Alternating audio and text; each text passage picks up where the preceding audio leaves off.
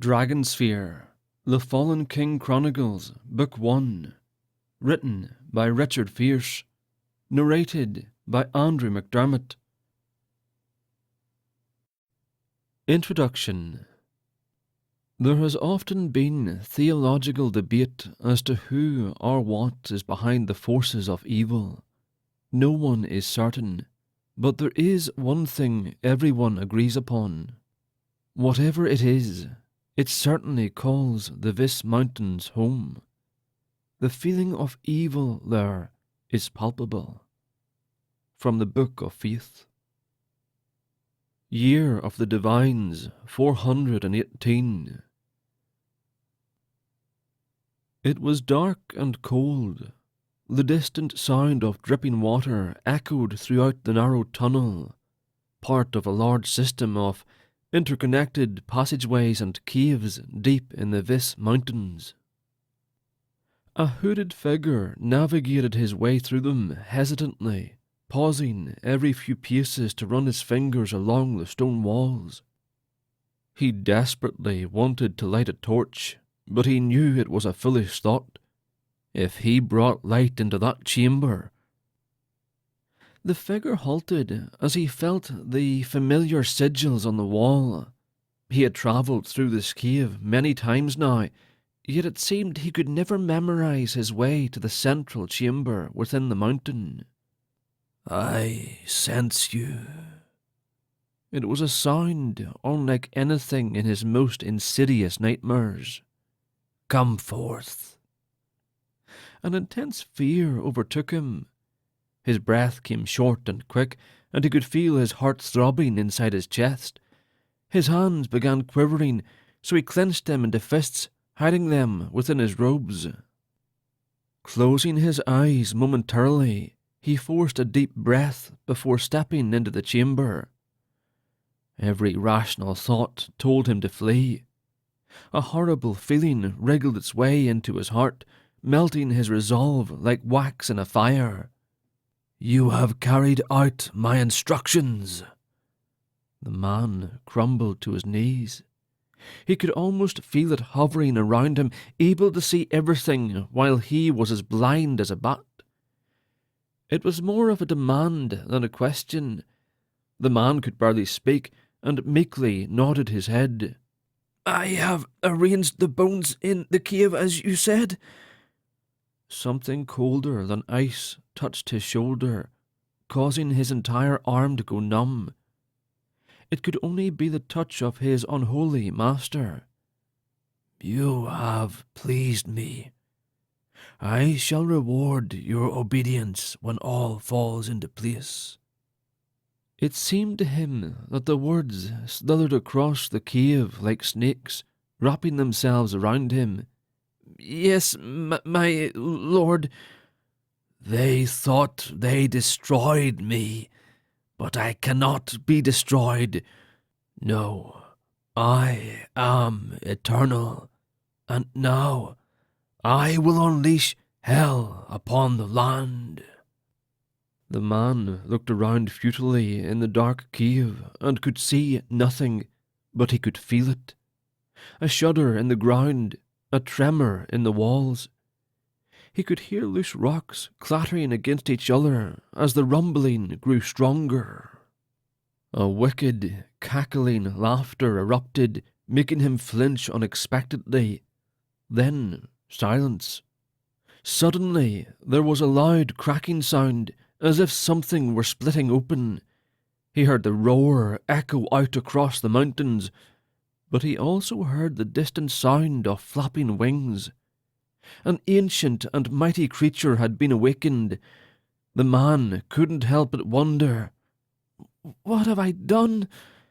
Death was coming. A dragon was coming.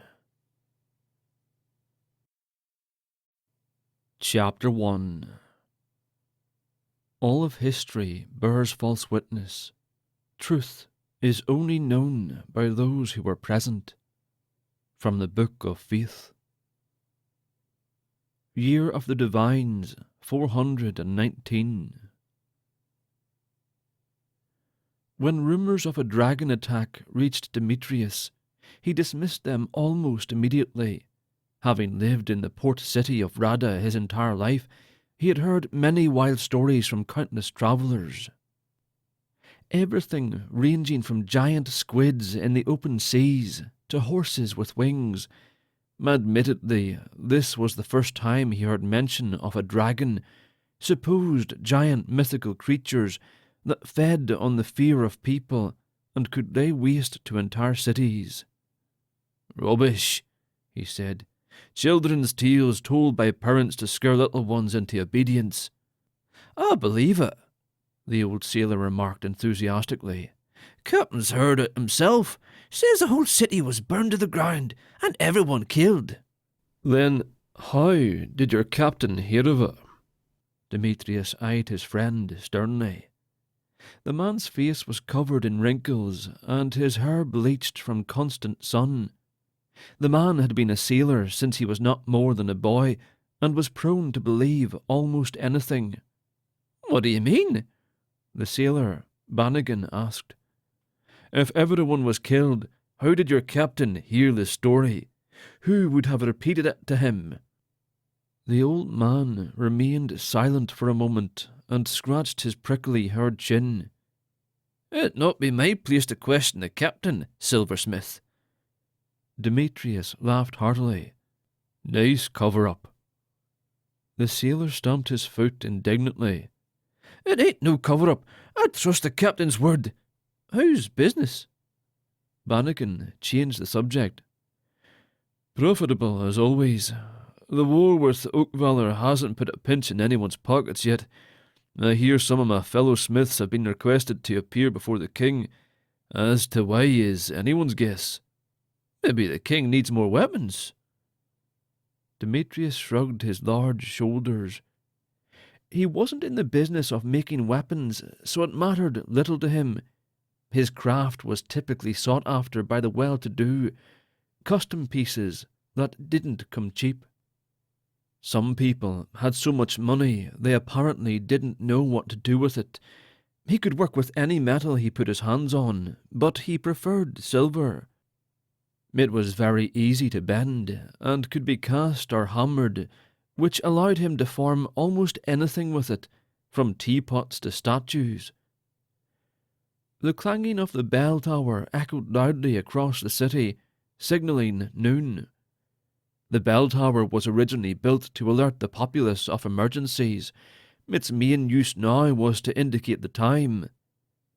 Bannigan clapped Demetrius on the shoulder and bid him farewell. "That's my call," he said, trying to be heard over the noise. Demetrius's shop was situated near the docks for convenience, and the daily clanging of the bell had eventually become a normal sound to him. "Be safe," he called out as the old man left. Bannigan waved to acknowledge he heard him, not that anyone couldn't. Demetrius was a large man with a thunderous voice. At 6.5 feet tall, he was a beast of a man, with muscles so large that he had to be custom-fitted for his clothing. His hair was light brown and cut short to keep it out of his eyes, and to keep it from being singed. His skin was a deep bronze colour, as he preferred to be in the sun most of his time. He watched his friend until he could no longer see him among the crowd. He heard his name a few stalls down, and glanced to see who said it. He could see a member of the king's guard talking to one of the vendors. The vendor pointed towards where he was standing. What in the divines would a soldier of the crown want with him? He watched the soldier approach. "Demetrius?" The big man eyed the soldier warily. "Yes?" "The silversmith?" he asked with an air of impatience. "Yes." The soldier withdrew a scroll from his belt and handed it to Demetrius. "What's this?" he questioned. The soldier shook his head. "Not my business, sir. I'm just a messenger. I believe His Highness requests your presence at the palace." "What for?" Demetrius probed. "Not my business." The soldier's impatience was evident by his short, almost rude answers. "I must be on my way, sir." The soldier turned and headed back from the way he came. Demetrius stared at the scroll, unsure if he even wanted to open it. Everyone knew he didn't make weapons. Why would the king summon him if he was seeking smiths to make his armies more weapons? He snapped the seal in half and opened the scroll. It read, "To Demetrius the silversmith, greetings from the esteemed ruler of Talvard, King Garin. Your presence is requested at the palace. Do not worry about your business. You will be well compensated. A carriage has been arranged to meet you outside the city of Rada at sundown. Do not be late. King Garin." There was a fancy signature and the crest of the king, a phoenix bursting forth from a pile of ashes at the bottom of the parchment. Demetrius sighed. He hated politics. Dusk found him standing near the road at the outskirts of his hometown. He had closed his shop early, much to his disappointment. There was a certain beautiful woman who walked by his stall every day around the same time, usually carrying fresh bread. He had only noticed her because he caught her staring at him as she passed by one day. Her look was one of admiration. At least, that's how he took it. She had smiled embarrassedly and blushed. And so, Demetrius made it a point in his day to watch her as she walked by and smile at her. Closing early meant that he missed her. He was more than slightly frustrated by that, as he had finally worked up his nerve to actually speak to her. His hope was that she would let him get to know her, and perhaps they would see where things went from there. The carriage pulled up suddenly, and Demetrius noticed that the sun was just sliding behind the mountains. "Well, at least the king is punctual," he muttered beneath his breath. The door to the carriage swung open, and a man dressed in plain clothes, probably a servant, stepped out. He motioned to the carriage and bowed low. "If you would, sir." Demetrius dipped his head in thanks and climbed inside. A quiet whistle escaped his lips. The inside was adorned with all sorts of glittering shapes. He looked closely and recognized most of the precious stones. Diamonds and rubies comprised most of the decorations, but there were also a few sapphires and a couple of stones he did not recognize.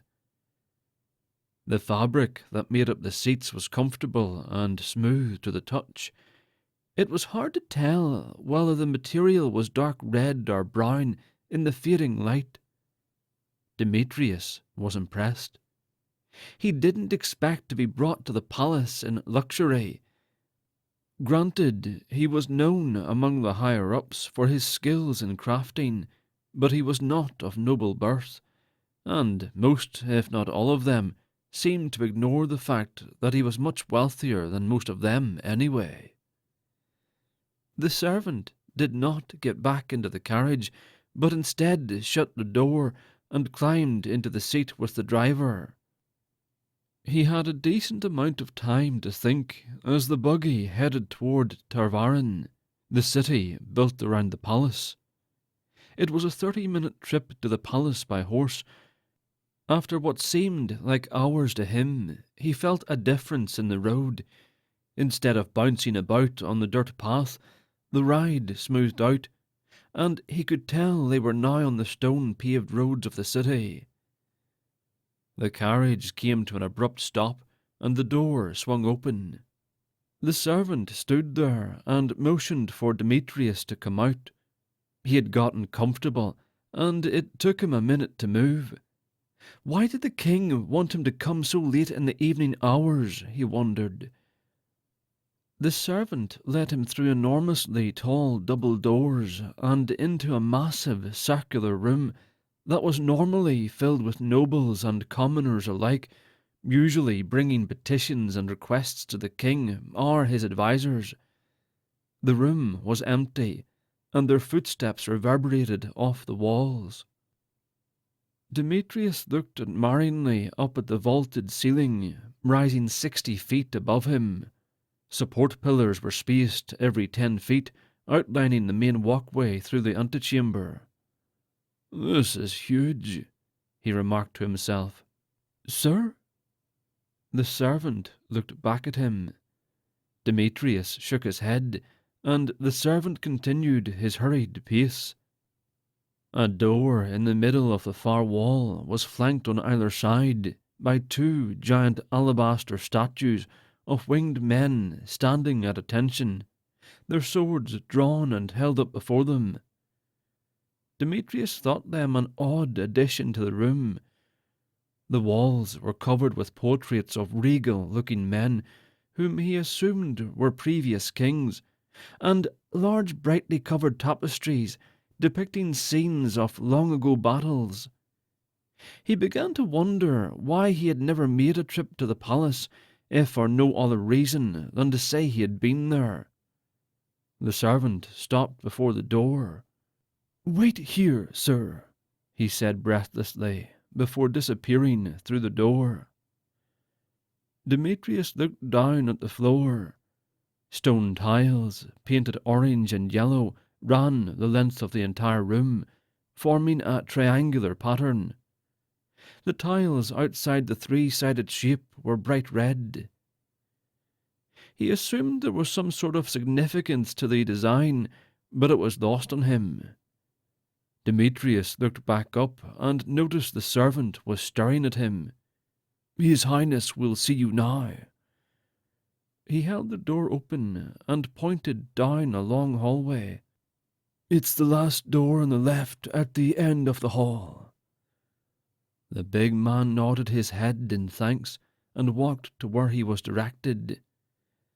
The hallway, large enough to comfortably hold 2 carriages side by side, was barely adorned at all. A guard stepped out from the shadows and startled him. "I didn't see you," he laughed nervously.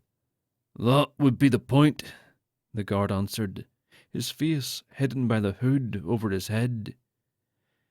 He patted Demetrius down for weapons and, finding none, opened the door for him to enter. "Go to the centre of the room and do not leave the circle." "Circle? Why not?" "Just don't." Demetrius was starting to regret having made the trip. Then again, seeing how guarded the king was, he doubted he would have lived long had he refused to come. He walked to the middle of the room and noticed the circle design in the floor. He assumed that was where he was supposed to stand. The guard shut the door, and Demetrius was enveloped in darkness. He cleared his throat, and the sound echoed eerily. Torches flared to life and revealed a large wooden chair with a man seated on it. "Demetrius," the unknown man greeted. "I don't think we've had the pleasure of meeting before." Demetrius wasn't sure if it was the king or not, and if it was, should he bow? He didn't answer. The man must have taken his lack of response as hesitance. "You can speak freely." Demetrius felt a little better that he could speak his mind. He wasn't one to bite his tongue. "What is this about? Why am I here? I am a very busy man, and I've lost half a day's time." The man in the chair stood up swiftly, and Demetrius fell silent. "I can assure you, Master Smith, that we are all busy, some busy with tasks more important than others." The man tossed a leather pouch onto the floor in front of him. "Consider this payment for your time." Demetrius didn't dare move from the circle to see what was inside, heeding the warning the guard had given him. "Talvard has a shadow cast over it, Master Smith, a shadow that threatens to consume us all." Demetrius assumed the Shadow was Oakvalor, the enemy kingdom that Talvard had been at war with for as long as anyone could remember. "Then I must inform you, sir, that I'm not a weaponsmith. I make trinkets and items ordered for noble houses. I think you have erred in your selection of men to build your weapons of war." "Do you think that I am ignorant of those in my kingdom?" the man asked, revealing that he was indeed the king. "I know what you are capable of, Demetrius, and I have not summoned you here to build weapons. At least, not in the sense that you are thinking." "What do you mean?" Several other torches lit up, as though by magic, and exposed King Garin in all his splendour. He was shorter than Demetrius by at least a foot. His hair was long and black, pulled back tight into a ponytail. His nose slanted down his face, reminding Demetrius of a bird's beak. His eyes were hazel and set deep in his head. The king was nothing special in terms of attractiveness. What he lacked in looks, however, was made up for in bearing. His posture and demeanour exhibited a great deal of confidence, and his general appearance was enhanced by his garments. His crown gleamed in the torchlight and gave the impression that it was made of silver. Demetrius knew it wasn't crafted of his favourite metal, but was instead made of something much more valuable: white gold. It had 3 gems set in the front, a rare black diamond, 20 carats by Demetrius's estimate, in the middle, surrounded on either side by 2 green serendibite stones. It was a marvellous treasure. The king's shirt was turquoise and had a lustrous, dazzling sheen that only silk could give. His linen pants were a brilliant green colour tucked into black leather boots. During the daylight hours, when dealing with matters of state, he would also wear a mantle that extended to the floor, joined at the neck and opened down the front, that was emblazoned with the large phoenix crest on the back. "I'm sure you have heard the rumours." "Of dragons, your highness?" "Indeed. I can read the disbelief in your face. I know how you feel, as I too was of the same mind when word first reached me, I can assure you." The king's tone grew sombre. "There is no myth to these tales." Demetrius was dubious. "What in the name of the divines are you talking about? Dragons? Winged creatures that fly and breathe fire? You can't be serious, your highness." The king's face remained solemn. "Had I not seen the creature for myself, I would be as doubtful as you, Demetrius. Unfortunately—" He paused, gave a great sigh, and continued, "It is very real." Demetrius was still in doubt, but he didn't further voice his suspicion. "What does all this have to do with me?" "It is said that no one in Talvard can work silver like you." Demetrius had certainly earned a strong reputation for himself, but he was down to earth and didn't like to boast. "So I've heard," he replied, shrugging his large shoulders. "You still haven't answered the question." The king closed the distance between him and Demetrius with a few quick steps. "I cannot reveal the details just yet, as I myself do not have them. All I know is that the skills of a silversmith are required, along with a few other details. Our ally," he used the word frostily, "does not have the privilege of metalsmiths, and we lack what they have. So you see, Master Smith, you would be doing Talvard a great duty." "And if I refuse?" Demetrius asked, more out of curiosity than rebelliousness. A job for the king could prove to be very profitable. Garin eyed him dangerously. "It would not be in your best interest, but you have a week to consider it." Demetrius felt goosebumps run up his back under the king's baleful look. "I am loyal to my country, your highness. I would never refuse an opportunity to serve the crown." Garin smiled, the first Demetrius had seen on his face, apparently pleased with the answer. "My servant will escort you out and deliver you back to your home." "When will you require my services?" "You will know," the king answered. Chapter 2. It was that day I realized just how short life could be. Demetrius, silversmith. The ride back to Rada seemed shorter than the trip to the palace. Demetrius pondered the king's veiled threat and his offer. He wasn't sure what Garin even wanted him to forge. And then there was the fact that the king believed there truly was a dragon rampaging across the land. He briefly toyed with the idea that the king had been drinking a bit too much wine. He didn't know the man personally, but from all accounts he was a man of intelligence, calculating and courageous. The fact that he seemed troubled and had asserted to have seen the beast did add weight to his claim. Perhaps Oakvalor had unleashed some sort of beast loose on Talvard. Something frightening enough to make people think it was a dragon. Demetrius didn't know.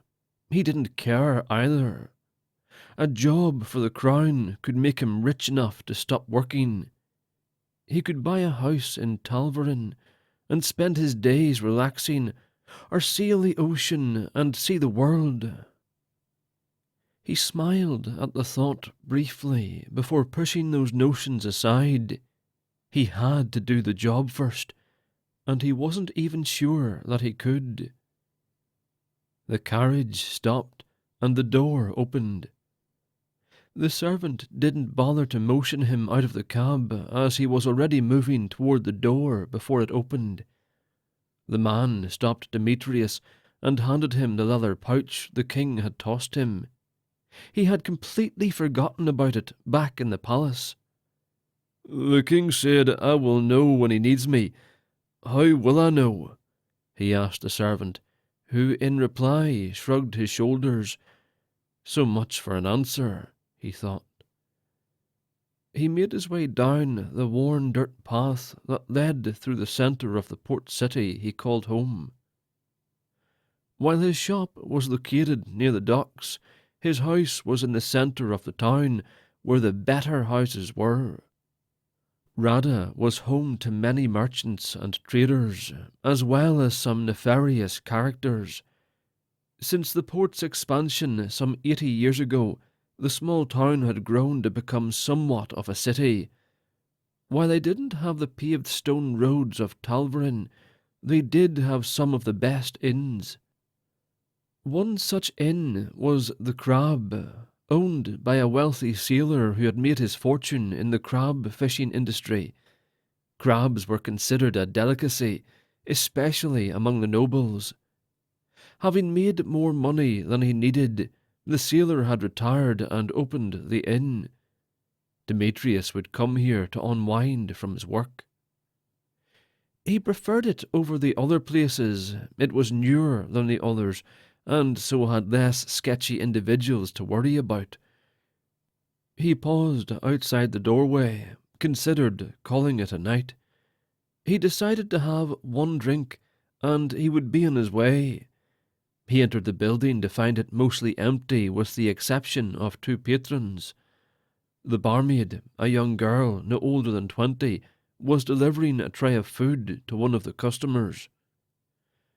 The other customer appeared to be a woman, but he couldn't see her face and didn't recognize her as anyone he knew in the dim light. He found a seat at an empty table and ordered some wine when the barmaid asked what he'd like. Demetrius laid the leather bag on the table and opened the flap to peer inside. His eyes widened when he saw what was along with the gold coins. There was also some precious stones, similar to the ones he had seen in the carriage. If this was just for his trouble of closing for one afternoon, he could barely imagine how much the king would pay for the actual job. He slid the bag into his lap and kept one hand on it. The young girl brought him his wine, and he sank down into the chair. The chairs were covered in soft cushions, another reason he preferred the crab.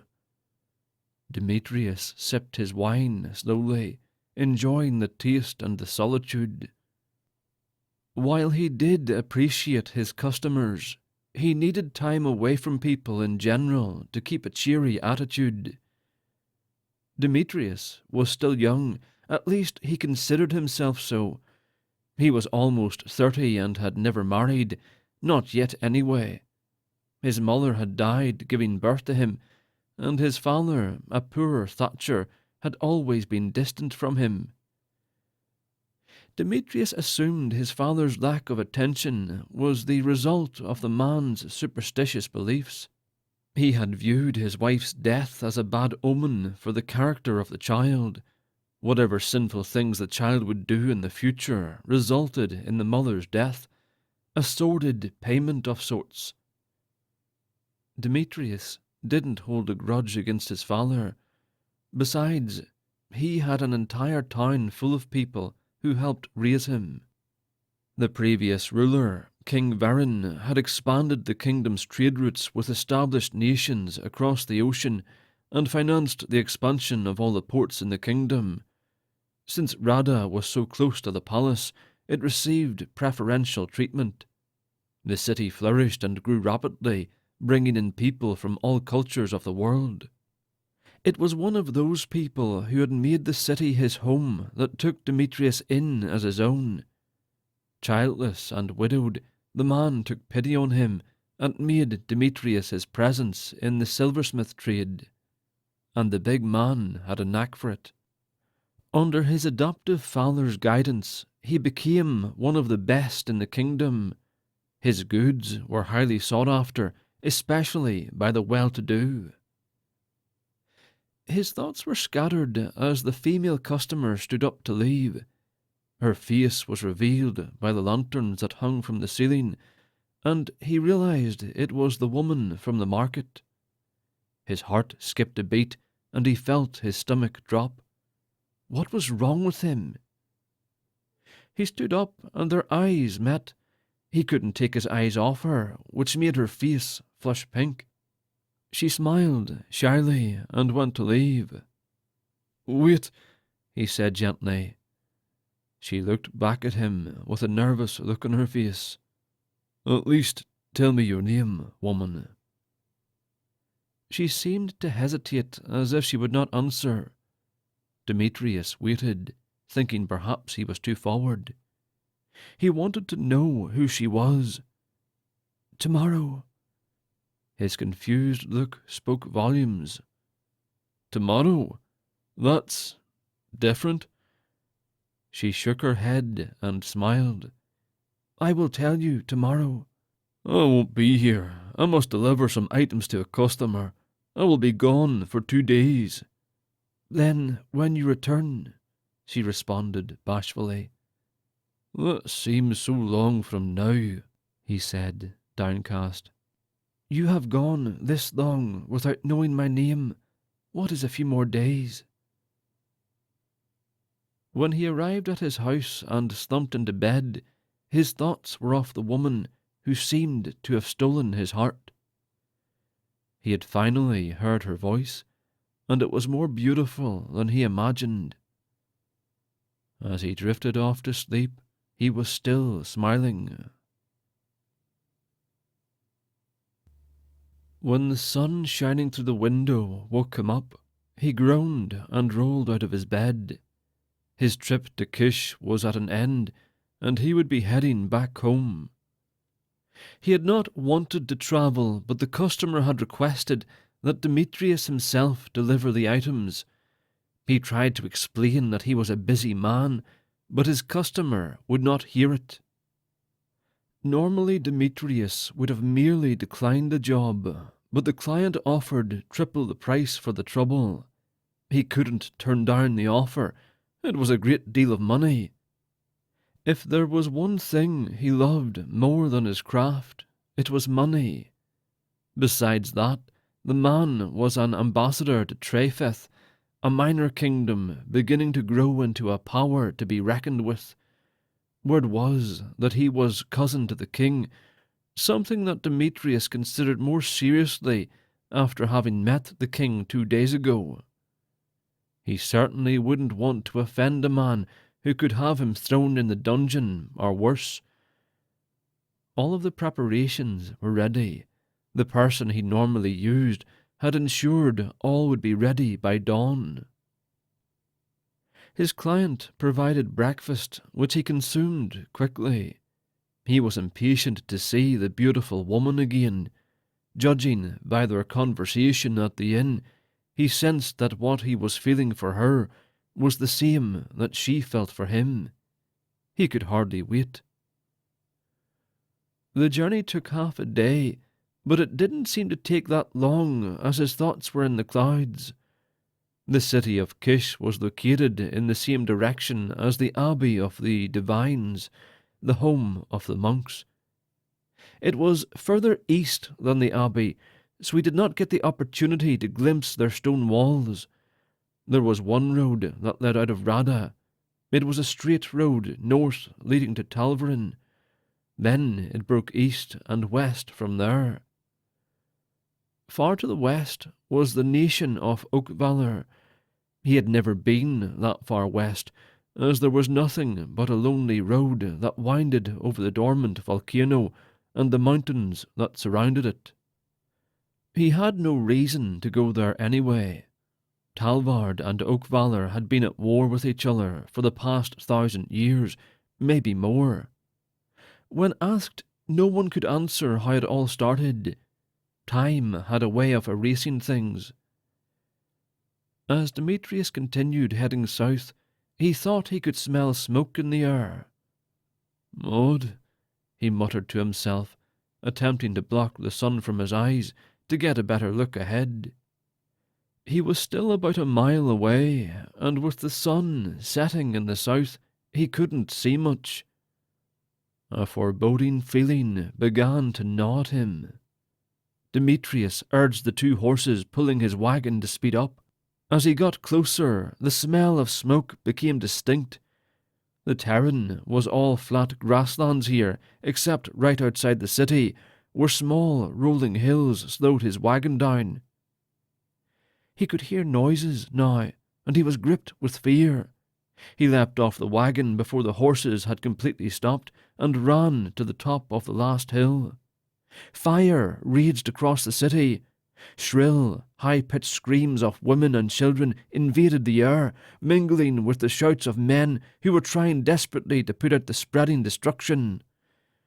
The smoke rising from the building was dark and thick, billowing into the air and blotting out the fading sun. A mere sliver of dimming yellow light was on the horizon as it was. The smell of burnt wood and possibly flesh reached him as a cool breeze blew in from the ocean. The massive port city of Rada was now a charred wasteland. Demetrius dropped to his knees, overcome with emotion. This was his home from childbirth, the people he knew, the woman he had hoped to know, all burned up in the inferno. Tears stung his eyes as he thought of his father, too aged to have run for safety. He punched the ground, raising up dust and cutting his knuckles on rocks. He barely felt it. He punched again and again, wishing he would wake up from this horrible nightmare. The soft nickering of a horse beside him seemed a strange and out-of-place sound. He looked up through tearful eyes to see a man dressed in soldier's clothes with the crest of the king displayed on the shoulder. His clothes were different from the soldier he had seen at the palace. The man sat upon the horse, staring unfazed at the carnage. The man turned and looked down at him.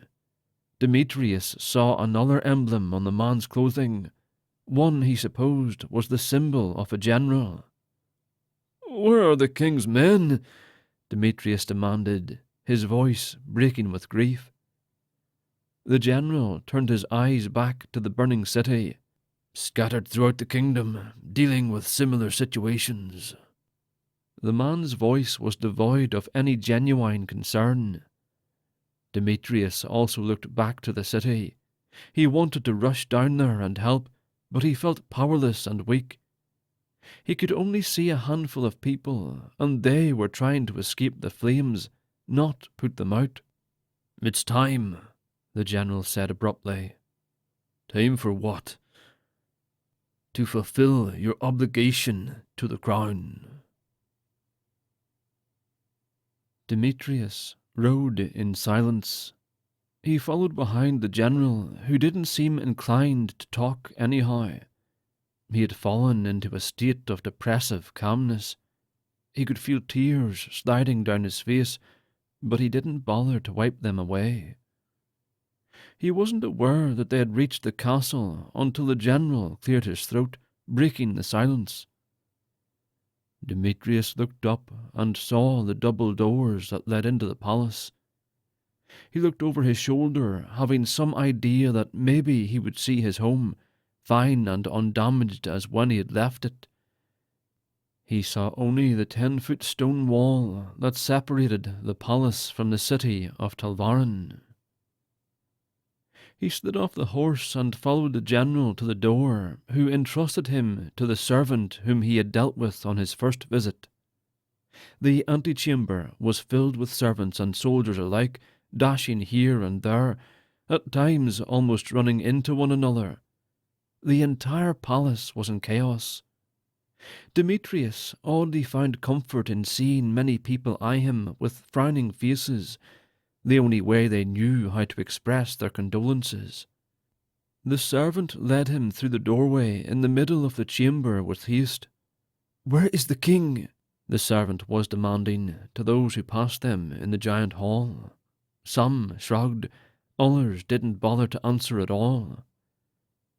Demetrius saw two women that appeared to be attendants, talking in hushed tones. As they passed by, he heard bits of their conversation and learned that Rada was only one of many cities across the kingdom that had burned to the ground. People were blaming Oakvalor and their king's wizard for the destruction. While he still held reservations about Garen's story of a dragon, he didn't think there was any way Oakvalor's armies could burn so many cities without a single person seeing anything. The servant stopped at the end of the hall and glanced about. Demetrius wasn't sure what he was doing. A hooded guard stepped out of the shadows, and the servant nodded back toward Demetrius. "His Highness has summoned the smith. Do not delay me." The soldier eyed Demetrius warily, but did as the servant bade. He watched the soldier run his hand along the wall.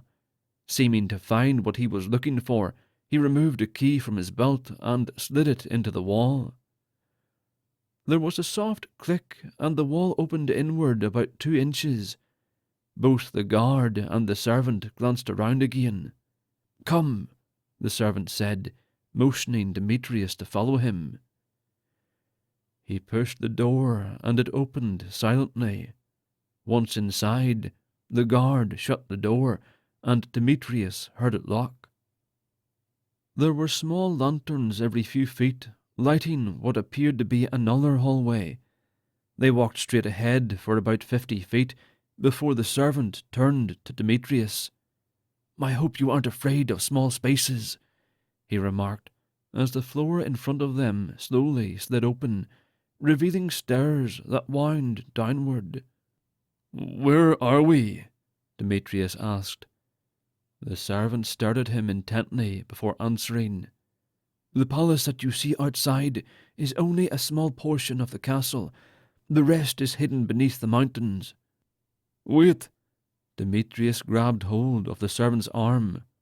We're underground? He asked incredulously. Not yet, the servant smiled. He began to descend the stairs, then paused and looked sternly at Demetrius. You didn't see any of this. Chapter 3. King Garin, needing an edge in the war with Oakvalor, had all their smiths assassinated. This caused Oakvalor no end of trouble, but the Oaks could boast of something Talvard could not: the power of wizards. A history of Talvard. Demetrius found himself feeling a little claustrophobic. The chamber he stood in was enormous in terms of open space, but the knowledge that he was deep underground gave him chills. The idea that more dirt and stone than he could imagine was being held up by a few wooden beams was distressing. The air was cool, but he was sweating so profusely his shirt was soaked. It clung to his skin and made him even more uncomfortable. The servant had left him alone in the room, and he was beginning to wonder what was taking so long. The door swung open, and the same general who had met him outside Rada strode in, followed by 2 guards leading a blindfolded man in flowing grey robes. Demetrius looked questioningly at the general. This, he waved toward the man, is Valen. He will be working with you. Demetrius's brows rose. Who is he? A prisoner? The grey-robed man let out a chuckle. The general was not impressed. He is King Menem's wizard. We don't need the Oaks having any more advantages over us, hence the blindfold. That put Demetrius on his heels. His initial shock and then anger was apparent on his face. I will not work with some fool from Oakvalor, he cried angrily, especially not a servant of their king. Is this some sort of joke? My home was destroyed, and you come in here. His large body was shaking with rage. Be calm, silversmith. The Oaks, he used the insulting slang term again, are facing the same problems we are. King Garin has issued an unofficial treaty of peace with Menem. Do this task so we can be rid of the vermin from our land. Demetrius almost refused, but the look on the general's face reminded him of the deadly stare of the king. He hated the Oaks as much as anyone else in Talvard, but he valued his life and nodded in resignation. Follow me. The general led them through a maze of passages and into a chamber similar to the one they left. There was a furnace and an anvil, as well as all sorts of tools hanging on one of the walls. I still don't know what I'm supposed to forge, he commented to the general, who in turn said nothing. He instructed the guards to take the blindfold off the wizard and left Demetrius in the room with him. Demetrius looked at the wizard. He was young, perhaps younger than himself. His robes looked to be made of velvet. The man's hair was long and platinum-coloured, hanging down past his shoulders. His eyes were slate blue and brought the waters of the ocean to mind. He carried an ordinary-looking staff made of wood, but it was not to help the wizard walk. The smith had never met a wizard. Before he was born, sorcerers were a common sight. A few bad seeds, however, caused a great persecution to break out against anyone who practiced the craft.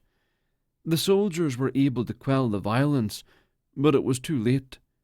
Those who had not been killed went into hiding or gave up the craft altogether.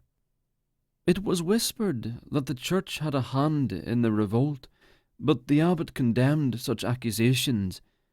It was also whispered that some wizards had the ability to control others with the power of their minds. If the rumours were true, Demetrius suddenly wondered if this man had that power.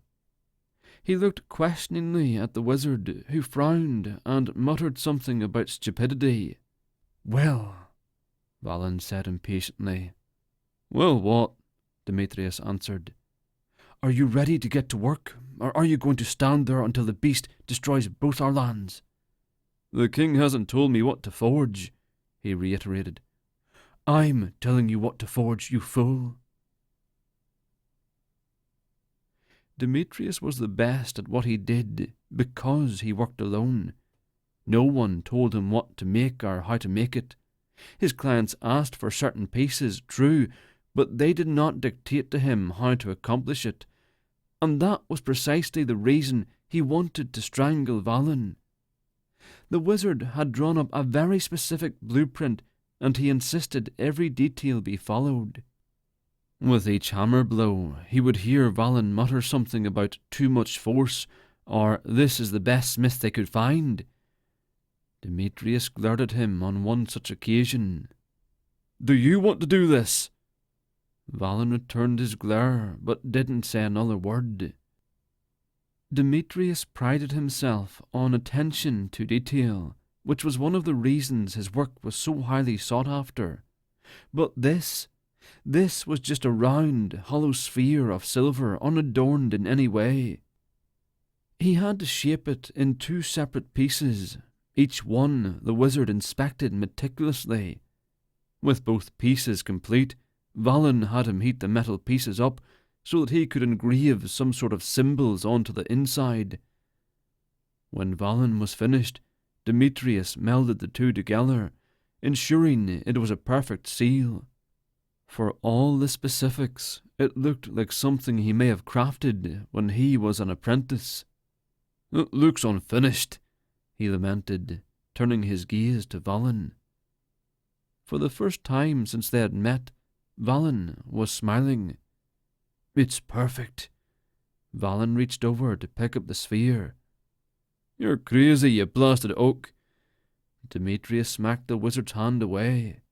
"The heat of the metal will burn the skin right off your fingers." The wizard's smile quickly vanished and turned into a scowl. "Watch what my craft can do." Valen snatched the sphere off the anvil and held it close to Demetrius's face. "Do you feel any heat?" To his surprise, Demetrius didn't. If anything, the metal seemed to be radiating a coldness. "What is it?" he questioned. "This, silversmith, is a weapon beyond imagining, and it's going to save our kingdoms." Chapter 4. There comes a time when one must sacrifice for what he believes in.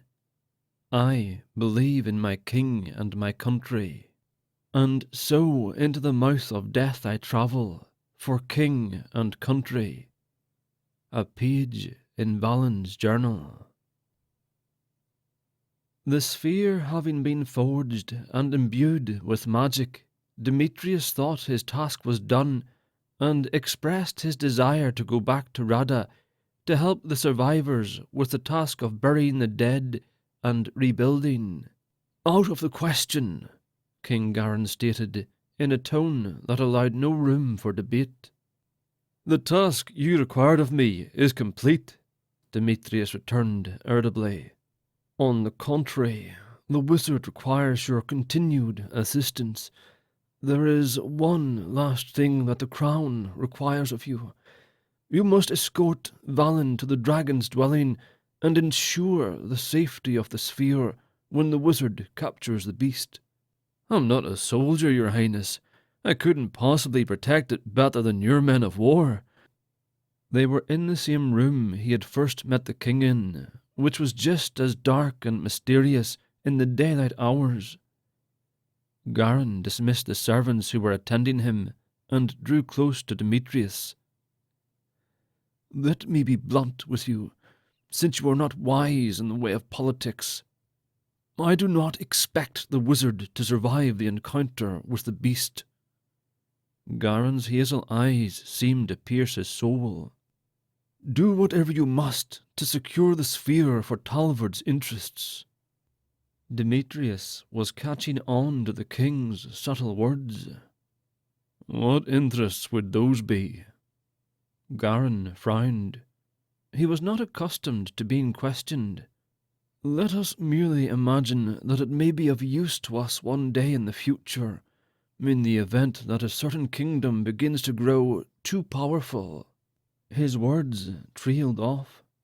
He called his servants back into the room. "Take our guest to prepare for his journey." "Where are we going?" Garen smirked.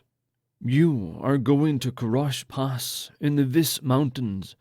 I will remind you of the importance of having that sphere brought back here." "Why me?" "Valen trusts you now. Do not fail me," Garen warned. The servants escorted Demetrius to a room located 2 doors down.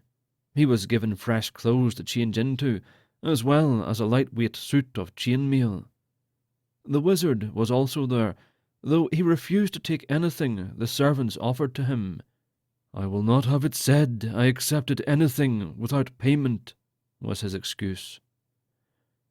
Demetrius figured the real reason was because they were not made by Oakvalor hands. "How does anyone know where this dragon lives?" Demetrius inquired, still having doubts that it even existed. Valen pointed to a large map that hung from the wall.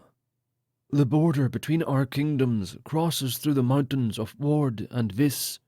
Within those mountains is a cave the creature calls home. We cannot hope to use the sphere within his domain, so we must draw him out into the open. One of the mountains is level at the top. That is where we will make our stand."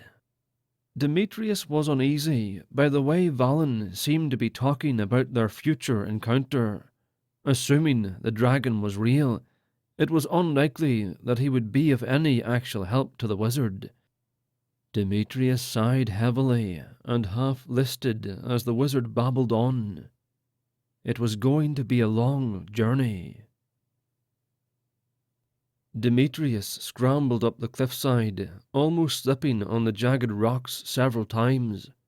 The wizard had convinced him to enter the cave alone, while the wizard stayed at the top of the mountain. Demetrius initially didn't care, as he still didn't believe there was a dragon. But seeing the massive creature inside the cave suddenly put a lot of things into perspective for the smith. The beast had seen him, and that immediately caused Demetrius to turn and run. No amount of money or threats from the king could make him stay and do anything. He reached the plateau, his only thoughts on escaping and running as fast as he could. Valen stopped him in his tracks by letting fly a blast of lightning. "Stay focused. I cannot do this alone." He knew if he tried to flee that Valen would kill him. The wizard might trust him, but that didn't make them any less enemies. The ground shook beneath his feet, and he looked around frantically. A mighty roar of the dragon echoed off the mountain tops. Demetrius covered his ears, afraid he might go deaf from the sheer volume. The dragon shot up into the sky, a blur of red against the blue sky. "How are we going to get the beast to land?" he yelled at Valen. Valen withdrew the sphere from a leather bag strapped across his shoulders. "That is the good news. We don't need it to land. We just need it to fly overhead. It is a fire dragon, the deadliest of its kind. As in nature, fire can be extinguished by ice. The magic infused within the metal has a twofold purpose, the main being that it will keep the dragon's fire at bay. The other purpose is about to be tested." Demetrius's face turned pale. "Tested? You don't know if your magic works. Divines, save us! Valen ignored the smith's terror. This is not something that has been done before, but I know it will work. The magic will imprison the creature inside. I will distract the beast from there. He pointed to the edge of the plateau. And you hold the sphere up in the air as the beast flies over. He handed the sphere to Demetrius. I thought this was going to kill the dragon. Valen shook his head. Dragons cannot be killed, at least not the way we can be killed. The sound of rushing wings filled the air, and Valen sprinted to the edge of the mountain top. Where do I stand? Demetrius shouted at the wizard. Either Valen didn't hear him, or Demetrius didn't hear the answer. He threw himself to the ground as the massive dragon shot by. The dragon landed close to Valen, dropping down onto an upraised platform of rock. Demetrius watched with panic as the beast spewed forth gouts of flame from its mouth. He expected to see Valen consumed in fire. A blue light flared to life and protected the wizard from the flames. The dragon went airborne again. The force of the wind from the dragon's wings seemed to be turned into a weapon and flung Valen off the cliff. Demetrius cried out and ran over to the edge, expecting the worst. He found Valen holding on to the ledge. Using every last ounce of strength, he pulled the wizard back up. Valen's facial expression was all the thanks Demetrius needed. The dragon was circling high above them. Get back over there, quickly! Demetrius held the sphere tightly and ran back to where he had been standing. Death seemed certain to him. The dragon shot downward, halting overhead and flying a complete circle. There was a sudden, eerie silence. Why couldn't he hear anything? He heard Valen's voice inside his head. If anything happens to me, keep the sphere safe. Do not let the safety of the world be jeopardized by the greed of men. The dragon swooped over the plateau, and Demetrius lifted the sphere high into the air as it passed above. The dragon jerked awkwardly in the air. All life seemed to leave the beast, and it crashed with jarring force into the ground, rolling and tumbling towards Valen. The beast and the wizard disappeared over the cliff edge. Do not fail. Those 3 words echoed in his mind the rest of his life. Chapter 5. The eradication is a blight on our history, a disgraceful display of proselytizing by a man who did not interpret the Book of Faith properly. Though the Church was strengthened in the long term of things, was it worth the incalculable lives of innocent souls? I think not. From the writings of Denry's Aluth, former abbot. Year of the Divines, 544. The Abbey of the Divines was an ancient structure dating back almost 1,000 years. The ruler of Talvard at the time, King Beriah, had converted to the worship of the Divines from the pagan religion that prevailed in the country. After his change of faith, he used the royal treasury to finance the construction of the monastery and issued a decree that all other religions were illegitimate. The edict had angered the leaders of the major religions, and instead of continuing their rituals in secret, they joined together and declared war on the king. What ensued came to be known as the Eradication. Beriah hired mercenaries to track down and slaughter the rebels. It was a dark time in the kingdom of Talvard, as Beriah enforced his new beliefs on everyone. Many of his top advisers resigned their positions, not wanting innocent blood on their hands. Eventually, the defiance from the rebellious people subsided, and they converted to the new religion, or at the very least, did not voice their opposition. As the years passed and the Church of the Divines grew, the mercenary bands were replaced with loyalists, people devoted to the crown. Beriah made them an official faction of the government and split them into two groups, his personal bodyguards and the Retribution.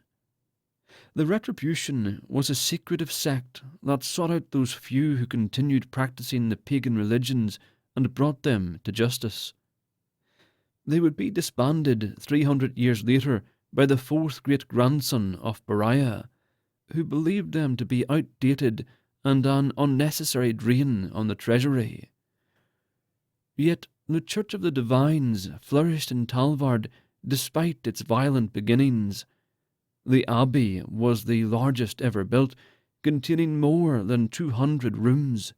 It was one story, made from the dark brown stone that could only be found on the Isle of Io. Beriah had spared no expense on the monastery, bringing in craftsmen and resources as far as the forested mountains of Eurista, half the world away. No one was sure of the origin of the belief of the Divines, though it was rumoured that Beriah had indulged a missionary from some distant land and had been persuaded to abandon the traditional religion of his royal bloodline. The monastery was massive in terms of square footage, larger even than the royal palace. It was situated outside the city of Talvarin, the quarters of the palace and capital of the kingdom for as long as anyone could remember. It was surrounded by an island of tall, grassy plains, with a single wagon-worn trail leading to it. At one time, it had been open to anyone for prayer services and other ceremonies, but the abbot in command closed its doors to the public when Demetrius brought the sphere to them. He claimed it was in the best interests and safety of everyone in Talvard. It did spark some outrage from the king, who demanded that he be allowed to visit any time he pleased, reminding the abbot that it was, after all, the crown who paid for their building.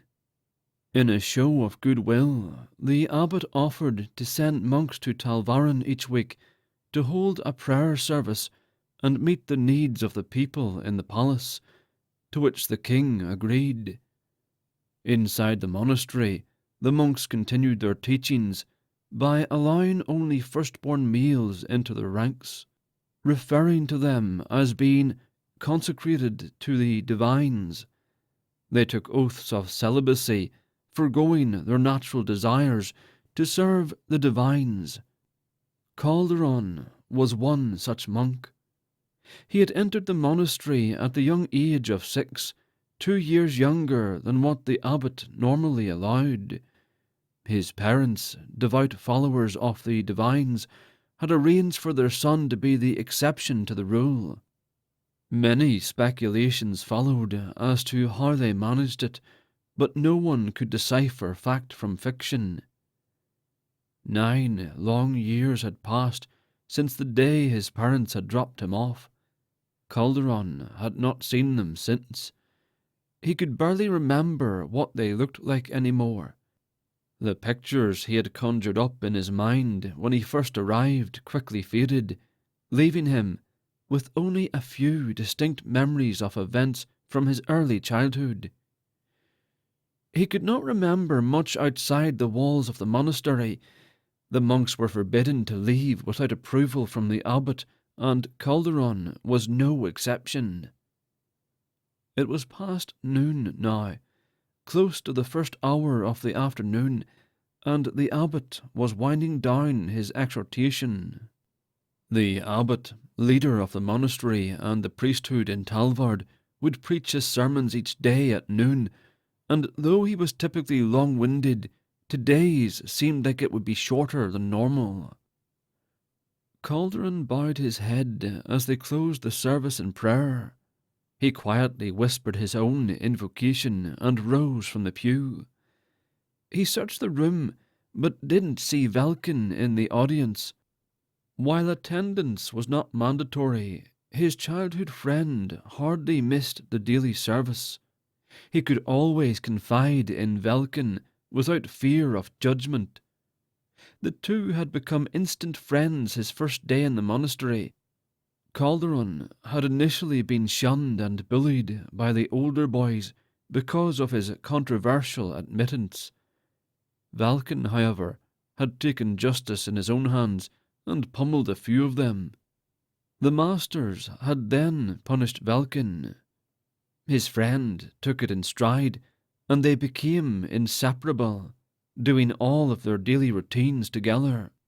Calderon left the chapel and traversed his way through the winding hallways, occasionally glancing into private prayer rooms dedicated to the various divines.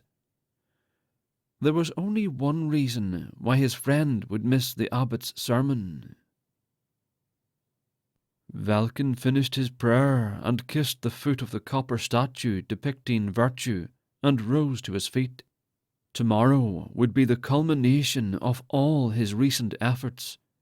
He would need all the favour virtue would give him. The statue stood on a round dais made of curved red bricks that lifted the statue almost a foot off the floor. The statue was probably decades old, but the lacquer that covered the statue gave the reddish-brown colour a shiny complexion and made it appear new. Due to the fact that the metal turned green from oxidation, the monks had to import the protective lacquer from one of the islands on the coast and arrange periodical maintenance. He pulled the hood of his robes over his head. "I always know where to find you." Calderon's familiar voice echoed in the chamber. Velkyn turned to face his friend. "That's because you know me." Calderon was almost the same height as himself, though slightly shorter. His head was shaved, as was the custom for all the monks in the monastery. Unlike himself, his friend had deep blue eyes, whereas his were green. He was also the only one who knew about Calderon's disorder. "Are you ready for the ceremony?"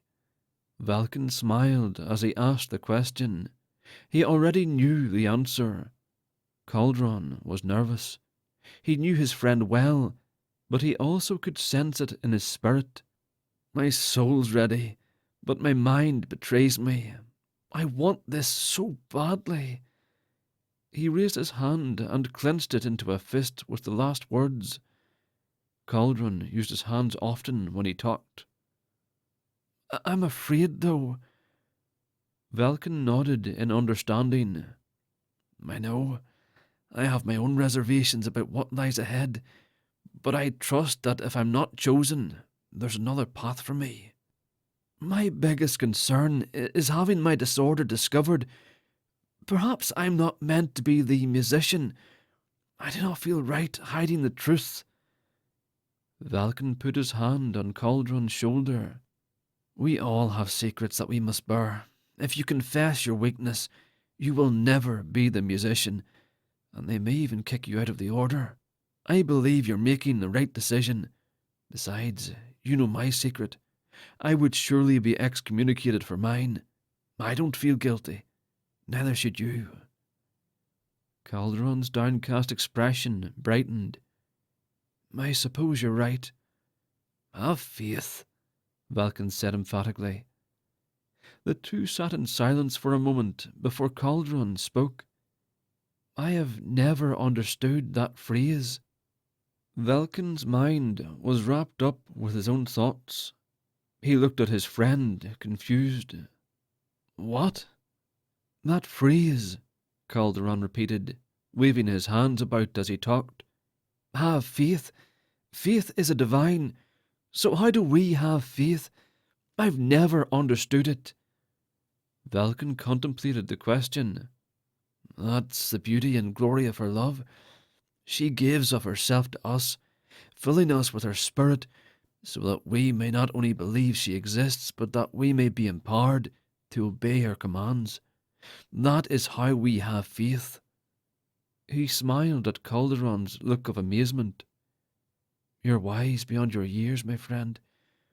Perhaps one day you might be the abbot." Velkyn grimaced. "With all my heart, I hope that not to be the case." Velkyn was up long before he needed to be.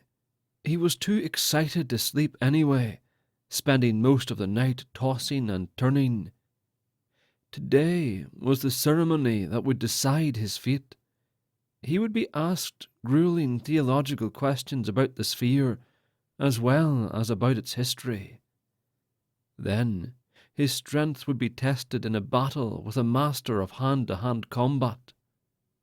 Each candidate would be tested separately by different masters.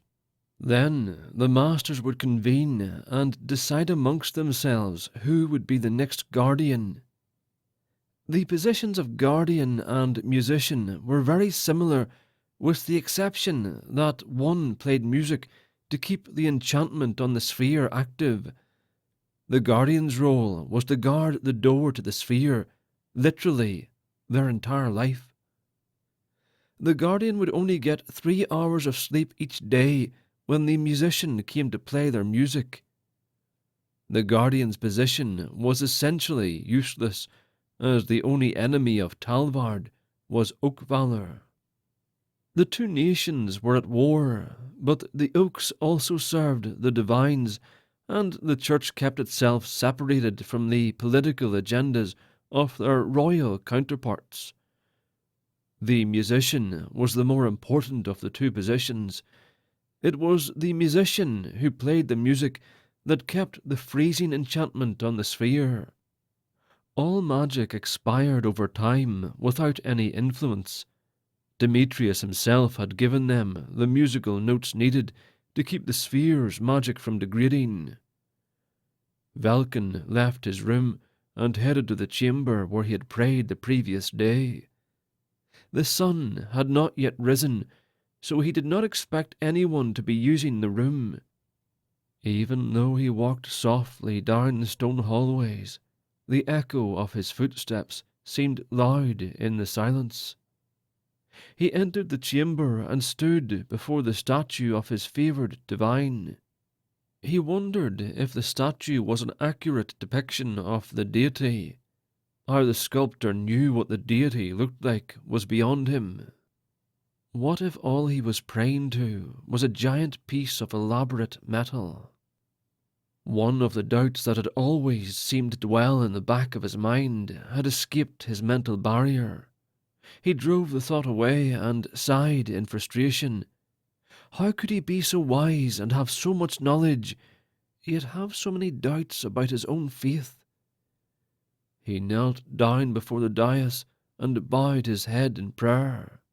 "Virtue, I have sought your favour already, but I come before you again to pray for my friend. I know he is the best suited to be the musician. He has worked so hard to get to this point. If it is your will, I pray that you would give him your favour as well." Velkyn's mind began to wander. He thought of Nidell, his secret. Monks were forbidden to have relations, but he loved her. How could they justifiably ask him, or anyone else for that matter, to bury their desires and emotions? He refused to. She had been his closest friend before coming to the monastery on his 8th birthday. He smiled at the thought of how she had snuck in to see him over the years, sometimes desecrating this very room with their romantic episodes. He didn't know how or when, but he would marry her one day. It may have been contradictory to be praying to the saint of virtue, considering his secret sin, but he didn't care. His entire future rested on becoming the guardian, and he would pray to whoever he needed to for success. Velkyn had been drilled for the last hour on every deep subject based on the sphere. Then Demetrius brought the sphere to the Brotherhood to keep it safe. Though our nations were at war, as they are now, They had banded together for the good of the world. The King of Oakvalor disagreed with King Garen's decision to keep the sphere here, but he ordered the bones of the beast to be brought to Oakvalor. Demetrius lived the rest of his life behind these very walls. The sphere is said to hold the soul of the fire dragon that brought massive destruction on both our kingdom and Oakvalor's. Our order vowed to keep it protected and safe after the death of Demetrius. "What if it doesn't contain anything at all?" the master inquired. "That's a difficult but excellent question. The only way to know the answer is to stop playing the music that keeps the enchantment on the sphere. The better question would be, is it worth the risk to find the answer to that question? I do not believe it is. What if you spend your entire existence keeping it safe, only to find out that you wasted your life? That's where faith comes in. I believe it, though I have no proof. My faith drives my actions. If in the end there is nothing to what we do, did we really waste our lives doing what we thought to be just? I do not think so." Velkyn was having trouble reading the master's faces. Was he answering the questions correctly? He could only hope. "You showed a proficient level of training in your defensive skills. What if a member of the Brotherhood, meaning someone other than the musician, sought to enter the chamber of the sphere? What would you do?" "I would strike them down. Everyone in the Brotherhood knows the rules, and any fellow monk who breaks them deserves what comes to them." "Please remove yourself from the chamber while we await the other masters." Velkyn turned and left the room, feeling unsure of how he did. Had he been too forceful in his answers? Was his hand-to-hand skill up to standard? Despite what he could glean from the masters, all of these and many more doubts assailed him as he waited outside the chamber. His thoughts turned to Calderon, and he wondered how his friend was faring in his tests. "Let your will be done," he whispered quietly, to no divine in particular. Calderon stood, waiting outside the chamber he would be tested in. He could hear music playing through the wooden door, though it was muffled. His final and most challenging test would be to play his music for the current musician. Calderon had only seen the man in passing a few times. Both the guardian and the musician led lives of solitude, kept away from the general population of the monastery. A full hour of perfect notes without a single mistake was required to pass the test. He had been playing his flute more and more each day in preparation, but he had yet to make it more than 30 minutes without having to stop. All he could do was hope for the best. The music coming through the door stopped abruptly. Calderon leaned against the door and put his ear to the polished wood, hoping to hear what was happening. He could hear voices, but nothing audible. He quickly backed away from the door when he realized someone was opening it. He turned his gaze up at the ceiling and pretended to be paying grave attention to the ceiling. One of the candidates walked out of the chamber, his face flushed red with embarrassment, telling Calderon all he needed to know. "Calderon," an elderly voice called out from the doorway. "It's time." Calderon's heart began to race. His hands were sweaty too. As he started walking toward the door, he dropped his flute. It clanged to the floor loudly, the sound echoing down the hallway. Forgive me," he stuttered, kneeling down to pick it up. He felt a weight on his shoulder and looked up. The musician's hand was on him. "Don't be nervous," the old man encouraged. "Just breathe." Calderon nodded silently and stood up. If he was meant to be the musician, everything would work out. All he could do was offer his best. As he entered the chamber, he noticed a single chair. The room was devoid of any other furniture. The only source of light was from a small window in the stone wall behind the chair. The old man sat down on the chair and motioned Calderon to stand in front of him. "It is very important that you can endure physical strain. You will stand there while you play. Perhaps when you are my age, you will have the privilege of a chair." Calderon wasn't sure in the dim light, but he thought he saw the old man smile. He breathed in deep, placed the flute to his lips, and began to play. He knew the song well. He had memorized it when he was young. He distinctly remembered when he knew he wanted to be the musician. Everything now depended on this moment. He couldn't see anything with the light shining directly in his face. He closed his eyes to focus on the music. The next thing he knew, the old man was standing in front of him. Had he fallen asleep? He felt his stomach lurch within him. "You did well, Calderon." The old man smiled, then motioned to the door.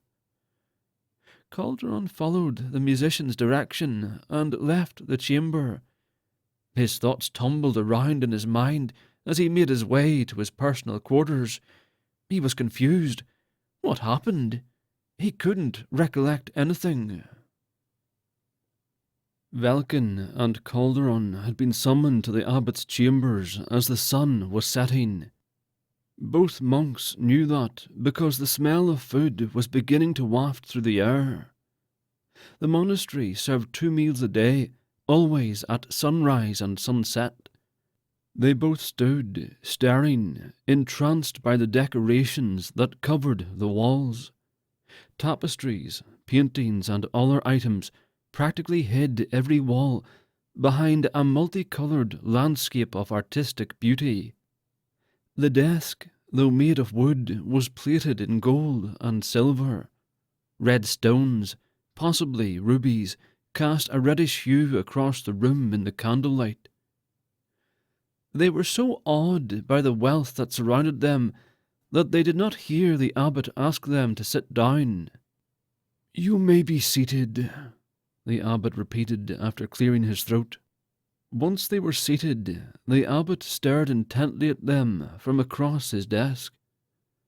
"These artifacts are beautiful," Calderon said quietly, feeling like he was in a holy place. The atmosphere of the room was hushed and serene. Speaking almost seemed sinful.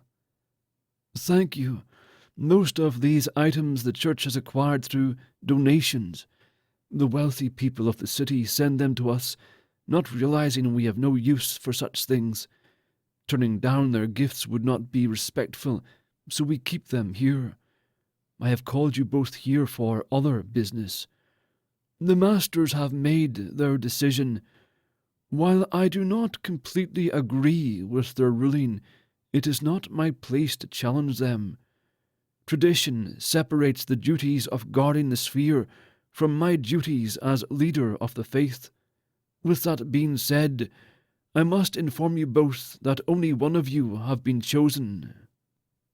Velkyn shifted uncomfortably in his chair. Calderon didn't move. "Velkyn, you have been chosen as the new guardian. The previous guardian, Master Groves, passed away just this evening." Velkyn's face showed a mixture of joy, then confusion, and finally sorrow. "Aye. Age has taken its toll on his body. The musician will not be far behind him. They do not live long after the choices are made, due in part to the fact that we do not choose candidates until we know the current protectors of the sphere are close to death. He died doing what he committed his life to, guarding the sphere. It was an honor to have known him." The abbot paused before turning his gaze to Calderon. "There was some debate about you," he said. "The musician believes you are the right choice, but some of the masters who oversaw your other tests disagree. The majority voted to go with Severin. Were it in my control, I would honor the musician's desire, but in this matter, the masters have majority power. I am sorry. You are dismissed." The tranquillity shattered like a mirror being tossed to the ground. Calderon sat in disbelief. Velkyn nudged him with his elbow and motioned with his head toward the door. Calderon stood up dazedly and slowly made his way out into the hallway. Velkyn sighed softly. This was not part of the plan. "I feel for him more than he knows," the abbot said. "As for you, however, you must report immediately to your post. Under less saddening circumstances, you would work with the master until he left this world. I assume you know your duties." "Yes, I know them," Velkyn answered solemnly. "You are also dismissed." Chapter 6. Faith is the mother of virtues. Faith is the fire which consumes sacrifices. Faith is the water which nurtures piety. If you have not faith, all your graces must die. From the Book of Faith. Calderon paused outside the door to his room. How could they have chosen Severin over him? By all accounts, he had passed the other tests just fine. Maybe he had fallen asleep when he played his music. That wouldn't explain why the musician wanted to choose him, though. He could feel the tears welling up in his eyes. He didn't want to cry, but he couldn't help it. He had worked for years to get here, but this was not the way he expected things to go. Perhaps he truly was not meant to be the musician.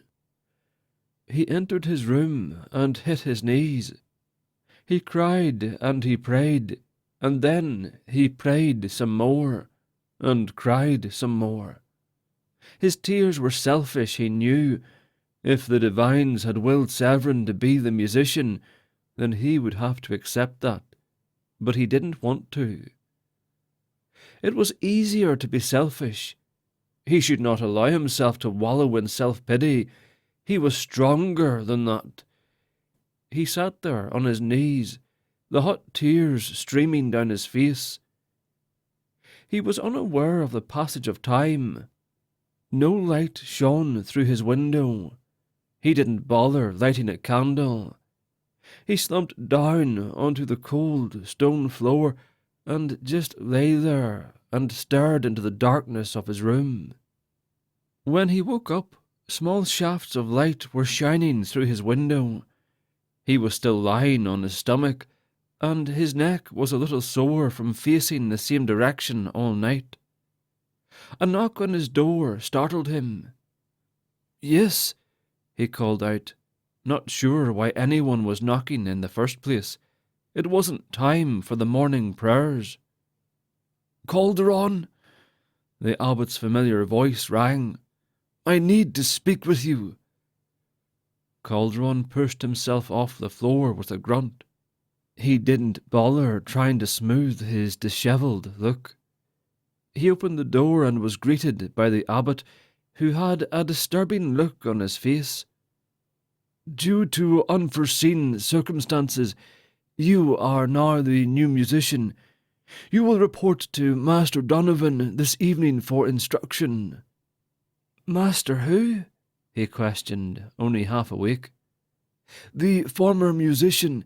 His name is Master Donovan, and don't forget your flute." The abbot turned and left, his departure as quick as his arrival. "What just happened?" Calderon whispered to himself. Unforeseen circumstances? What did he mean? And why did he have a dreaded feeling about being the new musician? He should have been overjoyed. He wasn't. Calderon made his way quickly to Velkyn's room. He knocked several times, but his friend did not answer. Could he be guarding the sphere already? He wasn't sure, but decided to go by the sphere chamber to see. As he walked down the hallway that led to the room that housed the sphere, he saw Velkyn standing outside the door. "Velkyn," he shouted, "I've got to tell you something." As he approached his friend, Velkyn began to run toward him. "It's the strangest thing," he began to say. But then Velkyn slammed into him, knocking him to the ground. Velkyn's fists were a blur of raw fury, striking him in his jaw, neck, and chest. It was all he could do to try and block his face. The intensity with which Velkyn struck left no doubt in his mind that he was indeed the right choice for guardian. "I'm the new musician," he screeched. As quickly as Velkyn attacked, he stopped. "Oh, thank virtue," Velkyn gasped. "Why didn't you say so? I could have killed you." Calderon could feel blood on his face, but he didn't know where it was from. "How was I supposed to know you would attack a fellow monk within our own walls?" Velkyn helped him to his feet. "Lesson learned. That's great news, my friend. What's changed?" Calderon shrugged. "I'm not really sure. The abbot came to my room and told me there were unforeseen circumstances." "Like what?" "I don't know. I'm going to ask Master Donovan tonight." "Who?" "Master Donovan. He is, or was, the musician." "Somehow I knew you'd be chosen. I appreciate you coming to tell me, but you really shouldn't be here until you're supposed to play the music." Calderon wiped his face with the sleeve of his robe. "I'm sorry. I didn't know." "Don't worry about it. Go clean yourself up. Someone is bound to think you received a beating." Velkyn grinned at him. The day didn't pass fast enough for Calderon. He went to the morning prayer ceremony, helped some of the newer monks with the cleaning tasks, and even spent some time in the library studying some old books about the sphere. As the daylight began to fade and candles started to be lit, his anxiety about being the new musician returned. He was uneasy about it, but he was also excited. Unfortunately for him, the uneasiness seemed to outweigh his joy. How could one live their entire life leading up to a single moment with anticipation, and then be so afraid of what would come next? He met Donovan at the same chamber he played his music in. The old man was slightly shorter than him, about 5 feet tall. His head was shaved like all the other monks, but his wrinkles gave some hint to his age. He was one of those men who time had aged beyond years. His eyes were dark brown, and seemed to pierce Calderon's very soul. "Good evening," Donovan greeted. Calderon returned the greeting and bowed his head to the old man. "The abbot didn't mention the reason for the change. Do you know what happened?" Donovan's face softened with what appeared to be sadness. "Severin, though not my first choice, did well. He played the music under my supervision and did everything the way he should have. Afterward, he fell ill. We assumed it was a minor thing, perhaps some bad meat, but he did not survive through the night. The poor boy died in his sleep." Calderon frowned. "My heart breaks at this news. I have to confess something." Donovan raised his eyebrows. "I have worked and waited my whole life to be here. to be the musician. But now that I am here, and this is all happening, I'm afraid. What if I mess up? What if I'm not meant to be the musician? Donovan did not answer immediately. The divines work their will out in ways that we do not understand. Their ways are not our ways. Their thoughts are not our thoughts. Yet everything works out in the end the way it was meant to. Severn's death is a part of their will, though how or why we will never know in this life. Fear is a natural response to the unknown. There is nothing wrong in being afraid. We all have fears. We are only men. Donovan stared into Calderon's eyes with that piercing gaze. The true test of a man is not whether he is afraid or not. It is how he responds. I will be here to teach you and to guide you as long as the divines see fit. And when death comes to me, as it comes to us all, you will be ready. Calderon had a puzzled look on his face. Ready for what? To be on your own, as the new musician. Calderon found being the musician to be less overwhelming than he expected. There were two things that Donovan was very specific about: the time that he began the music and how long he played. The enchantment that is bound within the metal of the sphere is old. It requires the music to be played daily to strengthen it. Every 24 hours to the minute. It must be played, or else the enchantment will weaken. What happens if it weakens? Calderon questioned. The soul of the dragon that is captured within is a fire dragon. The enchantment keeps the sphere cold, which ensures the beast is trapped inside. If the enchantment weakens, the temperature of the metal drops, and if that were to happen, the dragon would be able to escape. Were the dragon to roam this world again, it would be the end of things as we know it. The old man knew more about the sphere than any of the books he had read in the library. He was older than any of the other monks, older even than the former guardian. Calderon didn't like looking into the man's eyes. His piercing gaze made him uncomfortable. That is why you must never be late. The music must begin at the exact time, and it must be for a complete hour. If either of these guidelines are not kept, you endanger the entire world. Calderon was silent in thought. Why entrust something so important to the monastery? Why did the silversmith bring it to us? Why not destroy the dragon's soul instead of trapping it? Donovan shrugged his thin shoulders. Why he chose to come here is a mystery. From what I have learned in all my years, is that while the dragon's body can be destroyed, its soul cannot. They are from a time and a world beyond ours. There are tales of wizards from ancient times that had dealings with the beasts, but dragons are sly creatures and often betrayed the wizards. No one knows where they came from, or how they came to be in our world. What if I feel? Calderon asked, hesitating to ask such a dramatic question. Donovan didn't answer. Instead, he led Calderon to the chamber of the sphere.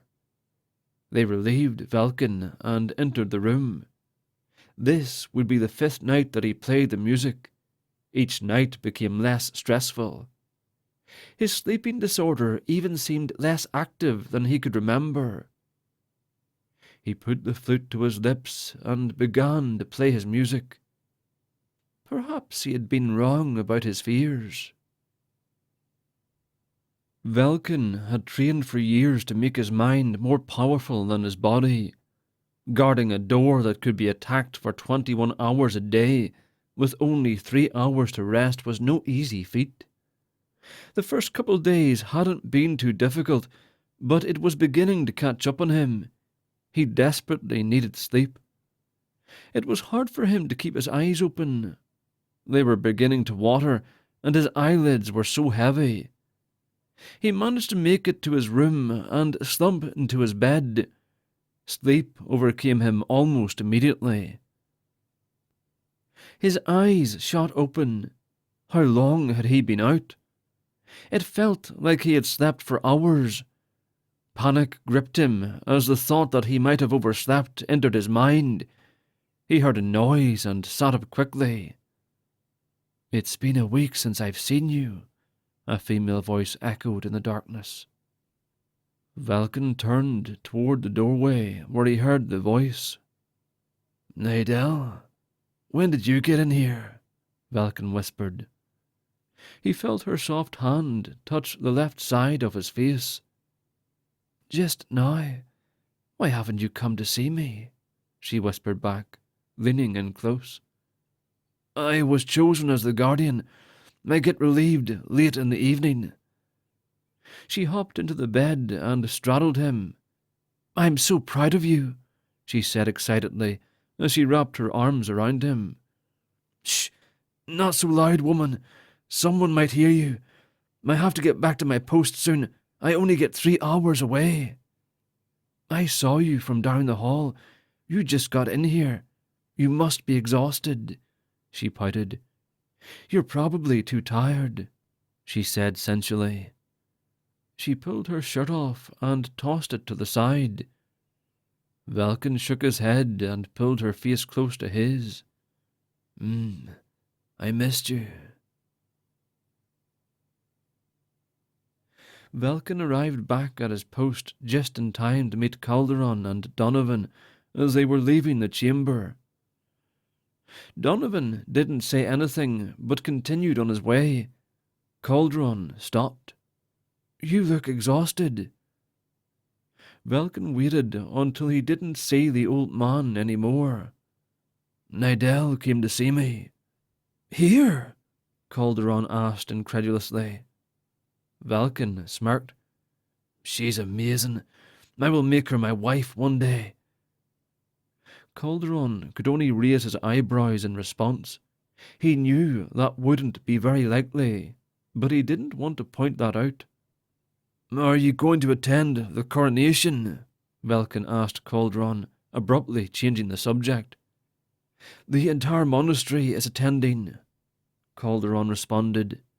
"Donovan just told me about it. How did you find out? And are you the only one guarding it?" Velkyn shrugged. "I honestly don't know. I would imagine the other candidates will be under my supervision to keep it safe. I hear the King of Oakvalor will be present. Who knows what they might have planned, and anything that concerns the sphere comes to me first, after the abbot, of course." Calderon waited in silence a few moments to make sure Donovan was completely out of earshot. "I'll be playing the music by myself from now on. Donovan thinks his time is coming. I'm nervous about playing alone. What if—" Velkyn raised his hand to quiet his friend. "Trust in yourself, Calderon. You have too much fear about what might be, when you should live in what is. They were not wrong in choosing you. You'll be fine." Calderon wasn't so sure of that. It was hard for Calderon to believe it was time to play again. The days seemed to drown together. He had not seen Donovan at all since he played his music the night before. It was entirely possible he had passed during the night. Given the importance of the coronation, it was unlikely he would get the news of his mentor's death. As he approached the sphere's chamber, a tingly feeling spread down his back. He reached down to rub the spot, and the feeling went away, but he didn't feel right. He felt off. Shaking his head, he continued on and relieved Velkyn from his duty. He pushed the door open and entered the dimly lit chamber, pausing to let his eyes adjust. It was almost time. Calderon placed the flute to his lips and breathed in deep. He opened his eyes and was looking up at the ceiling. A horrible feeling of dread washed over him. He had fallen asleep. Calderon struggled up to his feet and tried frantically to determine how much time had passed. He pulled the chamber door open just enough to look out. Velkyn was not back yet. Perhaps he had only dozed off for a short moment. He pushed the door shut and began to play his music like normal. As he played, he glanced around the room. The room was so dim, he wasn't sure how much time had passed, if any at all. Perhaps he had passed out and not fallen asleep. He wasn't sure. He eyed the sphere closely. It did not appear noticeably different, though he never really paid attention to what the sphere looked like. Calderon rested one hand on the sphere as he held a note on his flute. It was cool to the touch, but he had only touched it once before. Was it always cool to the touch? He couldn't remember. Calderon was so engrossed with the sphere, he did not hear the door swing open. "Calderon," he heard Velkyn whisper. He spun around, startled by the sound. Velkyn stood in the doorway, motioning him. "Your hour has passed, my friend. Come, your duty is complete for today. The sphere must be readied for the coronation tomorrow." Calderon nodded, unsure of how long he had played his music anyway. He assumed he had played long enough to keep the enchantment strong. He left the chamber and stood in the hallway as Velkyn shut the door. "I'll see you at the palace tomorrow. Do you suppose we will meet the new king?" Calderon asked as Velkyn took his post. "If the divines see fit to allow it," Velkyn responded. "You look pale. You should get some rest." "Wait." Velkyn's voice lowered. "You didn't fall asleep, did you?" "No, I didn't," Calderon lied. "I just feel a little weak now. I will see you tomorrow at the coronation. It will be exciting to see what lies outside these walls." As troubled as Calderon was about his sleeping disorder having roused its ugly head, he had little difficulty sleeping through the night. As the light of dawn shone through the small window of his room, he was readying himself to see the palace for the first time in his life. Chapter 7. The single most appalling atrocity perpetrated on the world happened when a mysterious man made the king believe the divines were real. The horrible truth is this: they are the product of make-believe by a man who crafted his own religion. Because of this, the true knowledge of the creator of our world may be forever lost. Jaziel, former priest. The palace was buzzing with rumours. Prince Renan sifted through the conversations of the servants as they dashed about, whispering in not-so-quiet tones. He feigned ignorance and continued making his way through the vast hallways that led above ground and to the throne room.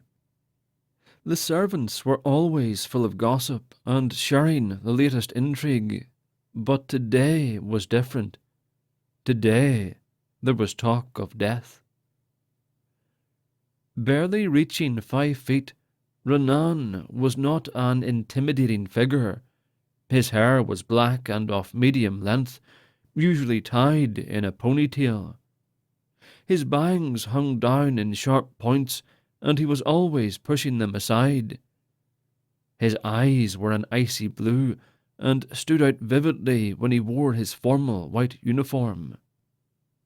The youngest of his father's 2 sons, he would not take the throne, but instead would be allowed to do with his life as he chose. He reached the hidden doorway that led to the section of the castle that was above ground. At the end of the hallway was 2 massive wooden doors. As he approached, he was greeted by 2 guards, one at each side of the entrance. They bowed low at his arrival. They grunted as they pushed the doors open, bowing once more as Renan swept past them without acknowledgment. The audience room was an enormous circular chamber. It was usually filled with nobles, but today it was empty. His father was seated on the throne, a large oak chair plated in gold and silver. His brother, the heir to the throne, stood attentively at his side. "You called for me, father." His voice echoed in the empty chamber. Dagmar, his brother, had a grave look on his face. "He can't speak, Renan.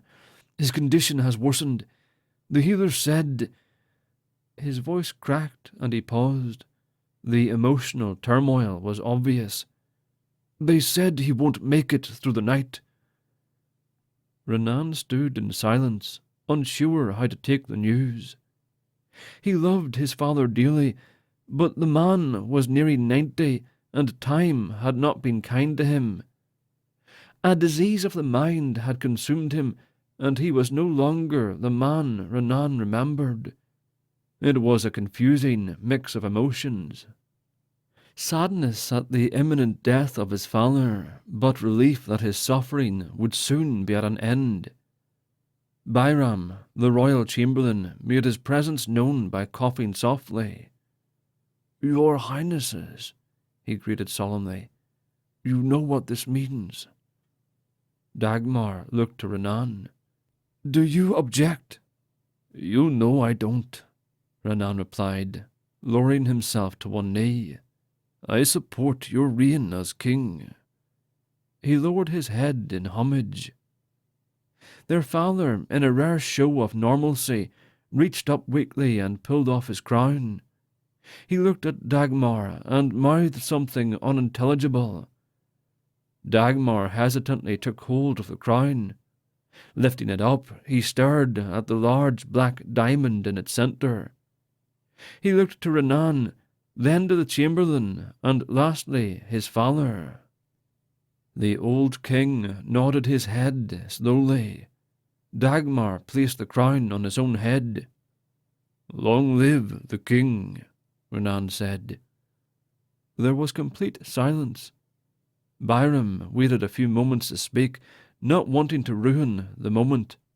"My lords, I do not wish to rush your mourning, but there are things that need to be done. We must announce the coronation and summon the monks from the abbey to bring the sphere." Byram eyed Dagmar critically. "And we must summon the tailor." "There is one more thing, brother." The tailor was busy taking Dagmar's measurements, her hands a flurry of fingers and measuring tape. Renan looked questioningly at his brother. "I am announcing a truce with Oakvalor." Renan's face turned incredulous. "What? There hasn't been peace since anyone can remember. At least not a real peace. How in the divines are you going to manage a truce?" "Marriage." The tailor produced a plush violet robe and placed it over Dagmar's shoulders. Using needles and some sort of a sticky parchment, she marked out where she would need to make cuts in the material. "I am going to marry the Princess of Oakvalor. It is going to be announced at the coronation." Renan was at a loss for words. "It is what is best for the people of our kingdom, and theirs. Enough blood has been shed in a war that neither side can win. No one can even remember how it started or why. It is time to leave our feuds in the past and work toward a better future." Renan looked at his brother in a new light. He seemed wiser somehow. "It makes sense to me, brother. I'm not sure how the people will accept it. War is all we know. I stand behind any decision you make, and I will stand behind this one. My heart says peace would be a nice change, but my mind doesn't know what peace is. My prayer and my hope is that we can change that." Dagmar looked at himself in the mirror. "Do I look like a king?" he asked jokingly. Renan chuckled softly. He had to wonder if Dagmar meant we, as in he and his bride-to-be, or together as brothers. He supposed it didn't matter so long as the people of the kingdom were happy. "You look noble to me, but what do I know?" "No, no, no! You will stand here!" the chamberlain screeched, pointing to a specific stone on the floor. Renan rolled his eyes at the old man. He reminded Renan of his grandmother, wrinkly and decrepit. Between the heat and the old man's irritating voice, it was all he could do not to snap. "Why does it matter where we stand, Byram?" Byram's face turned a deep crimson colour. "It is tradition, which you apparently lack any knowledge of. You are fortunate you are not a child any more." Renan smirked at the chamberlain. "Careful, Byram. I might break your hip." "Please, brother," Dagmar interjected. "We must get this right before evening. 2 days from now is the coronation, and we will have the entire kingdom watching. The less inexperienced we look, the better." Renan conceded the point and stood where the chamberlain directed. That old man had been a pain, usually quite literally when he was younger. Any time he made a mistake, Byram was always there to deliver discipline. Now that he was in charge of himself, he could pick at the chamberlain all he pleased, with no painful retaliation. The next few hours were full of boredom for Renan, as the chamberlain laid out the course of events that would unfold leading up to the coronation. The monastery would bring the sphere out as a symbolic display of power. There would be a few speeches by the people who had helped raise the older prince, and once they were finished, he would be crowned the new king of Talvard. The only thing that would be different from any other ceremony, or at least according to Byram, was the announcement of the marriage and treaty with Oakvalor. "The general has tripled the guard in the event the people do not initially take to the idea. There will also be archers on the rooftops. We are not only protecting our new king, but also our new ally and his entourage." "That should be plenty of protection," Dagmar said. "I've given King Elkanah permission to bring his bodyguard as well. We have made every preparation possible. Now we can only trust the divines for the best." The palace grounds were crowded with people who had come to see the crowning of the new king. Many of them had travelled hundreds of miles from all corners of the kingdom to glimpse the ceremony. The kings of Talvard were known to live long and die of old age rather than of battle or disease, so the ceremony was a rare event. Innumerable banners and flags of bright orange, yellow and red lined the buildings and walkways leading up to the palace square. Why it was called a square, no one was certain. The stonework that laid out the area in front of the great wall which separated the actual palace and the square was in the shape of a rectangle. Whoever had termed it a square, the description stuck.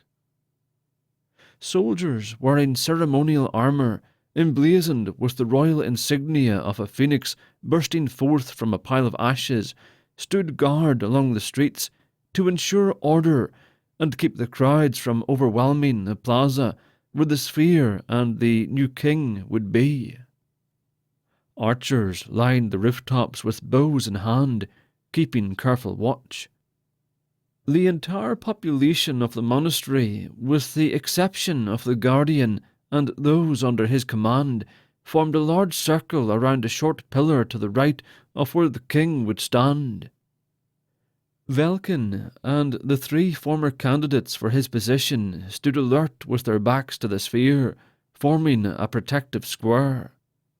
An identical pillar to the left held the crown used only for coronations. Prince Renan peered down at the scene below from the window of the throne room. Dagmar would pace the room, then turn and pace back. "Are you nervous, brother?" Renan chided. "You act as though you have never stood before a crowd." His brother ceased his march. "It's easy for you to be calm. You aren't the one who is accepting a crown that has many enemies, not to mention the hour I may receive from the people of our kingdom with the announcement I make today. So yes, brother, I am nervous." Dagmar continued pacing back and forth. Renan shrugged and turned his gaze back to the scene outside. He could see the glint of the sphere through the veil that covered it. Enormous groups of children waved miniature flags with the royal crest. It seemed that the people were happy. The square was a much different place the night before when they held the funeral. The same people who were excitedly waving flags and banners were also the same people who had cried and openly mourned the loss of their previous king. Renan thought about how his father looked inside the casket. He had always viewed his father as tall and strong, wise and venerable. Seeing him shriveled and pale, just lying in a box, made him conscious of the reality of death. It was no respecter of people or their status. Trumpets signalling the approach of King Elkanah momentarily drowned out the sound of the people talking and cheering. Renan looked to see which direction the entourage was coming from and spotted them to the west. He could see about 20 men dressed in the colours of Oakvalor marching in front of a carriage. "Brother," he said loudly, "our guests have arrived." Dagmar seemed not to hear the news, so Renan motioned the guards to escort the visiting king to the plaza. "Have you seen her?" Renan asked aloud. "Who?" Dagmar replied. "Your future wife. Have you seen her?" Dagmar still did not cease pacing the throne room. "No. Why do you ask?" "What if she's ugly?" Renan laughed, though his brother did not. "I do not see how the beauty of my queen has anything to do with bringing peace to our kingdoms." "It doesn't," Renan answered, "though it would be humorous for you to go into the history books as a king who married a repulsive woman." That did cause Dagmar to stop his pacing and glare at him. "Come now, brother."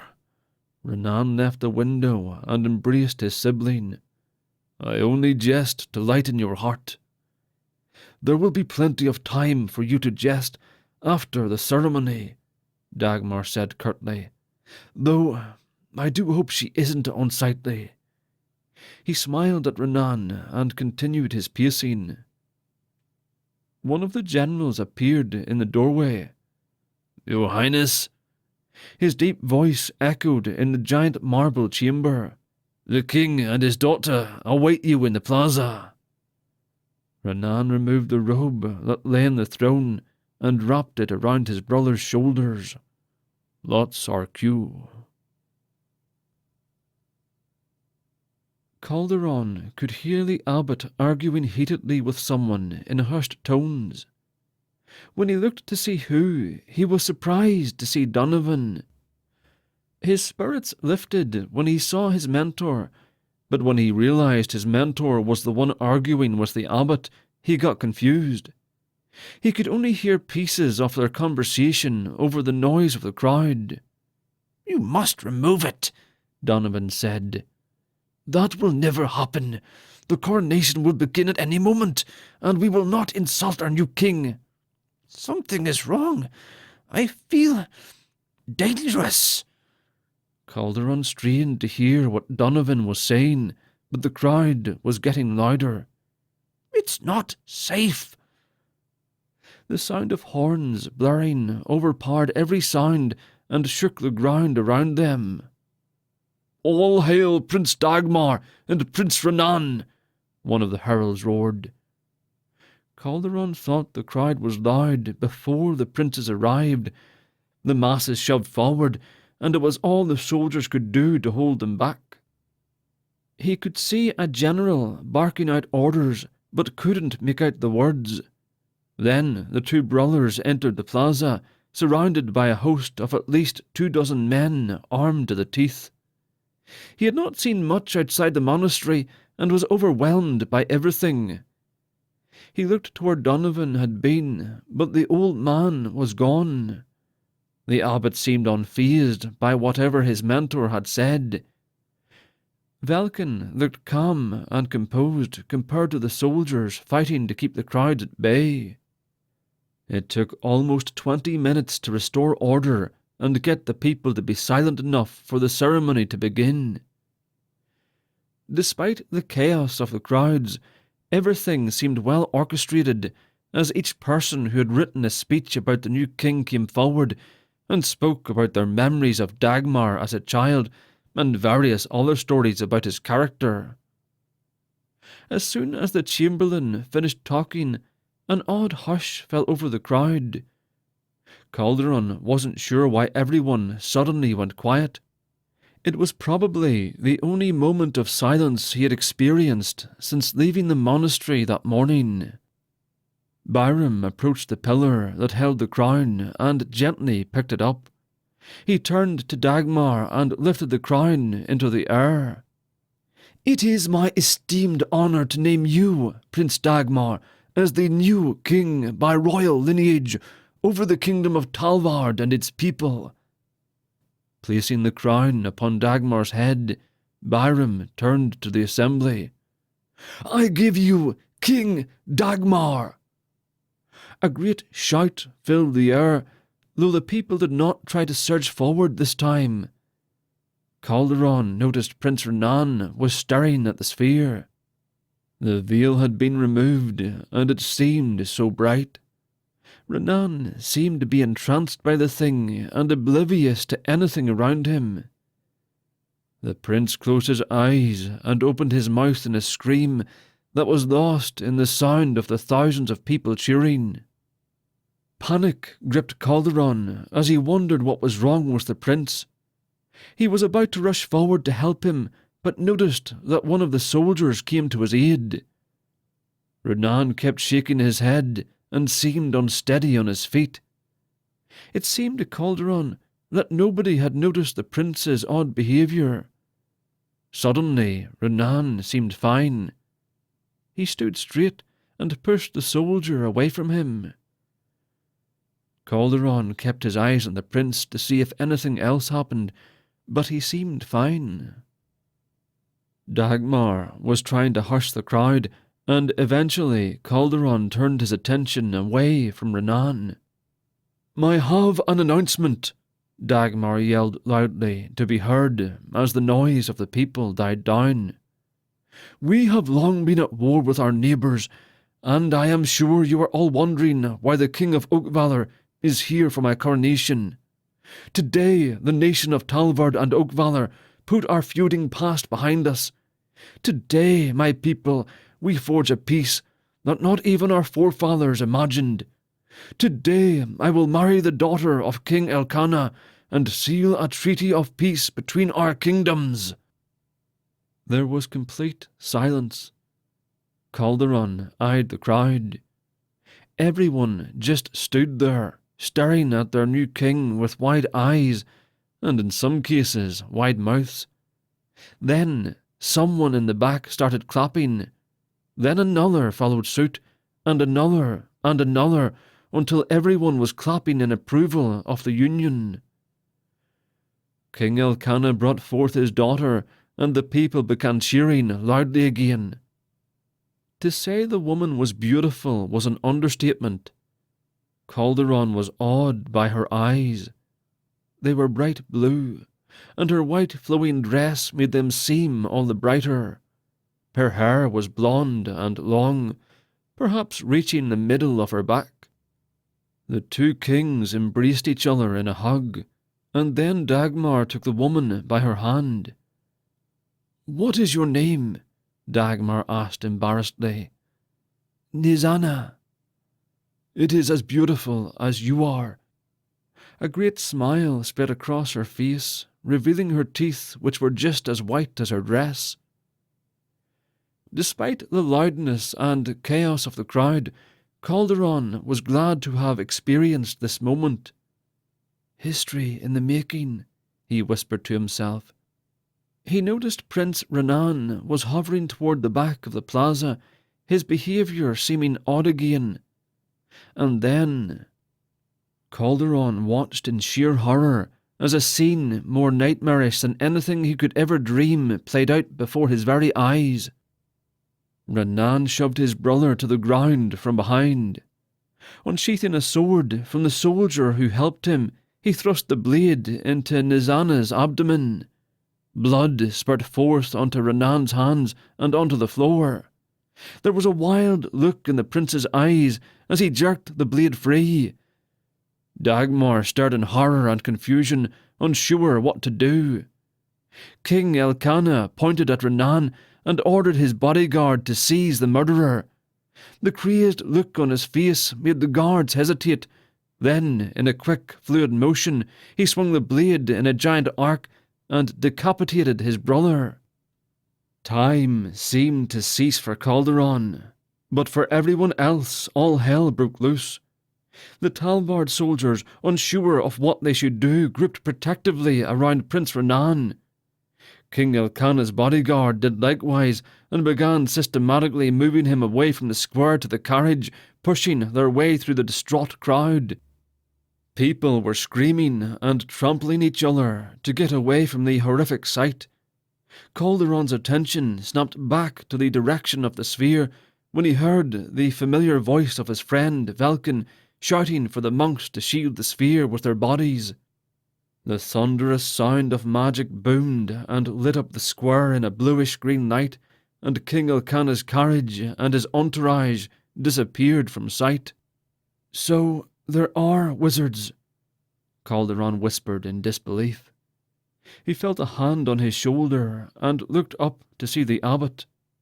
"Go with Velkyn and the others, and take the sphere to safety." Calderon nodded and left the circle to join his friend. He noticed that the soldiers had moved Renan behind the stone wall of the palace. "What in the name of the divines just happened?" he yelled. Velkyn shook his head grimly. "I'm not sure, but it seems like a coup just happened." "A what?" Velkyn pointed to the dead body of Dagmar. "An overthrow and seizure of the throne by a jealous brother. Come, we have to get the sphere back to the monastery." The trip back was rushed and nothing like the trip earlier that morning. Calderon had been entranced by the beauty of the capital city and the surrounding countryside. Now everything seemed different. Velkyn personally carried the sphere and only allowed Calderon to walk near him. "Why would the prince kill King Elkanah's daughter, let alone his own brother?" one of the monks whispered to another. "Why indeed?"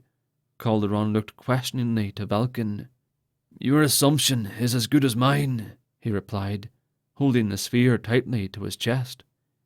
"Perhaps he wasn't happy with not being king." Calderon's heart was heavy with grief. This was the only time he had left the monastery since he entered the sacred halls, and it ended in bloodshed. A nagging thought in the back of his mind kept reminding him that the day wasn't over yet. Chapter 8. The tunnel is an omen of the worst kind. Through much research we have found that it is an omen that only appears in Oakvalor, and within Oakvalor, only on the 5 islands. Lord Io's Journal. The sun was barely a sliver of dimming yellow light on the horizon. The few clouds in the sky shone red in the waning light of day above the low, forested hills of the Red Island. If one were watching from the hills overlooking the east or west parts of the valley at this time, he would have seen a shadow slowly stretch over to the south, creeping slowly down into the valley over the vast patchwork of fields, orchards, and pastures. All that could be seen of the Ayak River was a dark ribbon, glittering like a long, snake-like diamond in the last rays of the sunlight, winding its way north up the valley and out through a tunnel onto the hills. One could see the campfires of the ruby and iron miners being lit on the hillsides, the familiar sounds of cattle, sheep, and goats being herded into their caves just above the valley. The smell of dead fish that were daily brought upstream for trade with the farmers came up from the valley, rising with the heat of the day. Occasionally a warm, gentle breeze would blow from the valley up into the hills, the richness and aroma reminding the entire island of their impending harvest. A horn sounded, heralding the coming of night. In response, the sound of a flute playing an ancient melody rose from one of the campfires. It was a beautiful song, composed ages before the migration of the first 12 tribes of the Ihai into the 5 islands of Oakvalor. Such a song is very difficult to describe, as one would not hear the likes of it elsewhere. If one listened closely, you could hear voices coming up out of the earth, singing their ancient chant to the sound of the flute. The branches of trees rustled in the gentle breeze, humming along with the music. All of nature seemed to sing the song of the flute. If the song had words, one could be sure that all of the men, women, and children on the island would have sung its chorus on that peaceful night. All was peaceful on the Red Island as the sun set on that late summer evening. One felt like celebrating with every breath, such was the richness of the pre-harvest air. All the children were sleeping soundly in their beds, while their mothers prepared nighttime meals for their husbands, coming back from a long day of work in the fields, pastures, and orchards. As soon as the sun had set, the moon in its full brightness rose from the sullen horizon. Preceding, guarding, and following it were thousands of bright stars lighting up the heavens. The sun had gone to bed along with the children of the valley, and then had come the moon, escorted by her children, to continue the great dance across the sky. If any man by this time still had a trouble, discomfort, or sense of foreboding on his mind, it would have soon been forgotten. For once, all troubled thoughts and worries could be put aside until the morning. For just a few hours of time, man's mind could be at peace. All of the Red Island sang with that flute song, and the hearts of mankind sang with it.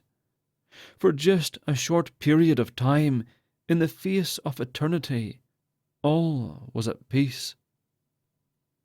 The aged prophet made his way up the lonely mountain path after his journey to and from the busy streets of the capital city, Icatan. He and his disciple, Lord Imen, had travelled much during the previous week.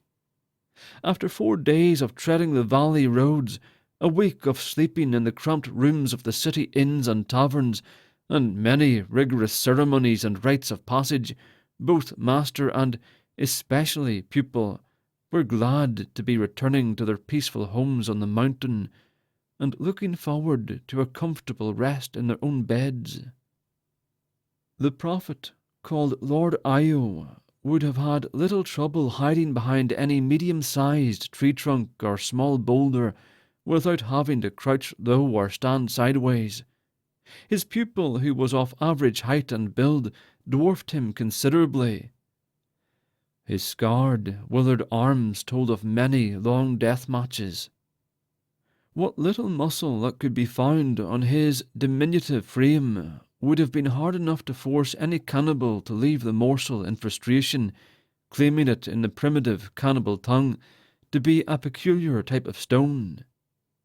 His brown, oven-baked face, but one of the many perils endured, was decorated by a long, unkempt, and unwashed scarlet beard, framed on top by hair of similar colour, length, fashion, and state. The dark eyes sinking deep into his face had not lost the fire of youth, but had been stoked with over a century of war and wisdom.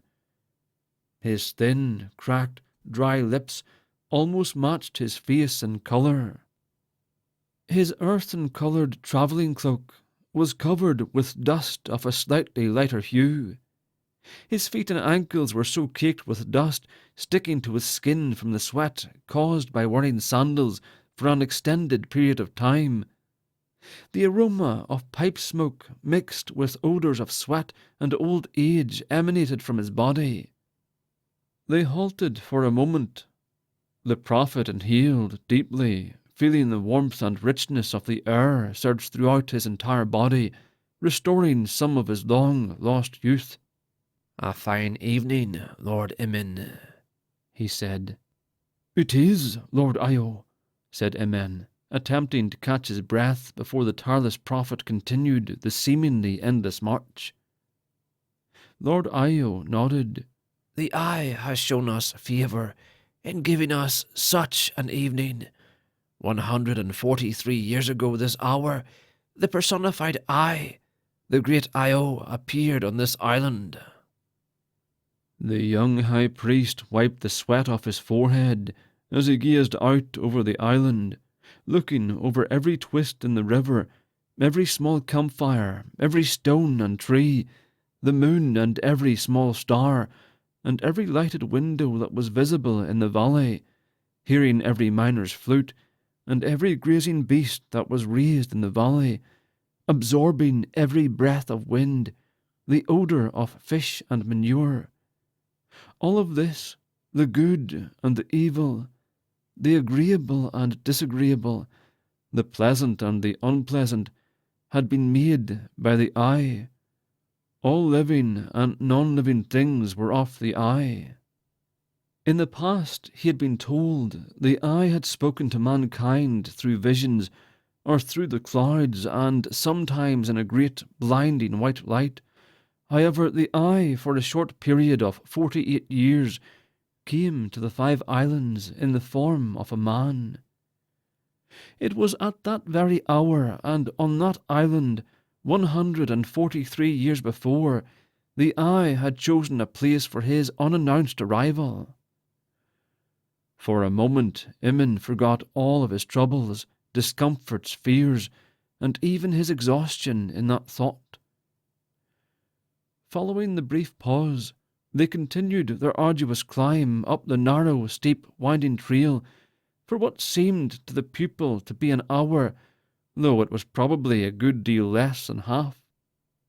It had always amazed Emin how the decrepit old mentor always managed to be a good 3 paces ahead of the young warrior, never tiring or seeming to need a rest, while the youthful student felt as if his legs would fall out from under him. They came to a place where the ground levelled off, surrounded on all but one side by high rock formations. In the centre of this area lay 5 large flat stones arranged in a circle, all of them large enough for one to sit upon, with space left over for a staff, cloak, or a sword. If one were to look over the side not surrounding the mountain, he would have seen a patchwork of fields and orchards spread from beneath him, allowing him to view almost the entire valley. Lord Io suddenly stopped, staring into a space that had opened up in the side of the mountain during his absence. For what seemed like an eternity to Emin, he stared in amazement and terror at the opening, never once blinking or letting his gaze shift from the tunnel before him. If he had not been paralysed by the sight, his body would have shuddered violently. The look of death shone in his eyes. Emin, at the sight, felt a mountain of fear fall upon him. He had heard of this omen, its meaning and its history, yet he had never seen it until now. He wished he could have run and hidden, or better yet, jumped off the cliff wall that fell below him into the valley. The tunnel had again been opened. "This cannot be happening," stated Emin, the shock evident in the shaking of his voice. The words of Emin breaking him from his stupor, the Lord Io shook the dust off the ground off his travelling cloak, muttering to himself in the ancient tongue of the Eye. "The tunnel has again been opened to us," he said to Emin, "and troubled, nay, far worse than troubled, times are to come. The east wind grows bolder than ever. Life eludes the west wind. The fires grow cold. Sit upon the sacred stone, Lord Emin, and guard the tunnel with your life. Let no one pass in or out unchallenged. I feel that an evil has come upon the island, an evil I have not known for almost—" Wincing, as if feeling pain from some terrible memory, the Lord Io turned quickly and walked up the path to his hut. After his master was out of sight, Emin sat down with his sword drawn, his eyes searching, and his ears ever attentive. He could feel the cold winds of danger and fear cut through him like a sword. The ancient melodies played by the miners and the warm, peaceful atmosphere that had just a few minutes earlier dominated the entire island was suddenly gone. He shivered a bit, even though the night was warm and the weather fair, and despite wearing a travelling cloak. Just a few minutes before, he thought only of a long, peaceful sleep. Now he felt as if he had awakened to find himself living in one of his worst nightmares. Every rock looked as if to conceal a guile, a cannibal, or an orc behind it. Likewise, every tree was the dwelling place of evil spirits. Emin felt as though the tunnel itself would swallow him. The smallest sound was an army of demons. Every few minutes, Emin would check behind the rock he sat on to assure himself that no danger lay hidden in its shadow. What reason had he to fear? He had been hungry. He had been without necessities. He had suffered pain. He had been betrayed. He had seen war. He had seen defeat. He had seen death and had even faced it a couple of times. He, more than the population of the 5 islands, would know what it meant to have troubles. But the tunnel? Nay. Although the high priest knew of troubles, the opening of the tunnel meant troubles of the worst kind. Atrocities that had caused even the greatest warriors to cower and flee as children escaping some punishment for some seemingly great offence. Tortures that had caused even the most devout priests to publicly denounce the Eye and claim allegiance to the forces of evil. A living death within a living death, as the Lord Io had described some of the wars he had fought in during the time of the opened tunnel. High priest over the Red Island was he, and a proven warrior. High priest and warrior.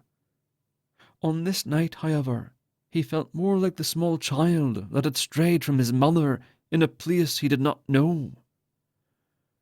Although the Lord Io and the other 4 pupils were just a few minutes' walk up the mountain trail, well within earshot, he felt as though even his closest of friends had betrayed and deserted him in the thick of battle. The tunnel had again been opened, and although he knew not what would happen, impending doom lurked behind the mask of that once peaceful evening. Chapter 9. The time draws near. I feel it deep in my bones. Long has this war raged, and how shortly it shall conclude. The end is near. Fallen King.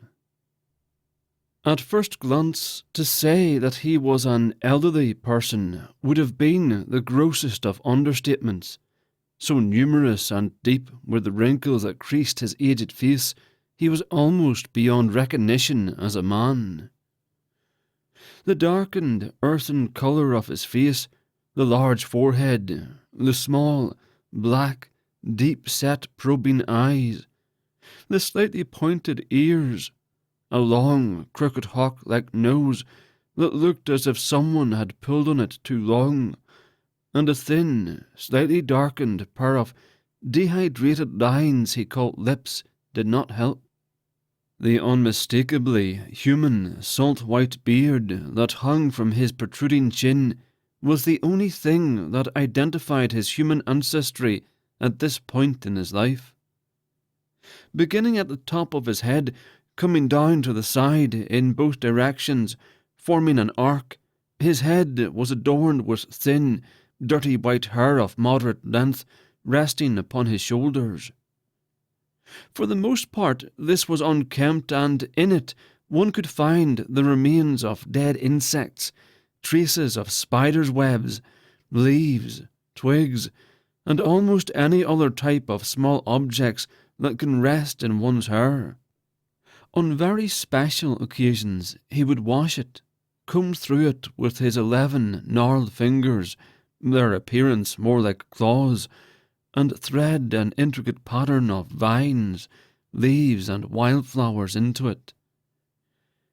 He had not had such an occasion of celebration in over 90 years.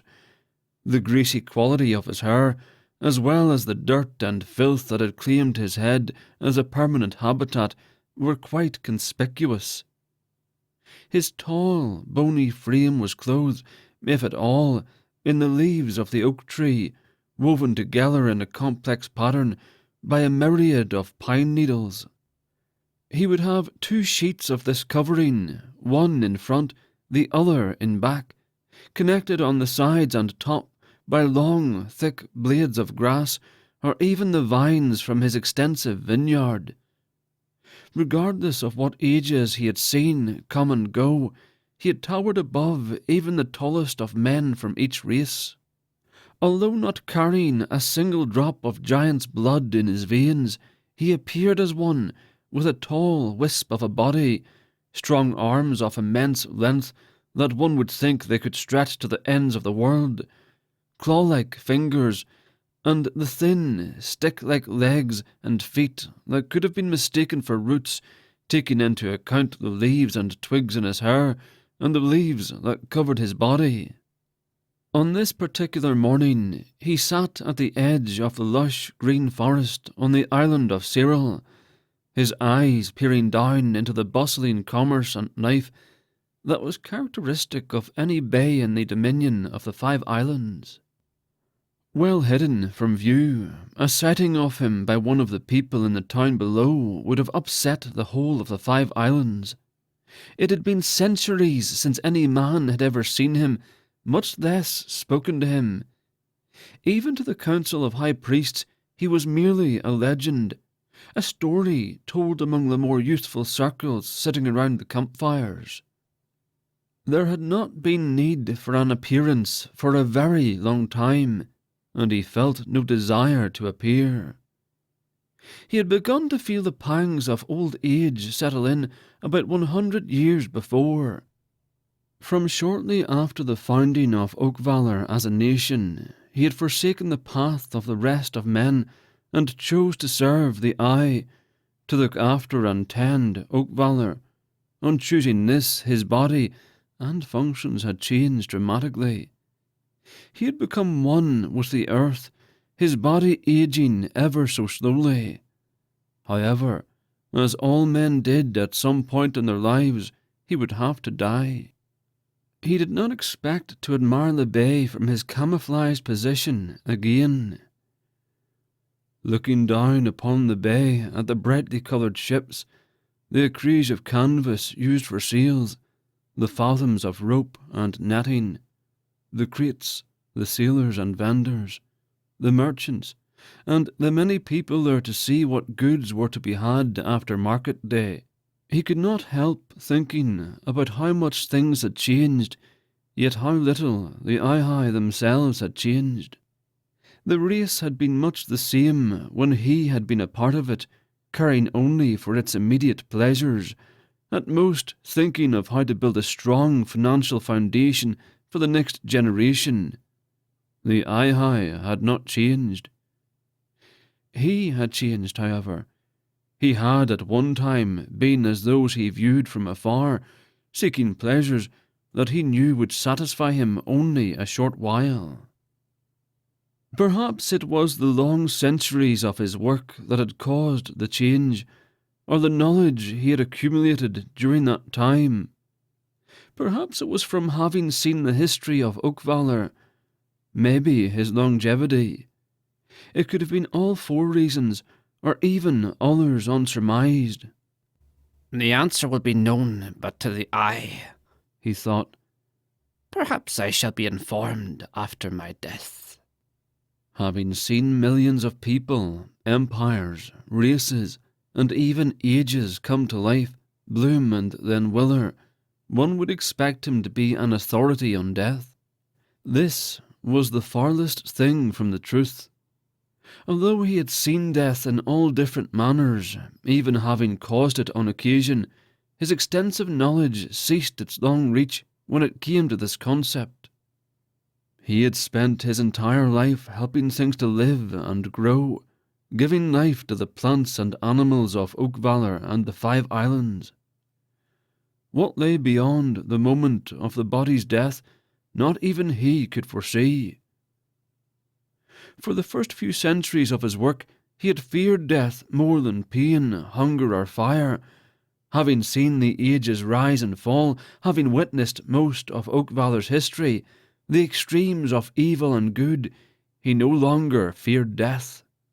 And, despite his lack of knowledge on the subject, he would have welcomed it at any time. He sighed. To be even as blissful in the ignorance of these people once again. He had seen too much, had lived too long. He longed to purge himself of his body, to finally join with the eye. A hand came to rest upon his shoulder. "A fine bit of handiwork, brother." Without turning, the old man nodded. The work of my master, the eye. It would have been destroyed by these creatures we let populate it without your help. Perhaps, he pondered. Perhaps it will not be long now, however, but I must select for myself one who will carry on my work. I have not much longer as the gardener of Oakvalor. I wish to live no longer. I beckon death. It draws near as we speak. Nearer, brother. It has been many a century since I said those exact words. How correct was the wise man that said, "The parting of one's self from one's body brings momentary pain, but ever after, blissful rest." The old man closed his eyes and nodded. Blissful rest. When I undertook the task of tending Oakvalor, I was young and restless, perhaps a touch of foolhardy. Foolhardy, interrupted the other speaker. It becomes you less to speak of it as such. Curious may be, as is the nature of all men, but foolhardy, nay. Curiosity, then, continued the old man, and overflowing of it was my cup. I had seen nothing of the world's horizons surrounding the 5 Islands. I was young, even to the standard of the time. Did I care for the life of the farmer, the herdsman, or the miner? Nay, I was the explorer. Before I'd reached the age of 33, I knew everything there was to know about the 5 Islands, the mountains, the valleys, the mines. It was I who first discovered the tunnel. No small feat, commented the speaker. At the time, no, said the old man. But of what purpose did it serve my lust for wondering? Did it satisfy? Nay, it only increased my appetite for more. That I remember, said the speaker. Our fathers would not allow us to take one of the boats any farther than a mile past the outer coasts. They would not have lasted half that distance, said the old man, laughing. That much knowledge I have gained from my work. That you have. You have tended not only father's nets or uncle's fields, but you have gardened a nation.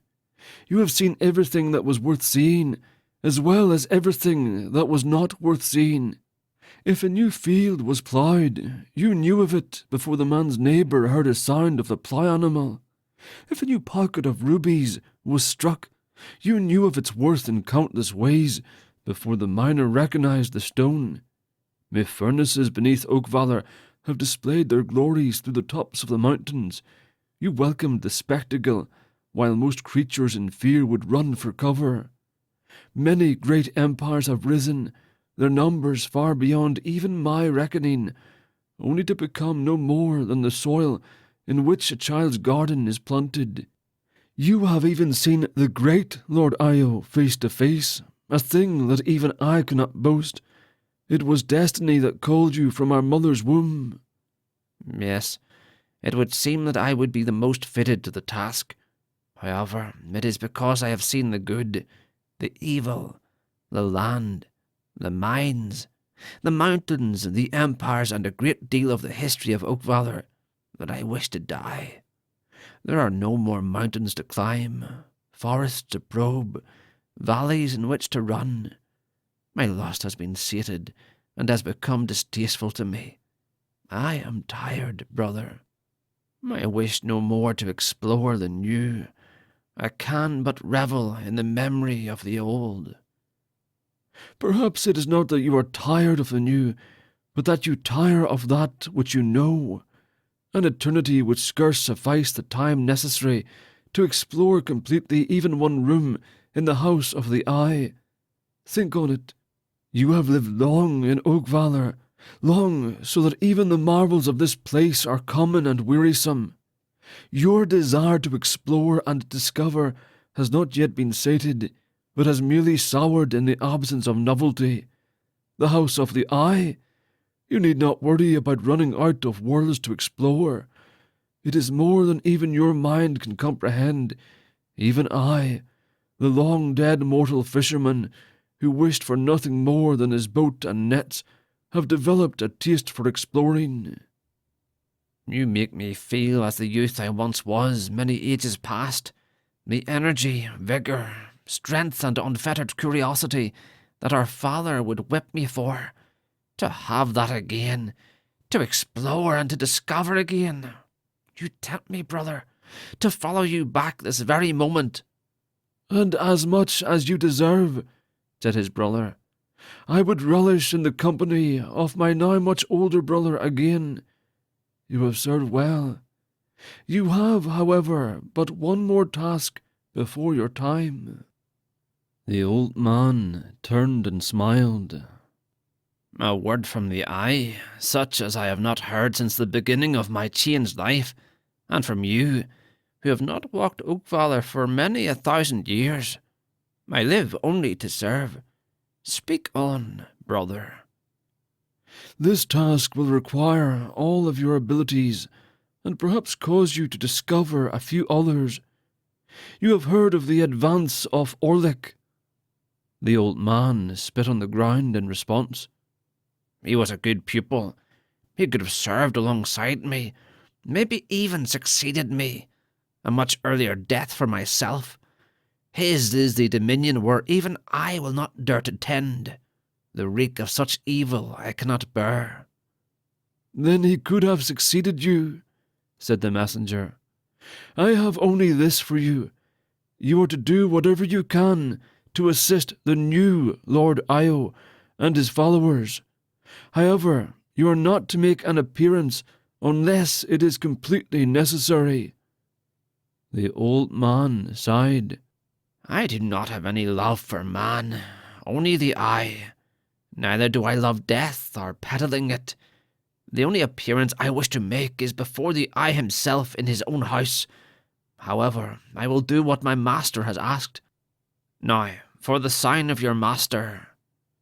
"You were never able to give up the traditions considered old even in our time," said the messenger, laughing from the memory that had been unearthed after millennia of burial. "I trust you," said the old man. "You are my brother. You are my blood. However, the law is the law, and the law is still in effect. I will not be caught neglecting it. If it was practiced for the message of a mere tribal leader in our day, should we not use the same, if not greater precaution for the eye?" "You are a true servant of the Eye, brother. Your sign. Look behind you." The old man slowly turned, a grin mixed of shock and joy forming on his face at what he saw, and their numbers. That which he had not seen in Oakvalor for many centuries. He turned to the messenger. The man had left as he had come, silently and unnoticed. "Farewell, my brother," he said.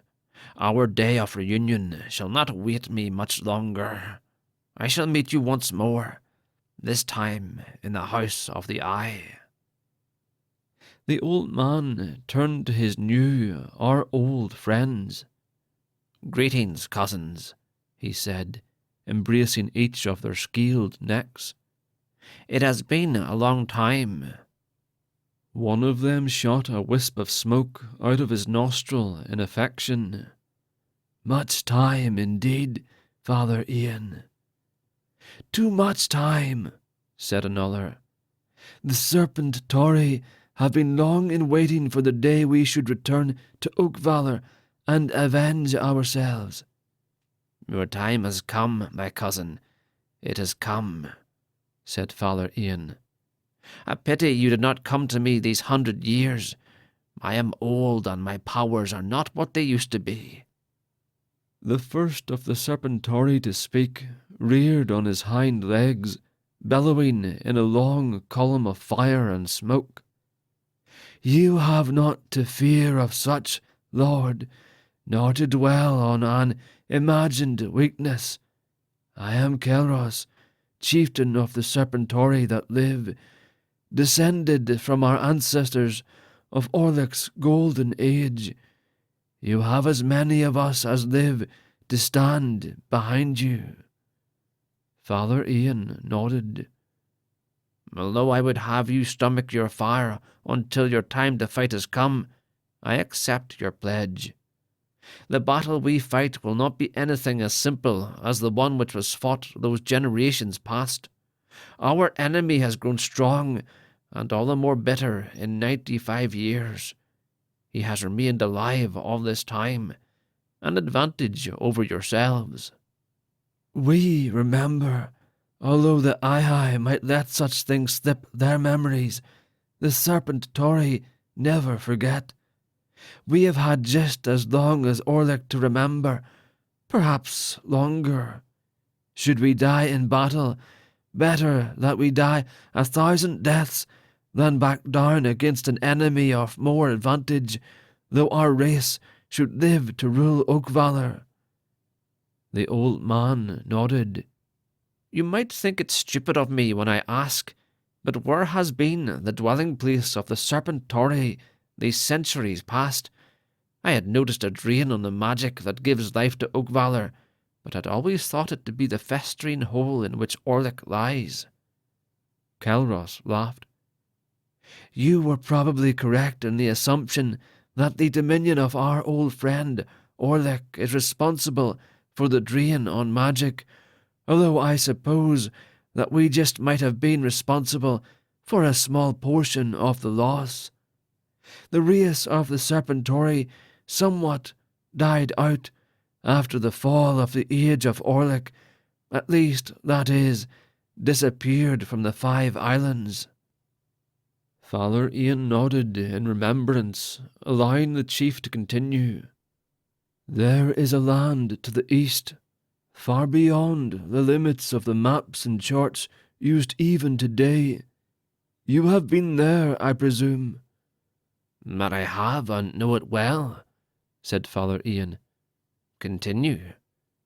A large number of our people set off to the east in whatever boats we could find that had not been destroyed in the battles, in an effort to escape the wrath of Orlick should the outcome of the war have been favourable to the Orcs.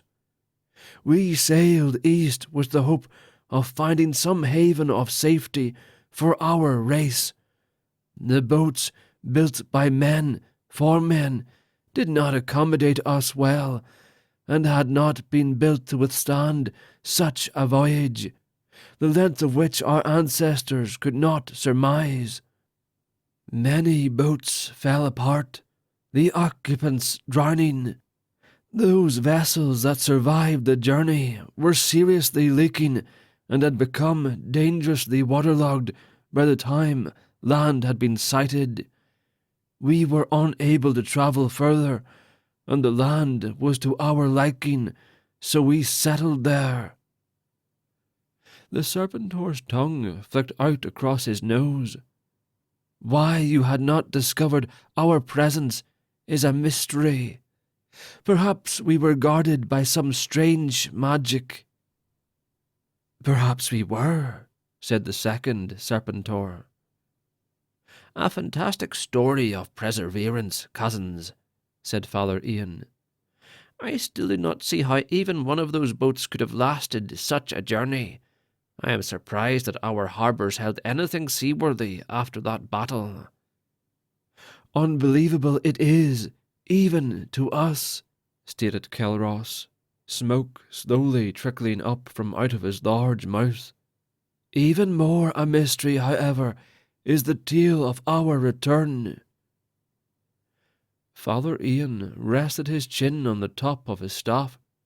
Please, tell me this as well. The Serpentori began to mumble among themselves until one said, We do not remember, Father Ian. We fell asleep this past night. When we awoke, we were sitting here in this forest. A man approached us, telling us to remain here in silence until you should come to us. You were sitting on that rock when the same man came and spoke to you. A fourth Serpentor stepped forward. Now that we have told you our history, what are our plans? When, Father Ian, do we begin? Father Ian laughed. You must be patient and not show yourselves until the proper time. The old great high priest has been killed, and no doubt his body has been discovered and is being buried this day. The new great high priest has yet to be given the red sword, the new council of high priests to be ordained. We must wait until the battle has begun. I swear to you, by all that I was, am, and will become, and all that we labour towards, that you shall have your revenge. Then may the eye hasten the start of the battle, said Kelros, and may I live to see the victory, or die amidst the lifeless bodies of my enemies. Victory or my death, for I shall not back down, even if I am the last of the high forces standing. Life for myself on the victory of the Eye and his people. My blood is fairly wagered. A fifth spoke up. What are we to do for now, Father Ian? The rest of the Serpentori mumbled in agreement with the question. He is right, stated Kelros, for we cannot hide ourselves in this place much longer. Again, a general agreement from the group. Father Ian sat down, looking out over the bay. We have before us a few choices. I could disguise you all as common animals, and be captured and hunted by men, or eaten by the animals of the forest, interrupted the second one. Father Ian continued, ignoring the remark. The tunnel entrance has been opened. I suppose that just this arm of the tunnel would be sufficient to conceal you. A bit dark, though. The priests of this island, at least while our race walked Oakvalor, have guarded the entrance to an opened tunnel most heavily, letting no man, woman, orc, or any other thinking creature enter. Even disguised, we would be destroyed. I say we stay to the places on the island that are travelled little, such as the deep woods, said Calros. Father Ian pondered the option a moment. True, however, there are some, mostly youthful adventure seekers, that still enter the deep woods. What would you do if one of these were to discover you? Roast him alive? Nay, the 5 islands will need that hand of the sword before our time is through. One of the younger of the Serpentari walked over to Father Ian, nudging him on the shoulder with his snake-like nose. The choice is difficult.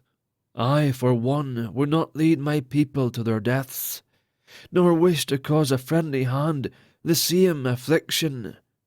On this island, there are not so many choices available. We do not know of the habits of these people, so changed from the stories handed down through the generations. We can only make a decision and hope it to be the best. You, Father Ian, know this land and its people. You have seen the changes of this race even before our people made alliance with them. You were born as one of these people.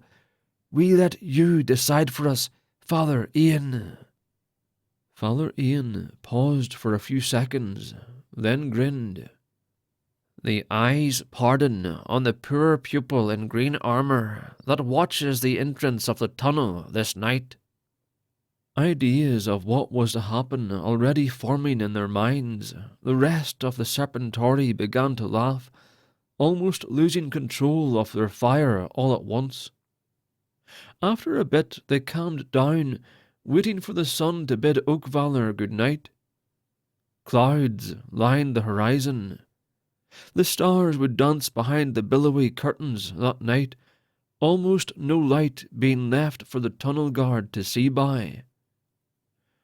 A small amount of magic would be sure to get them past the guard unnoticed in the dark of night.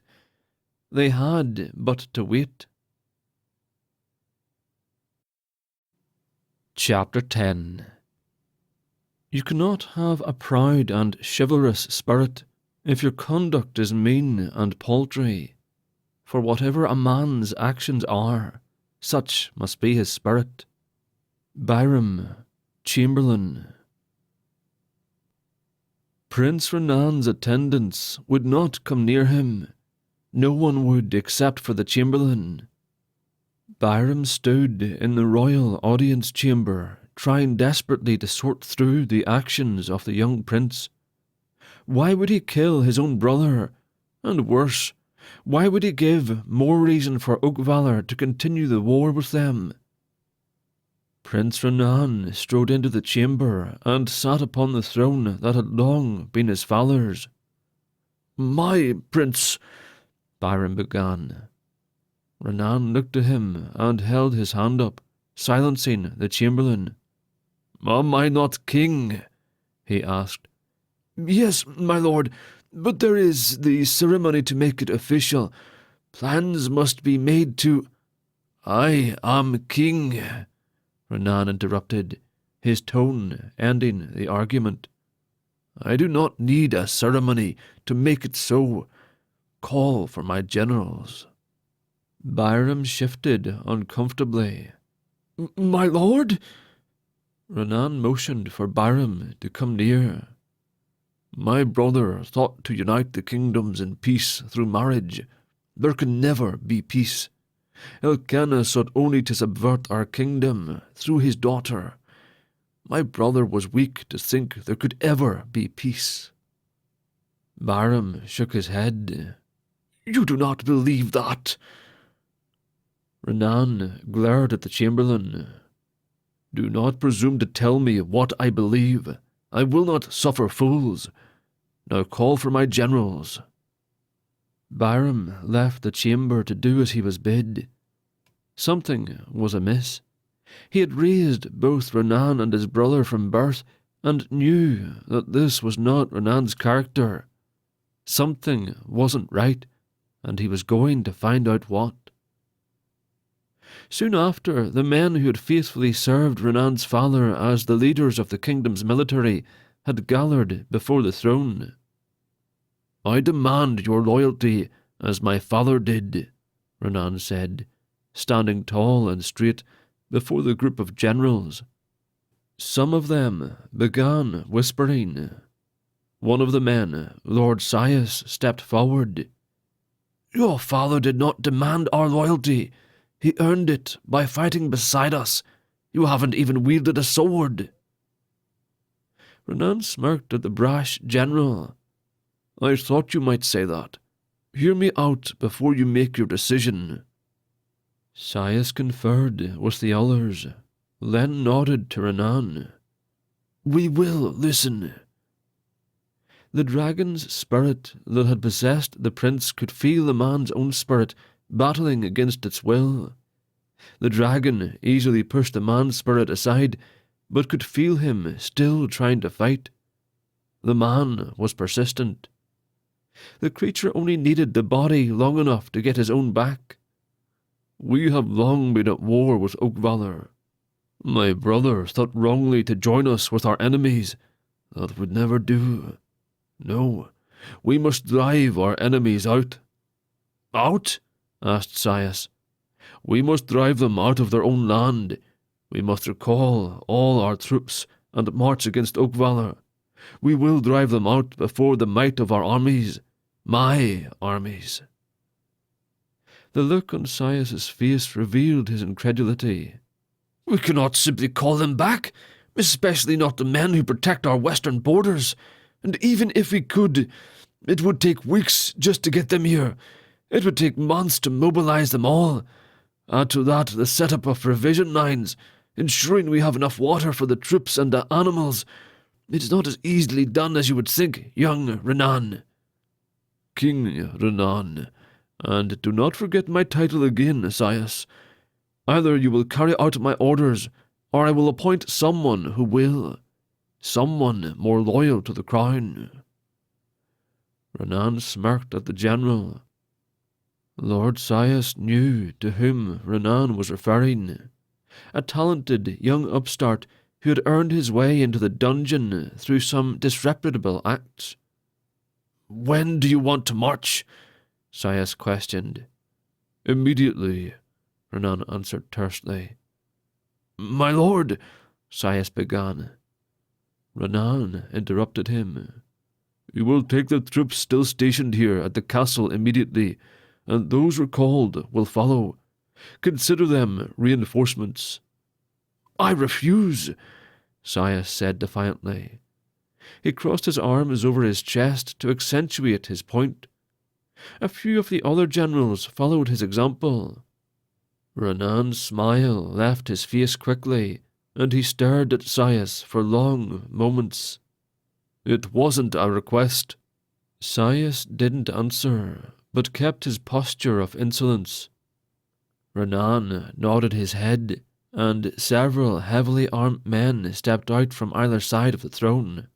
"Take them to the dungeon," Renan said, "and release Maverick and bring him to me."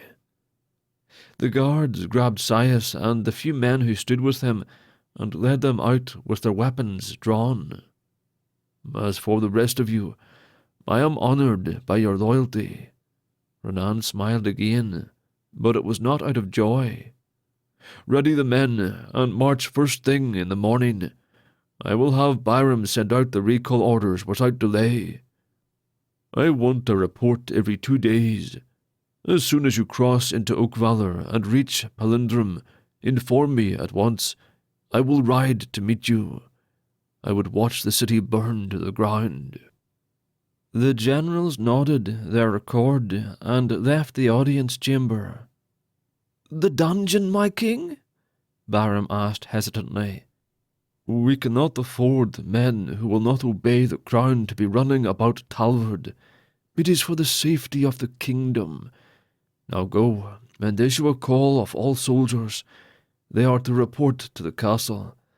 If I have already left for Palindrum, they are to march straight away to meet the armies there. Oakvalor will fall within the week." Barham wasn't so sure about that last statement.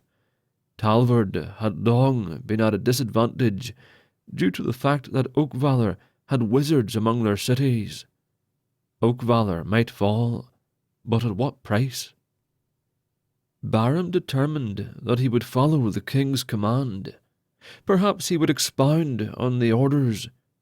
Yes, he decided, he would add a few things to ensure there was no miscommunication. He walked with a surety to his step that he had not had since the days of Renan's father. Renan finished the remaining affairs of state and retired to his personal chambers. He gazed out one of the windows. It had been too long since he flew above the clouds. The dragon, Cordath Villainous, yearned for his body. He had been promised mountains of gold if he would terrorize Talvard, yet that blasted orc Orlick had deceived him. Orlick promised that no wizard had the power to come against him, and yet one had crafted a spell strong enough to wrench his spirit from his body. Blast that wizard! He had killed the wizard in the end, true, but he had spent the last 100-something years trapped in a cold ball of silver. And so, he would raise Palindrum to ensure that would not happen again. He had hoped the King of Oakvalor would have used his bones to decorate the royal carriage. Then he could have resurrected his body and assumed his true form. Instead, Cordath had learned that some fool had the idea to use his bones as decoration for one of Oakvalor's war machines. Now he had to live inside this wretched human until he could find a way to get near his bones. Perhaps when his newly acquired armies marched into Oakvalor, they would bring forth their war machine. Cordath smiled at that. Yes, he could feign retreat and goad Oakvalor into pursuit, and at the right moment he would fuse his spirit with his body once more. Then he would slaughter every man, woman, and child as retribution for his imprisonment. Cordath felt Renan's spirit shudder under his thoughts. Cordath flashed some of his memories at Renan. Visions of entire cities burned to the ground, mutilated bodies by the hundreds that littered desolate landscapes. Cordath took pleasure in Renan's torment. Orlick had summoned him to this world, but when Cordath was finished with his fiery rage, this world would be nothing. And after he had destroyed everything, he would go back to his own realm. The following morning, when the armies of Talvard began their march, Cordath knew he was one step closer to annihilating this pathetic world. Chapter 11. The golden age of Orlick is both a blessing and a blight. One outweighs the other, but that is the crux of the matter. Which one is worth more? Lord Imin, called Io. Imin mourned the tragic circumstances that found him the temporary leader of the 4 other pupils. First, the reopening of the tunnel, and then the death of their beloved master, murdered within the walls of his own hut, a symbol drawn on his back in blood. The Lord Io had been murdered the night of their return from Akatan, the night they had discovered the open tunnel. A quick glance at the inside of the hut, the brown marks and gashes made in the walls and on the furniture, the scattered papers, the books, writing materials and weapons tossed carelessly around the room, and the shredded clothing told of a great struggle. The body of Lord Io was found in the centre of the hut, face down, a symbol carved into his bare back. Only one thing could have caused the incident to go unnoticed to the group of 5 pupils, considering all the noise that must have been made by such a struggle. Magic. A strong, evil magic. Certainly, with the unexplained murder of the Lord Io, the young high priest would rise to yet a new level of leadership and seniority, having pupils of his own, each one listening intently to every sound that would come out of his mouth as if it had come from the Eye himself. He would continue in his priesthood, most likely as the high priest on one of the 4 other islands. Although his power would not be of a political nature, his influence would stretch even into the Great Cabinet. He would have power over the beliefs of hundreds, perhaps thousands of gullible people. If he said that milk came from horses, all the milkmaids on the island he presided over would attempt to milk their horses. He would have the ability, which he never would exercise, to corrupt his position and deceive the people for his own gain. All, however, without the Lord Io to guide him. Emin doubted himself. He was being thrust into a position of leadership that he did not feel himself capable of holding, in a time when one would need such self-confidence more than any other. Emin wished that he could have died with the Lord Io, or perhaps even in his stead. He had always wished to be the great leader, the great warrior, the great high priest. At this time, he did not wish for any political influence or moral power. As his dream became more of a reality, losing its sheen as the burdens gained weight, he felt an increasing desire to give it all to anyone, even to Erasmus, the pupil maladroit. Having raised himself on the streets of the city, the 4th-year pupil was afraid of very little. At least he would have accepted any type of challenge such as this with the enthusiasm and determination to conquer an army of orcs. Even more than his desire to delegate his responsibility elsewhere, he wished he could have had the Lord Io to guide him in his new role. He had expected him to be there with him when he had been appointed High Priest over the Red Island just a few days earlier.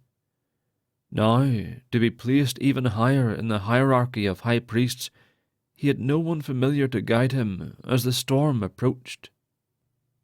The body of the Lord Io had been taken care and disposed of according to the ancient customs of the Ihai, so as not to discourage the people of the 5 islands in letting them know that one of the greatest warriors and priests in their history had not merely died, but had been murdered.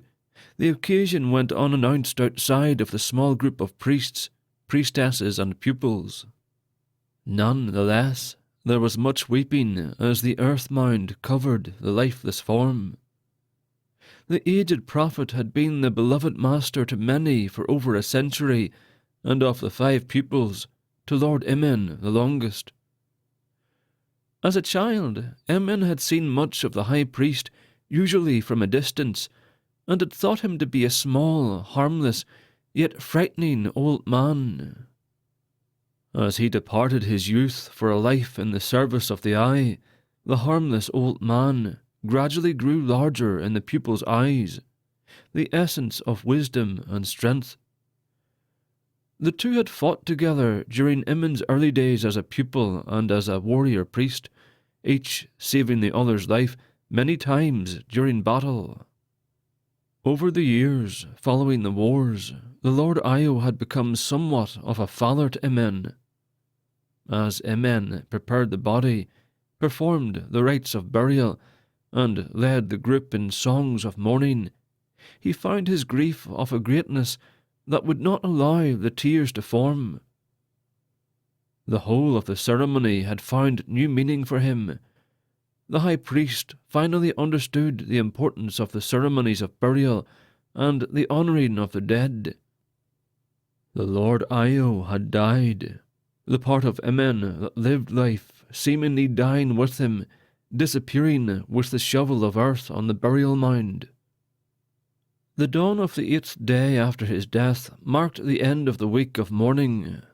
A messenger, the pupil Razin, was sent to summon the Lady Mellar, High Priestess of the island of Ban, in order that she should take her place as the great High Priestess.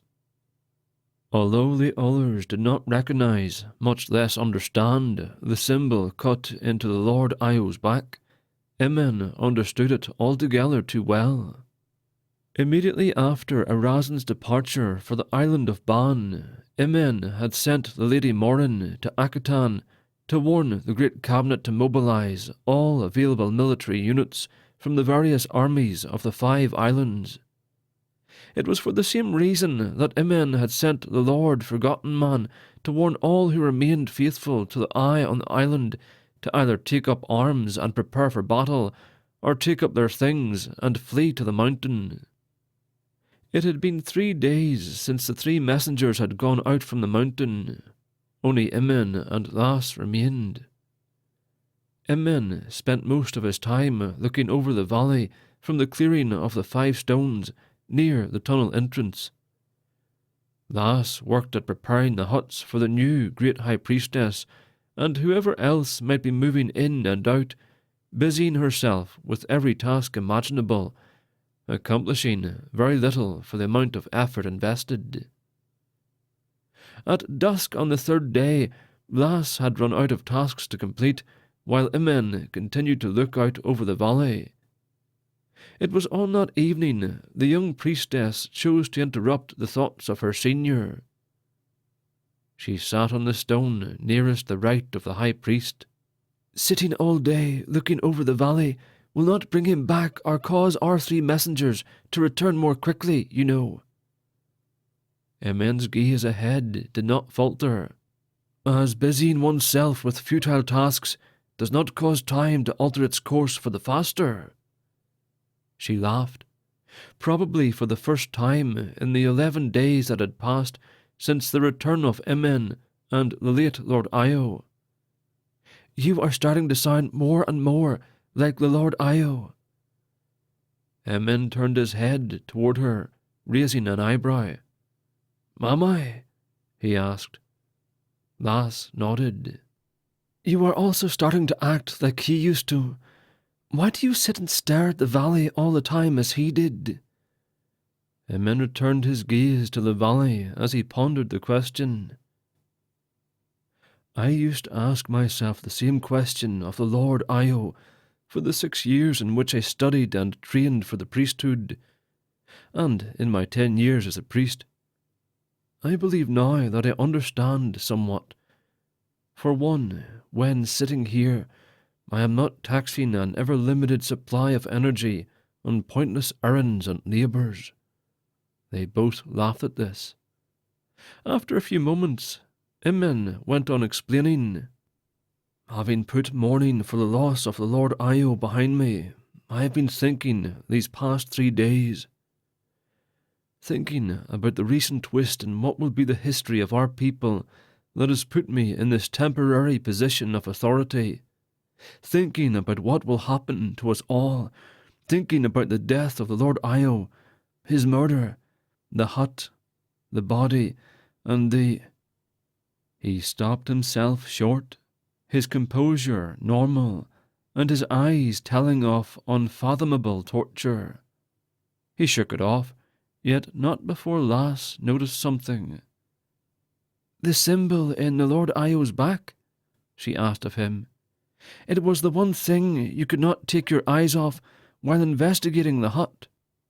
Imen quickly turned to her, the pain in his eyes returning with a deeper ferocity. It took him a full minute to quell the inner disturbance. As it subsided again, the fire died within his eyes. He cleared his throat and spoke. "You are quite observant. I tried my best to hide my reaction to the symbol.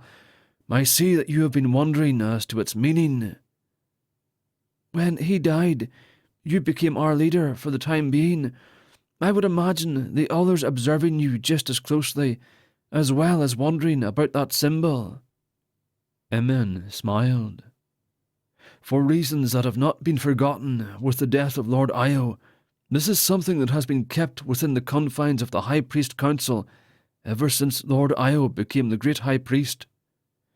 It is probably better if you do know. You are to be a High Priestess someday, and, judging by recent events, you will not have to wait long. These things have already begun to pass. I see no reason why you should not be informed. He stood, taking his staff, drawing the symbol in the dirt. Many years ago, the great High Priest Dazu called Io, while on his deathbed, made a prophecy which is recorded in song. He spoke of the returning of evil into the 5 islands, an evil so great it annihilated the Serpentori and all but destroyed our people. Orlick! Lass gasped in a fearful recognition. That is correct, said Imin as he continued. Our deceased master, Dio called Io, was present as the successor took the position of Great High Priest. Since his death, the song has been taught to all who are to become High Priest and High Priestess. I myself have known this song for scarcely a month. However, considering all the events foretold are taking place as we speak, I believe that now is the proper time to be teaching you. Lass positioned herself into an upright posture, listening attentively as Imen destroyed the symbol with his foot and, singing, began to draw another one with his staff. A line to draw the horizon, a small circle depicts a moon, a banner abreast the bright sun to heal the impending doom. There was a moment of silence as both High Priest and Priestess took in the full meaning of what had just been sung. It seemed as if all life had frozen for a short moment after he finished. Nothing stirred, not bird, not beast, not fish, not man, not woman, not child. The wind seemed to stop blowing. The river seemed to stop its steady flow toward the sea. The sun seemed to hold its position, giving off the waning light of day for just a few moments longer. Imen broke the silence. Tell me, lass, what do you know of our history concerning Orlick? Lass looked up at the darkening sky, searching her memory. I admit my knowledge concerning this is limited, she said, somewhat sheepishly. Just what I learned in school as a child. Imen frowned. Very well then, much of this you will have heard before, but at least some should be new to you. To properly tell the story, it must be started from the beginning. Over 2,000 years ago, before the Great Eye, before the 12 tribes of the Eye had united to form the Republic, there lived on the 5 islands the cave-dwelling orcs, the legendary fire-breathing Serpentori, and the cannibals, as well as the Eye. The 4 groups battled amongst themselves, no race seeming to gain any sort of advantage, each struggling futilely for mere survival. This went on for 500 years. The 12 tribes had been reduced to no more than 12 small families, the orcs a small band of paranoid, dangerous cave-dwellers. The Serpentori had taken to isolation in the area of the coast of the Red Island where we have built Akatan, and the cannibals eating leaves, insects, animals, and occasionally themselves in the hills. Out of desperation, the 12 tribes of the Eye united and chose from among themselves a leader who would travel to the caves, the coast, and the hills to speak to the 3 other races about peace. This representative's name was Dio, now called Dio the Uniter. After many man-to-man struggles and death matches with members of each race, he finally united the Eye, Serpentori, and the Orcs under one central government, controlled by a council consisting of a representative from each race. The cannibals continued to live in their primitive state in the hills, not willing, and perhaps too primitive, to join with the others. For the next 1,000 years, the three races prospered, working together. The orcs mined the hills, the Ai farmed the valley and raised cattle and sheep, along with helping to mine the hills and fish the rivers and the sea. The Serpentori took part in every activity, using their breath of fire and their great strength to help till the fields, herd livestock, and carry loads of product. Commerce developed between the 5 islands and the mainland of Oakvalor, which resulted in the King of Oakvalor buying the 5 islands. Each race became more adept in magic and science. Every once in a while, a band of cannibals would enter the valley or raid a mine, killing a few orcs or men. Toward the end of that 1,000 years, an orc by the name of Orlick was elected to the council as a representative of the orcs. Of the races, Ai included, he surpassed all in knowledge and power. For many years he led his race and the whole of the 5 islands in becoming the strongest and wealthiest civilization. Through his discoveries, magic had peaked to a point that has not since been bested. No other nation would have challenged the 5 islands in any move it made. Even the king paid tribute to the islands. A citizen was considered poor if he did not have at least 10 slaves and double his weight in gold and rubies. Orlick became a symbol of pride for the 5 islands. At this point, Lass spoke up. If I remember something about this period of history, Orlick began to delve very deep into the magical arts. From my understanding, he was on the verge of discovering the secret to all magic and power. Emin spat on the ground. Yes, I suppose you could say that. Could one also say that he was about to benefit the 3 races and, eventually, the entire world with this last secret? That because of overwork and exhaustion he went mad, all but destroying the 5 islands? Lass looked down. That is what they said, what I was taught at. Emin spat on the ground again. School, he finished for her, the contempt in his voice unconcealed. You would be best not to accept as fact anything you have learned about our history in school. I call them not teachers. Agents of Orlick would be more appropriate.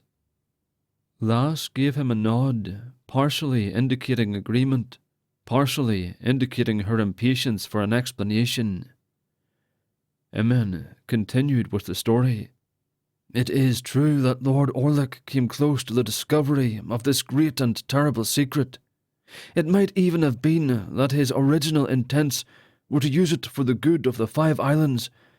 However good his intentions, he was not able to control his knowledge. In the end, the knowledge and magic controlled him.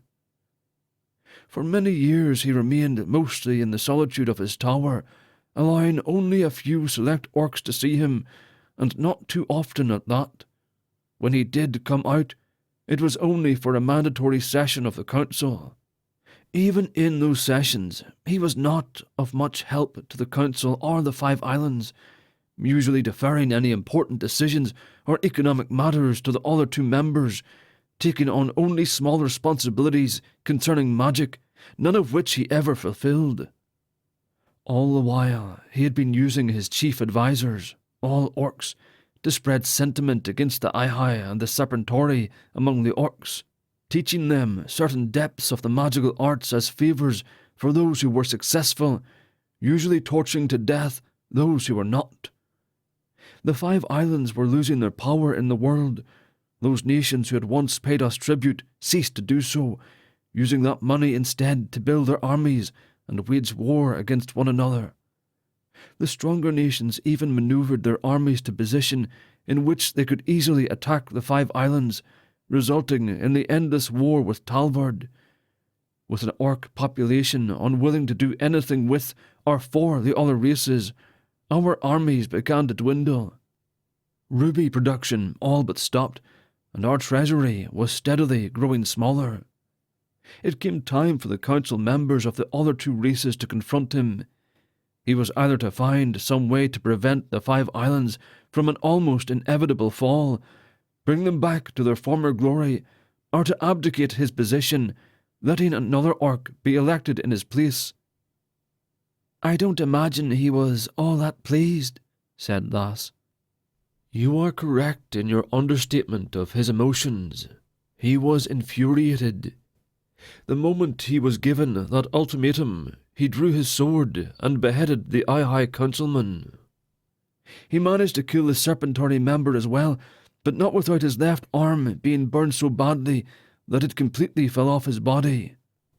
Within the hour, the entire orc army he had been building on the Red Island had been mobilized and had begun marching to occupy Akatan, led by the magically empowered orcs. The mass of bodies was so great it completely covered the valley floor. It was evident that much innocent blood would be spilled before the end. The other inhabitants of the 5 islands were not without advantage, however. Akatan, although it lacked natural defences, employed every able-bodied male citizen into its army, as well as keeping large reserves from the other islands. The orcs within the city were easily done away with at no loss to the city guard. Lass interrupted his telling of the story again. "Having heard that, what little I know is starting to make sense to me. I believe, correct me if I'm wrong at any point, that after the death of the 2 council members, a civil war broke out. The orcs and their vast numbers against the Ihai and the Serpentory. A good deal of the Serpentory and men in the hills and the valley were killed within minutes of Orlick taking control of the council building, outnumbered and caught off guard. A few managed to escape to the cities, giving warning to the people, allowing them to make what preparations that could be made." Emin nodded. "So far you are correct. Please continue." "The combined efforts of the Ihai and what remained of the Serpentory were able to repel the orc attacks on Akatan for some time," she continued. "They had the council building surrounded, but because Orlick gave them little trouble, they were content to keep him prisoner, concentrating most of their strength on the city walls. When it started to seem that the Ihai Serpentor forces would prove victorious, Orlick began his attack from within. Buildings went up in flame for no apparent reason. The group of men surrounding and guarding the council building suddenly found themselves naked, armed with flowers. It was then that the city began to concentrate its efforts on the council building, allowing most of their outer defences to disappear altogether. At this point, Orlick put up a magic field around the building to shield himself from his attackers. Then the orc militia began its invasion of the city. What few handfuls of men that had been left to the walls had already been eliminated within the next attack, and those that fought to get to Orlick were being cut down from behind. Despite all their desperate efforts, the main body of the army turned to fight the orcs. The orc line advanced, destroyed everything in its path, drawing nearer to the council building and their Dark Lord Orlick. The use of magic was not limited to Orlick and his minions, however. A few men still practiced it at a powerful level, though none as powerful as Orlick. It was through their combined efforts that they were able to break down the magic defences of the Orc King. Although they died from their overuse of magic, the inner forces stormed into the council building and threw Orlick out of a high window onto the ground, where everyone was able to hear the snap of bones and see his lifeblood drain from his body. Having seen their leader supposedly dead and feeling the absence of his magic, the orcs took to a madness, most of them killing whatever they could find, including themselves, the rest fleeing the 5 islands to the mainland of Oakvalor. Emin laughed. "Very good. I give you far too little credit for the time spent studying history in school." Lass shrugged. "Knowledge of the past has its advantages. For the most part, I knew all of that history, save the corruption of Orlick. The schools and libraries never fail in failing to teach in a precise, consistent, and accurate manner concerning that. They claim not to know the cause, yet believe that it could be excused as a madness from overwork. Interesting how that information never falters in its absence from the minds of the people. Very well. In continuing, our people had another 400 years of peace and prosperity. All the orcs had fled to the Vish Mountains in Oakvalor, and the Serpentori died off after Orlic's death. What remained of men on the 5 islands began their attempt at rebuilding into what they were in the Golden Age. The sciences and magics, however, were ignored in the stead of more primitive ways of life and development. It was science and magic that had brought them to the depth at which they were, and the Ihai did not wish to experience such again.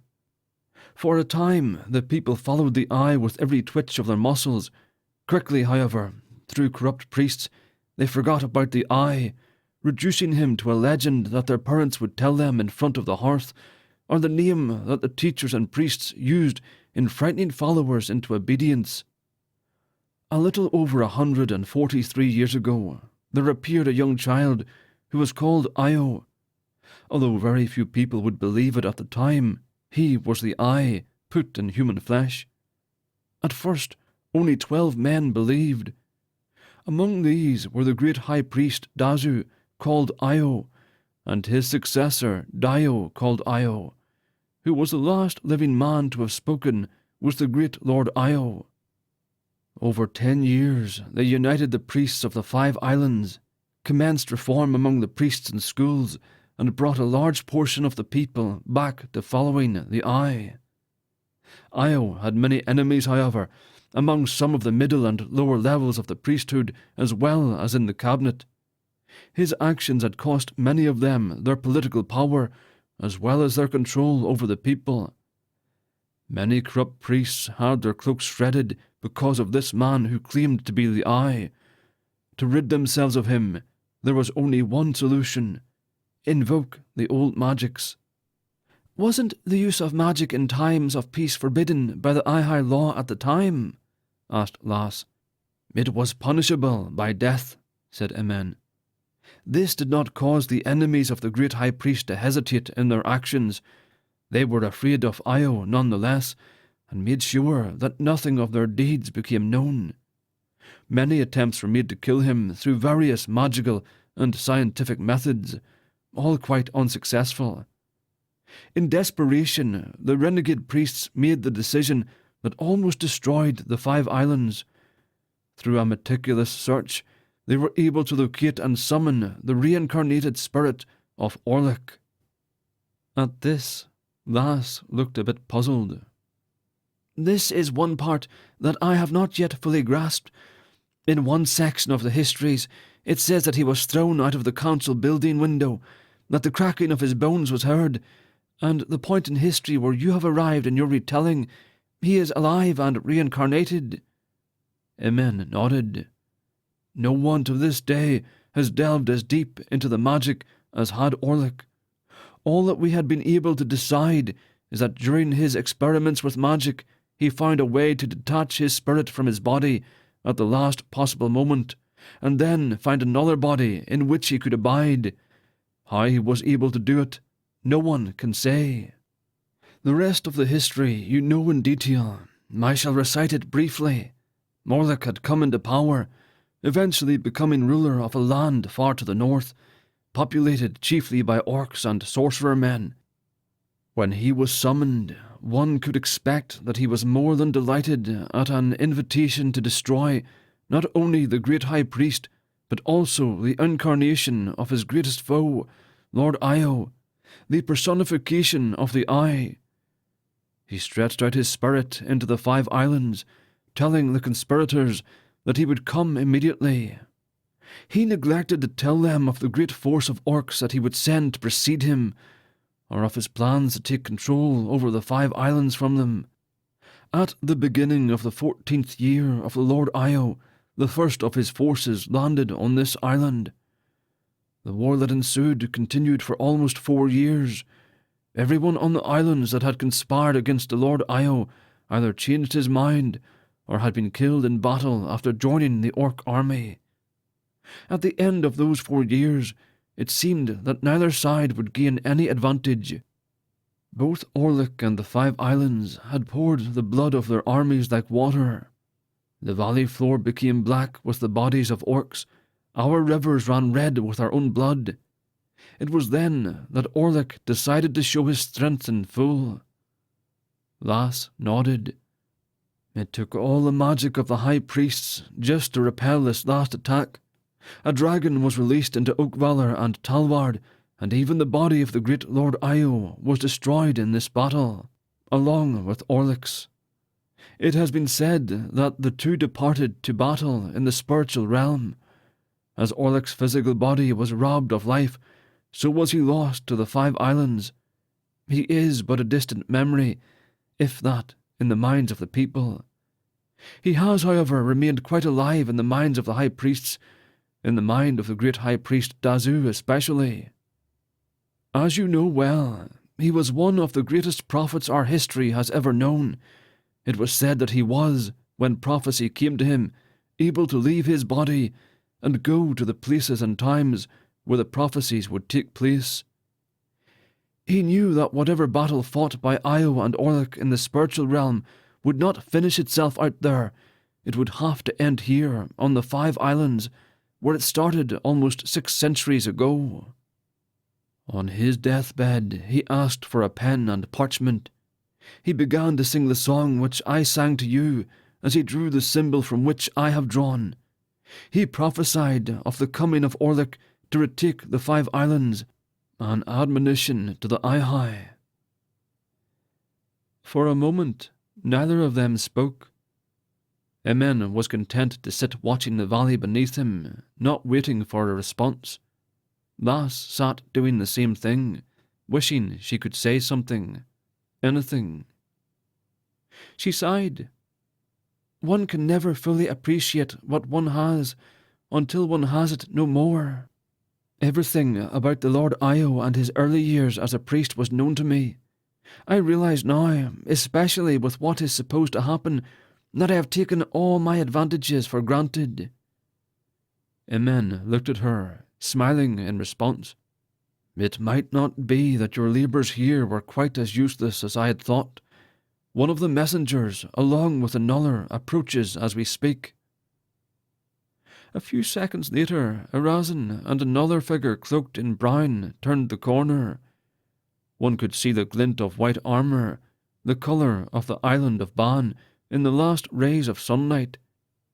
Yet it was not Lady Mellar that came with Erazin, but the eldest of her pupils, Lord Arum, who had also been considered for the high priesthood over the Red Island. It was not the coming of Lord Arum that set the priest and priestess sitting on the stones ill at ease, but the absence of the Lady Mellar. The ceremonies were to be performed the next day.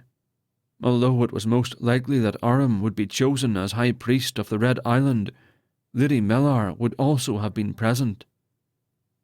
None of this, however, was enough to prepare Emen for what was to come. Lord Arum came and knelt at the High Priest's feet, saying, Hail, Lord Emen called Io, great High Priest of the Ihai. Emen stood, facing the bowing priest. Greetings to you, Lord Arum. You seem to be a bit mistaken. I am merely the lowest of the high priests. Where is the Lady Mellar? Arum got up, his long, bony frame a few inches taller than Emen's. There is no mistake, my lord. As for the Lady Mellar, her end was much the same as that of the Lord Io and the other 3. The others? Asked Emen, choking on the words. The entire council, save for yourself, murdered in their own huts, the symbol cut into their backs. Chapter 12. The Order is respected and feared. Wizards can control the elements, summon powerful creatures, and even control others' minds. The divines help us if they can't. Artevillian, current abbot. Shortly after arriving back at the abbey, Velkyn and Calderon were both summoned to the abbot's chamber. They walked together through the stone halls quietly, each absorbed in their own thoughts. Calderon kept replaying the terrifying events of that morning in his mind, desperately trying to figure out why Prince Renan would have murdered his own brother. Perhaps what Velkyn said earlier about a coup was the truth. Maybe the younger prince was not happy with being second in line for the throne and murdered his brother out of anger and jealousy. Yet, from all that he had heard, both princes were respected and mature, never having any real dispute with one another. It didn't add up. "The world feels darker somehow," Velkyn whispered to Calderon. "I feel it in my spirit. It is as though some unseen force blankets the land." Calderon didn't respond. He considered his friend's words. While he didn't feel what Velkyn spoke of it, it did make sense to him. Perhaps the darkness that Velkyn felt was behind the actions of the young prince. They reached the door to the abbot's chamber and paused, glancing at each other. "What do you think he wants?" Calderon asked softly. Velkyn shrugged in response. "Only one way to find out."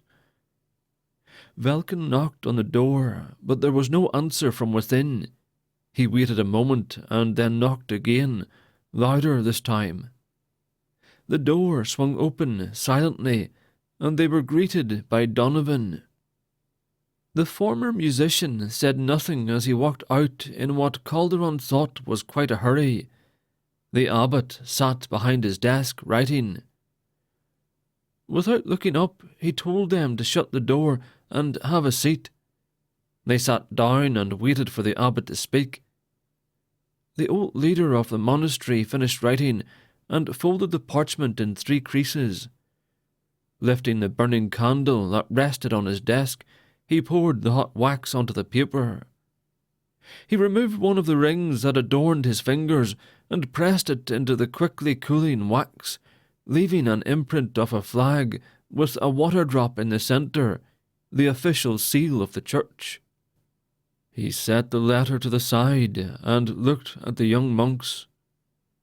It seemed to Calderon that their leader had grown older since that morning. The lines of age creased his face, and his eyes seemed dimmer. "We are in danger," Calderon and Velkyn exchanged looks. Velkyn turned his gaze back to the abbot. "The sphere is safe," he managed to say before he was silenced by the abbot's upraised hand. "That may not be true," the abbot said. He ran his hands through his thinning white hair and sighed aloud. "We fear that the dragon may have escaped the sphere somehow." "How?" both monks echoed in unison. The abbot shook his head hopelessly. "Donovan thinks the enchantment has failed. Perhaps the magic was too old to be strengthened by the music. We can only speculate. He is going to see if our fears prove to be true." Velkyn realized then why he had been summoned with no one left to protect the sphere. His protection may no longer be required. "How can he know if the creature is no longer bound within the sphere?" Calderon spoke up. "Donovan has been the musician longer than any other before him. He has been in the position since he was barely 18, and he is now 90. He has studied the sphere longer than anyone of our brotherhood. If anyone could know, it would be him." Calderon felt fear welling up in his stomach, threatening to overwhelm him. He cracked open his mouth to speak, but nothing came out. His life was over.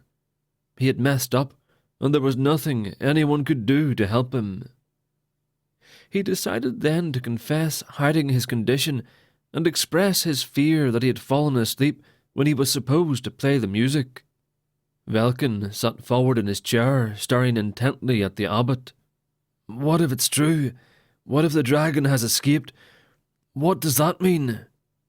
"Absolute destruction," Donovan's voice answered. Neither Calderon nor Velkyn heard him enter. That is what is upon us. His tone was grave and ominous. Donovan walked up to them slowly. The sphere's magic has failed. All three men turned to look at Donovan, alarm evident on their faces. The abbot rose from his chair. And so it begins. What begins? Calderon looked questioningly from Donovan to the abbot. He had the feeling that they knew something he didn't. It is written that the dragon, before it was captured in the sphere, wreaked havoc across the land. It burned entire cities to the ground with its very breath. The only reason it was stopped was because of Oakvalor. The people there do not fear wizards as the people of Talvar do. What begins, Calderon, is the quest to save our world. In order to recapture the dragon's spirit, we must first know where it is. The wizards of Oakvalor are our only option. Velkyn sputtered in disbelief. Our kingdoms have no love for each other. Everyone knows that. The abbot smiled at him. True, but the church's loyalty lies to the divines, not to the crown. We have allies there that will aid us, and the wizards, though they have helped their king in the past, do not concern themselves with politics. They will know the importance of this task. We have lost enough time already, Donovan added. He and the abbot shared a knowing look. Make the preparations. Donovan nodded and left the room. Velkyn and Calderon stared at their leader, waiting for further explanation. Neither of you are ready for this, but you will not be alone. Donovan is going with you. Going with us? Where are we going? Velkyn wasn't sure he fully understood the abbot's meaning. The abbot stared at him, the old man's eyes drilling straight into his soul. He slumped into his chair dejectedly. To Oakvalor, my son. You are both going to Oakvalor. Calderon sat upon the edge of his bed, trying to prepare himself mentally for the journey he was about to take. He should have been getting some rest, but his mind was racing. Truth be told, he was a little curious and a lot afraid. Curious about the world outside the abbey, yet afraid of the unknown all at the same time. He had to travel light and only bring the things he absolutely needed. They would travel by horseback until they reached the mountains, but then they would have to pass through on foot. The abbot had shown them to a room full of miscellaneous items that the monks did not have any need for. He had taken a thick brown travelling cloak trimmed in black silk and some leather boots. They would be leaving under the cover of night so as not to draw any unwanted attention, and there was only a few hours of daylight left. He was glad Donovan was going with them, despite the fact that he was so aged. He trusted him and found comfort in the fact that he was so knowledgeable. He extinguished the candle on his desk, then laid down and tried unsuccessfully to fall asleep. Not far from Calderon's room, Velkyn too sat pondering what lay ahead. Unlike his friend, however, he was not afraid. He was pleased to be leaving the abbey. Adventure was calling his name. He had written a note to Nidell and would leave it for her in the event she didn't visit him tonight. He couldn't leave her behind.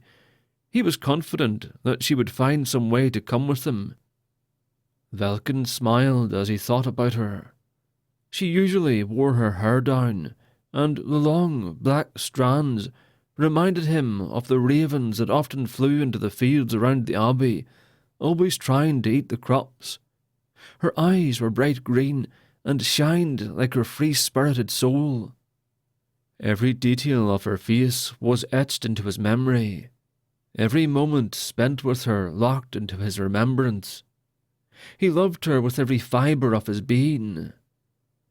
Velkyn stretched out across his bed and stared at the smooth stone ceiling, running their last encounter back through his mind. He drifted off to sleep peacefully. Calderon was awakened in the middle of a pleasant dream. Velkyn stood over him, shaking his shoulder. "Time to leave," he said softly, as if fearing his voice might be heard throughout the abbey. Calderon pushed himself into a seated position, hanging his feet off the edge of a small bed. Donovan appeared in the doorway.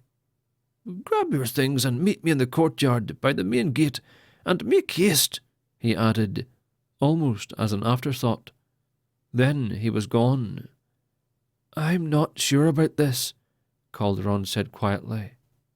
Velkyn's excitement showed in his demeanour.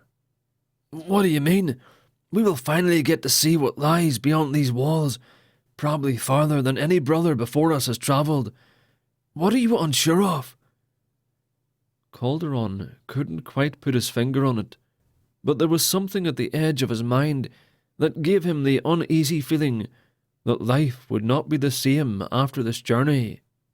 "There isn't anything specific," he said, "but I have the feeling we will soon learn things that will change our lives. It's as if there's a veil and something, whether good or ill, is waiting behind it to be revealed, and I'm not sure that I'm ready for it."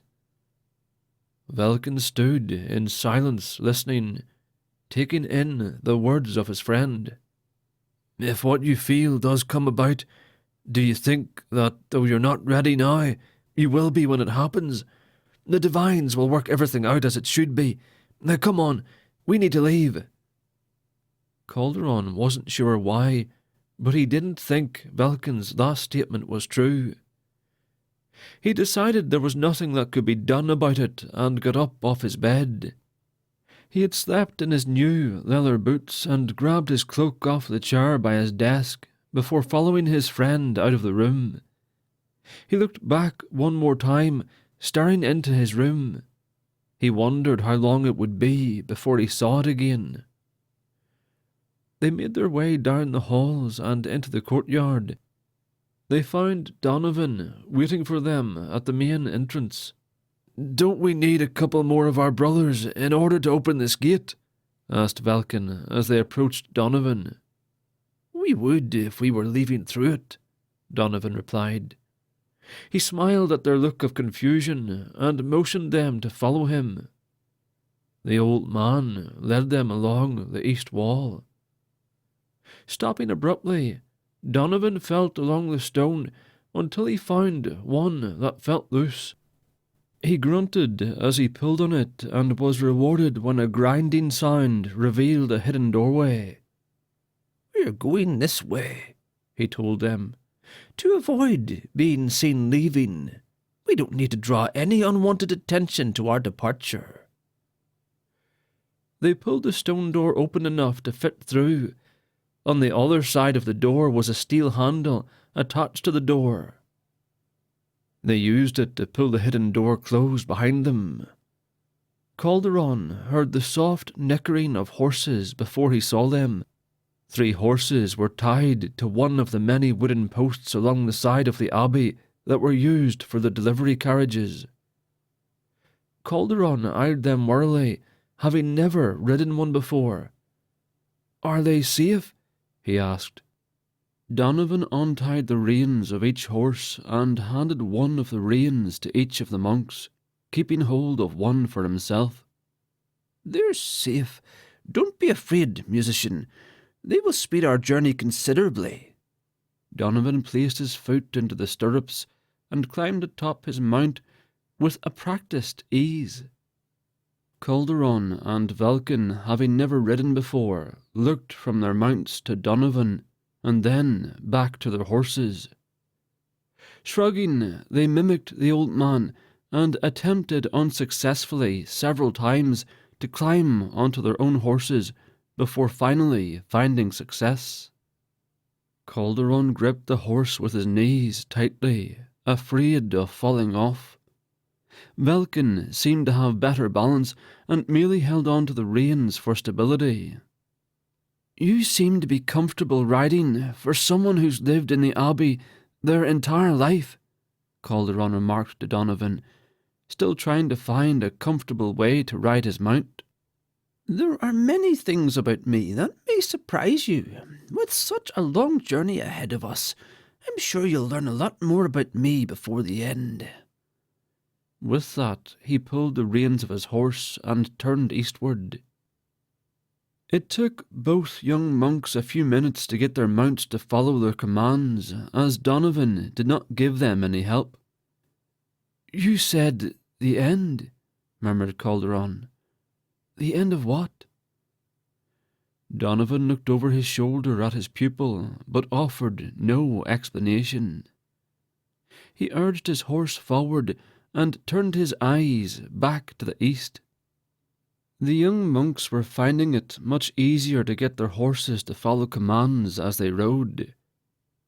"While time is something we don't have enough of, we must conserve the energy of our horses for now.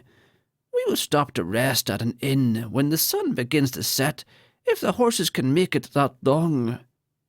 The horses trotted along at a leisurely pace. "What about food and water?" Velkyn asked. Donovan reached behind him and patted a large sack tied to his saddle. "We each have enough to last us a couple days. We can buy whatever we need when we stop each night." Velkyn seemed pleased with the answer and merely nodded to himself. Calderon wondered how his mentor knew where they were headed and voiced as much. "I have been this way before, many years ago," answered the old man. Calderon looked to Velkyn. "Do you think he's hiding something?" he whispered. Velkyn nodded his head. "We are all hiding something. The better question would be, what is he hiding?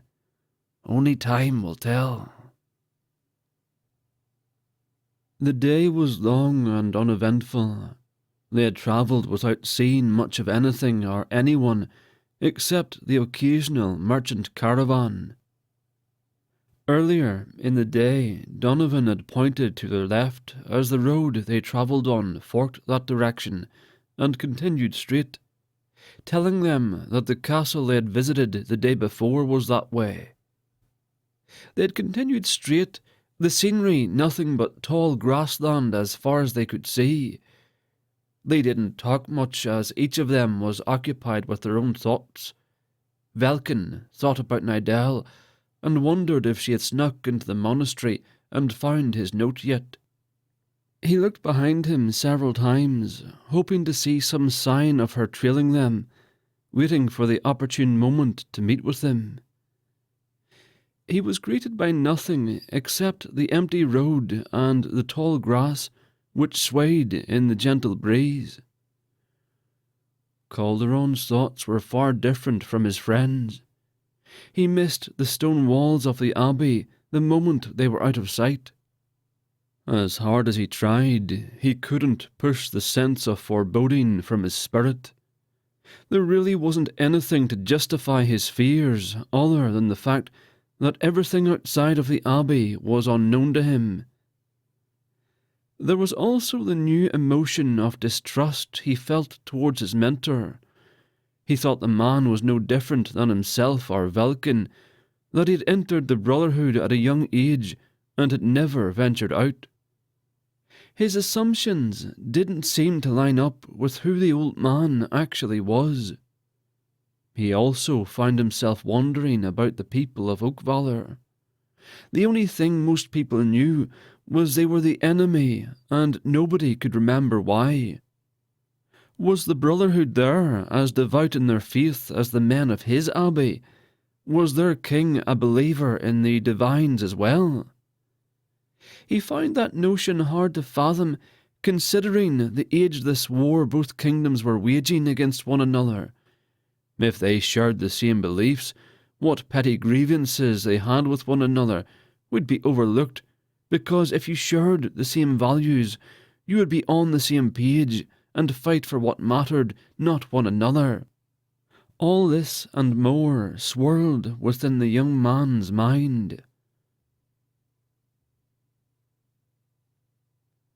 Donovan was as unreadable as a blank page. He had learned many things during his long life, and if there was one thing he knew was a mighty advantage, it was being able to conceal your emotions and intent. He hadn't survived this long by luck.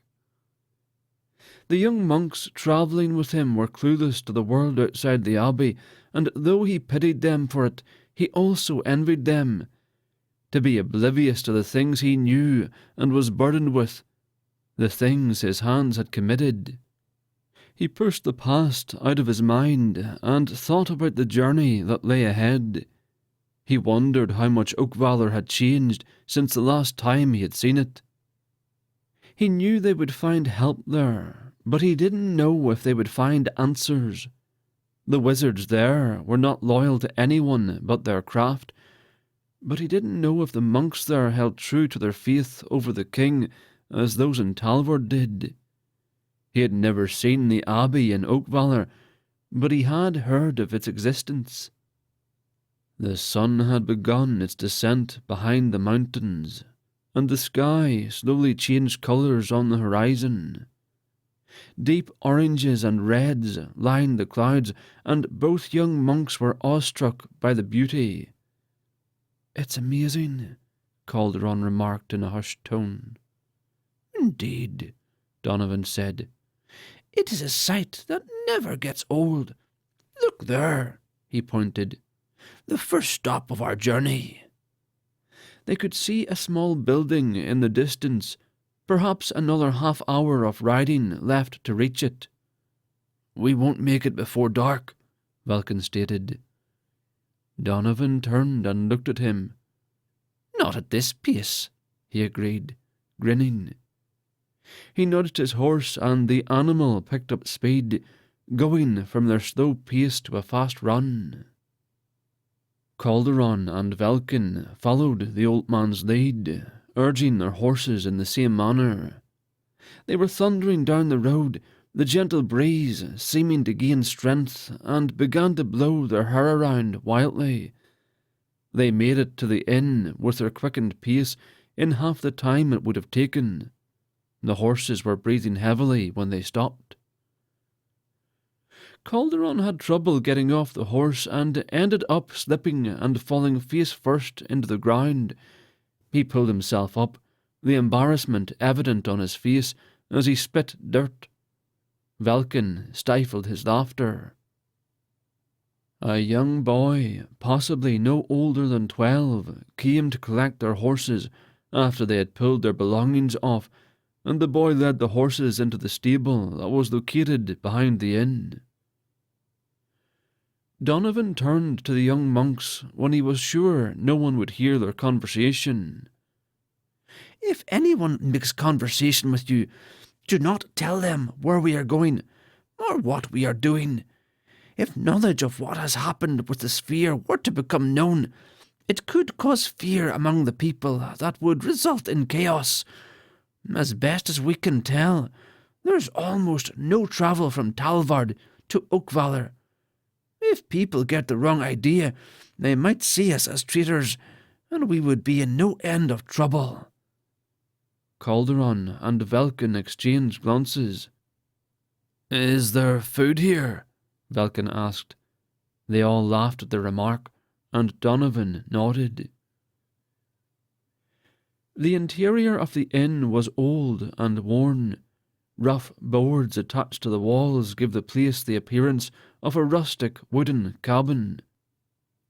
From behind the badly scratched bar, a woman took orders. 10 tables were arranged in a haphazard manner, each surrounded by 3 stools. Around those tables was a minimal crowd, although busy for this inn. The 3 monks made their way to an empty table and sat down. Calderon was relieved to be off the horse, but his backside was numb and his lower back a bit sore. He couldn't wait to lay down. After a few minutes, the woman from behind the bar made her way to them. "Evening, gents. Welcome to Slimere. What you be having?" she asked. The monks found her lack of proper speech annoying. Donovan didn't give them the chance to speak and answered for them. "We'll take 3 orders of whatever the special is, and 3 mugs of water." The barmaid grinned at him, and he noticed most of her teeth were missing. "Water? We ain't serving no water here, except the horses. Ale or cider?" she asked him, still smiling. "Cider." She offered a mock curtsy and sauntered off behind the bar to place their order. "Who doesn't have water?" Calderon asked, baffled. Donovan looked at his pupil and again found himself envious of his ignorance.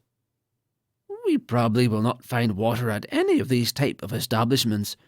They specialize in tasty alcoholic drinks." Calderon's eyebrows raised. Why would people pay to lose their common sense? Donovan shrugged. "Only the divines know." The barmaid returned several minutes later with the mugs of cider and made a second trip to bring their food. On each plate was a mound of chopped, skinless potatoes covered in butter and salt. She casually tossed 3 forks onto the table as she walked away. Velkyn, who had yet to speak, commented on her behaviour. "She seems rude." Donovan merely nodded his head in assertion before closing his eyes. The 2 young monks lowered their heads, and Donovan said a prayer over their meal. "Not everyone in our kingdom follows the precepts of the gods, especially so as we get to the fringes of Talvard. Our order has a rough history." None of them had eaten since midday and found themselves a lot hungrier than normal. They ate in silence. Calderon mentioned the odd taste the cider had, and Donovan knew it was not virgin. He didn't think 1 mug would hinder his companions, and he let them drink it. Velkyn was busy watching the people in the inn. There was a man at the bar who appeared to be taking an interest in the conversation at a table near him. Velkyn shifted his attention to the table as well and took note of 3 men. He listened to their conversation and shook his head. All 3 of them were drunk. Julian Braithenworth had misplaced eyes. He knew this fact, for whenever he stared directly ahead at the beer in his glass, one eye thought it mostly empty, the other mostly full. What other explanation was there for this differentiation of opinionated eyesight than misplaced eyes? He held one unsteady hand before his face and closed his left eye. He concentrated upon the glass behind his hand as he opened his left eye and closed his right. His hand moved. He repeated. Yes, he was sure of it. His right eye made his hand appear higher than his left. Therefore his eyes were all wrong. Crap, he slurred. What's that, Gov? A pale-faced man with a lengthy moustache directed at him. Julian blinked several times and then turned his gaze upon his verbal aggressor. His puffy, red lips pursed as he drew breath. He took an absent swipe at his straight shoulder-length hair, but missed. I think I said crap, Julian replied, making 3 attempts at his glass before his hand grasped it. While continuing to stare at the man, he raised the glass to his moist lips and swigged. Ah, that it is. But we drink the piss, eh? The man chuckled, took a gulp of his own brew, and then turned his attention back to his own table and his 2 companions. Julian sniffed hard as he again turned his back to the group. With nothing better to do, he began to eavesdrop. So, Theo, what do you say? One gruff voice asked. What do I say, Governor? What do I say? replied the man who had addressed Julian. Yes, what do you say? Asked a third. I say, do you like beer nuts? The familiar voice of Theo. That was followed by a series of humming and crunching, then some general noises of affirmation. Now, where was I? Said the gruff voice. You was talking about adventuring. Oh yes, I was. So what about it? I don't know.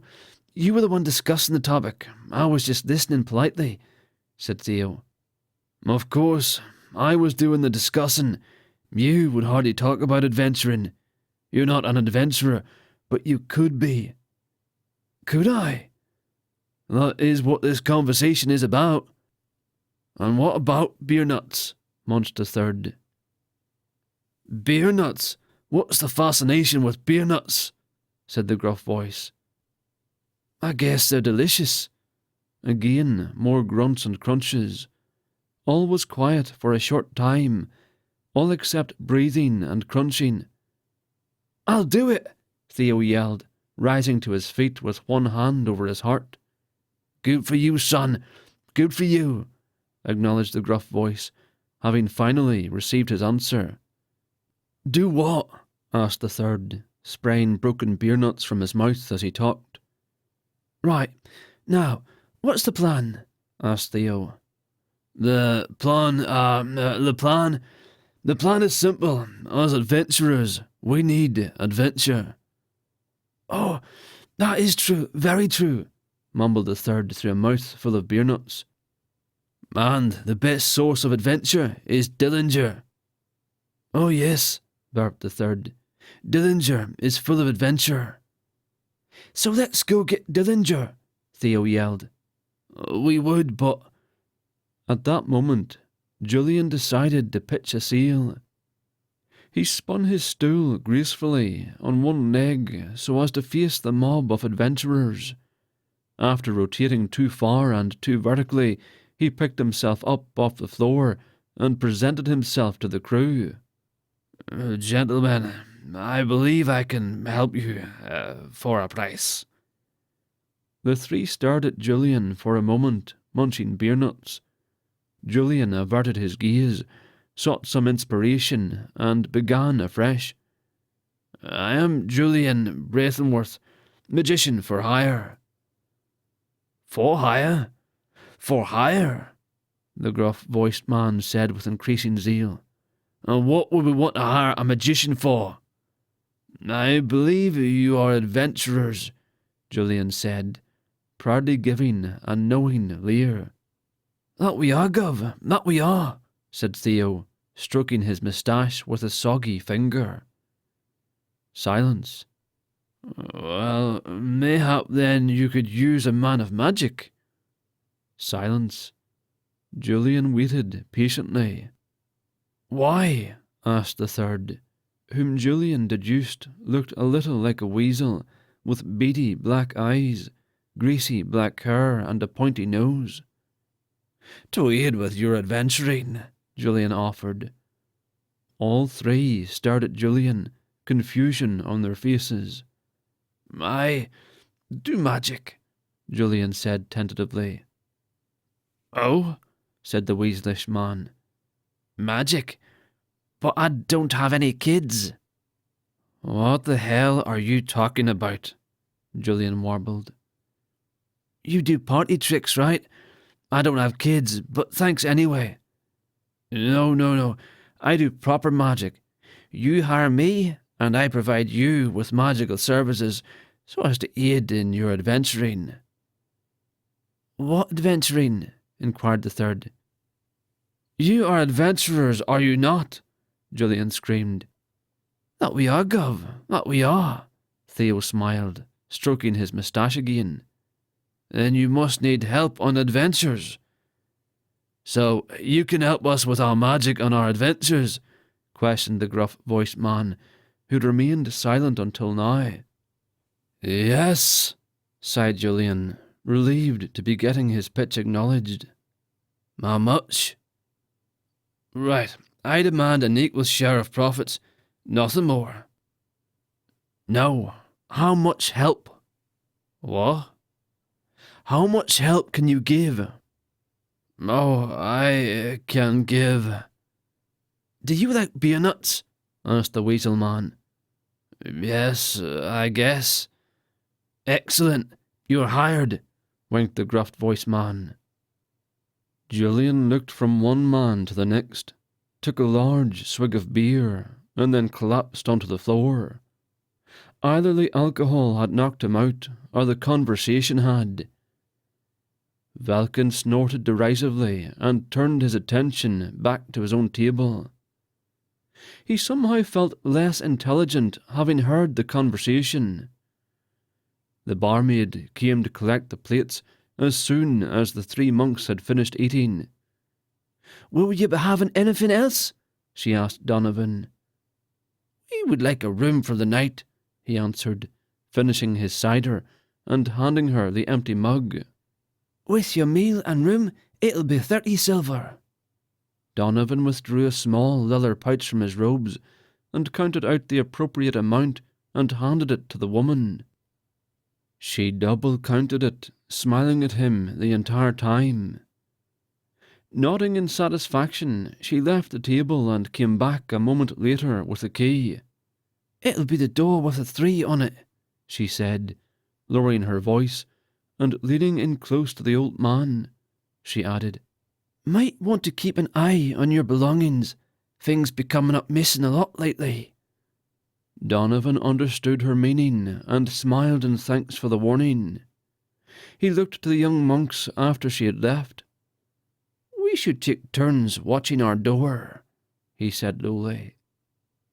The two nodded and rose from their chairs the same time Donovan did.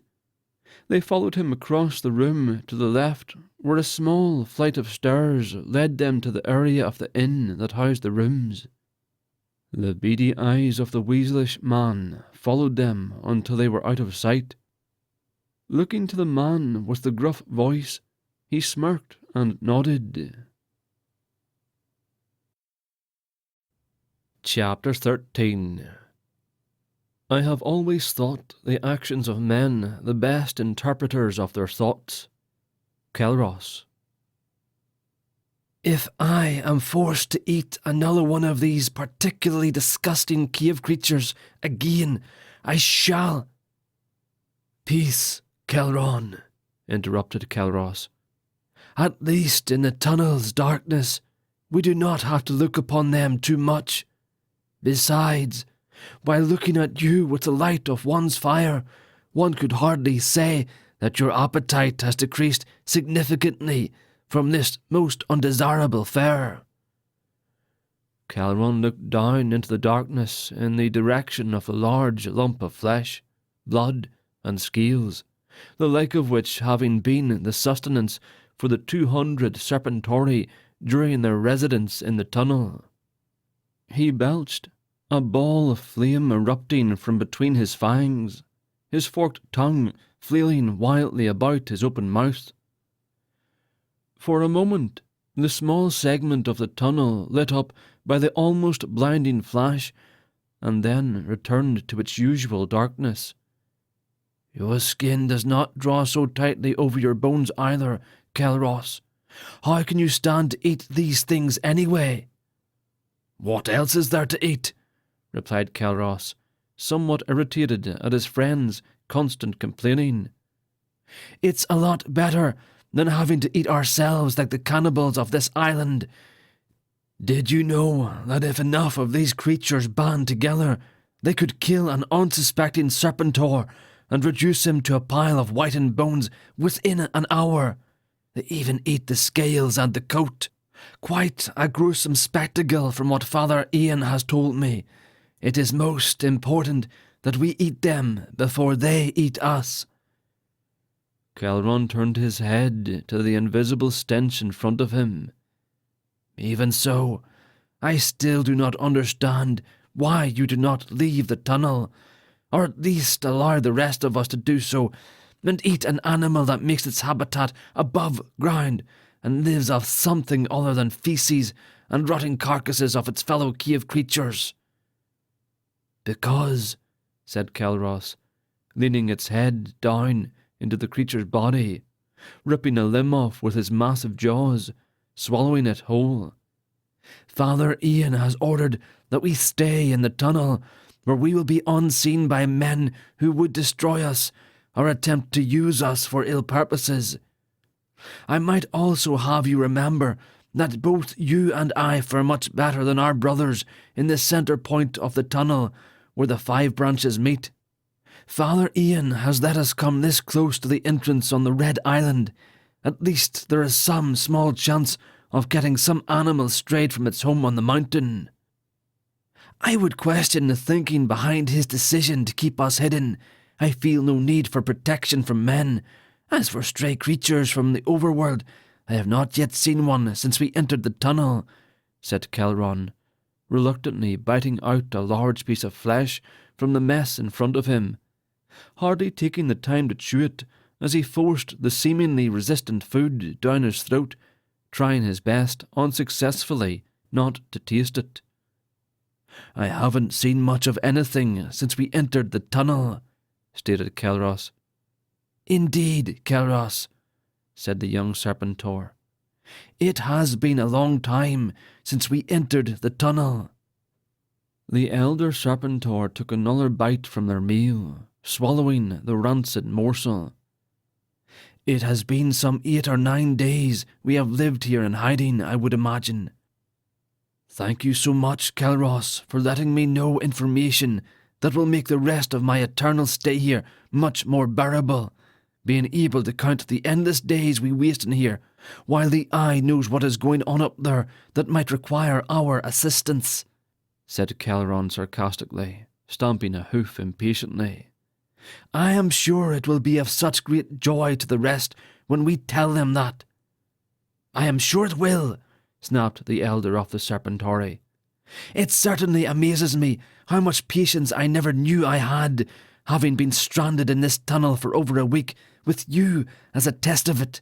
Now, if you will shut your ever-open jaw and stop complaining, Father Ian is coming. I would prefer to listen to some new news from above ground for a change.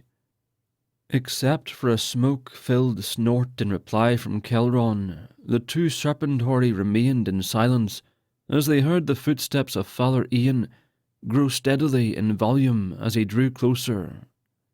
Greetings, cousin, said Father Ian, invisible in the absence of light. How fare you in the darkness of this tunnel? If you could call it fair, we have plenty of the stomach-wrenching little, said Calderon, stopping himself so as not to offend Father Ian. We do not seem to be dying of starvation, Father Ian, he finished. Ignoring his friend's comments, Kelros lowered his head to what was left of their meal and set it ablaze. The smell of burning scales and flesh almost caused the Serpentori to vomit. A light by which to see, and no great loss of good food to Calderon, although our stomachs do seem to agree on the matter of food. Tell us, Father Ian, what news today or tonight, for all that really matters, do you bring from the Red Island? Father Ian cupped his hands over the top of his staff, putting the weight of his body on it, resting his chin on his hands. A large sack lay by his feet. Just about sunset when I entered the tunnel, he said. As for news, mostly ill news, yet maybe some might seem good to the 2 of you. I was afraid of that, muttered Calderon under his breath. Become familiar with it, my cousin, replied the old prophet. You will hear much more such news, and most likely far worse in the near future. Both the Lady Morin and the Lord, I cannot seem to remember his name. The priest and priestess I told you earlier about have both returned from their journeys into the island. How did they fare? Asked Kelros.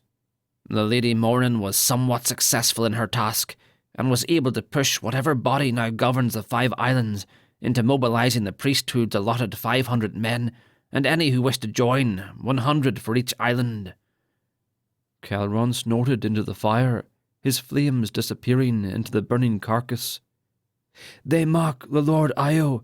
Only 500. "Only 500, confirmed the aged man. Calros flicked his forked tongue about. And of the Lord, the other one, the priest, what of him?" Father Ian looked about him, finding a large enough stone near the fire to his liking, and sat on it. "Much the same, only worse. Of all the priests and priestesses on this island, one has promised his full and unconditional loyalty and aid. The rest have, in a more courteous manner, refused to even acknowledge the Lord Emin, his new position." Calros lowered his head. "Pity for the Ihai. It was not as hard for our race those 500 years past. What precious few surviving priests lived on the 5 islands at the time of our ancestors' departure fought alongside us. This group of priests sounds to be the type that would fight against us." "Yet, by the eye," said Calderon, "how are we expected to fight a host of orcs in the thrall of Orlick? May he eternally rot in the endless depths. With 500 fighting men, maybe 200 serpentori, an ancient though powerful gardener, a handful of warrior priests newly ordained, and 1/10 of the farmers and labourers on the Red Island." Father Ian sighed. "With only what we have, it cannot be done. It is impossible. I have faced many great difficulties in my all too long life. The empires have risen and fallen under my watchful eye. The world has undergone changes in such a manner, and to such lengths, that your language would not have words for it, and I was present. I have fought alongside the greatest of warriors, and have helped to defeat the greatest foes. Even with my assistance, however, this trial that faces the Lord Emin has only been surpassed by one other, some 95 years ago. As with this battle, Orlick was the enemy." "Yes," said Calros, his serpent head nodding. "And this time, the council of the high priests is not aided by the great Lord Io being present amongst its members, if I recall your stories correctly, Father Ian." "In the physical sense, no," said Father Ian. "However, this half-millennium-old battle is between Orlick and the Eye, not between Orlick and the Ihai, though the Orc King would wish to destroy all men, serpentori, and his own people as well. We can rest assured that the Eye will enter the battle." He paused. "In his own time and manner." The old prophet pulled the large sack in front of him, opening it up. "I have something for the two of you. It is not much, but even I make difficult of stomaching the provisions of the caves and tunnels, and I can sympathize with your plight. My innards turn at the thought of eating a creature of this tunnel, or any tunnel for that matter."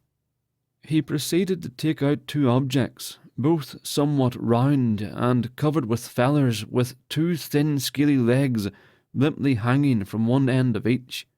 Both were a dark brown in colour, covered in blood, sticking to both the sack and Father Ian's hands. "These used to be chickens, although the struggle which ensued obtaining them has changed that somewhat. I didn't want to use too much magic. The priest would notice any excessive use of magic, and I wouldn't want to betray our presence for the wholeness of 2 dead birds." Calderon stared at the 2 chickens. "After our rather distasteful diet these past days, it looks delicious. Not that I'm saying it wouldn't be delicious otherwise. You will be partaking with us, Father Ian." Father Ian shook his head. "With your appetite, Calderon, I doubt there would be any left for Calros, let alone myself. Besides that, I do not make it a practice to eat flesh, though I have had it in lieu of starvation at times. Before my return to the tunnel, I overstuffed myself with the fruits of the labourers that tend to the orchards. The Eye has blessed them with an excellent harvest this season, most likely the last one for some time." "That is too bad," said Calderon. "Fruits are usually too small for a serpentori to taste, unless eaten in large quantities. I am particular fond of a good wheat harvest, as I believe men call it.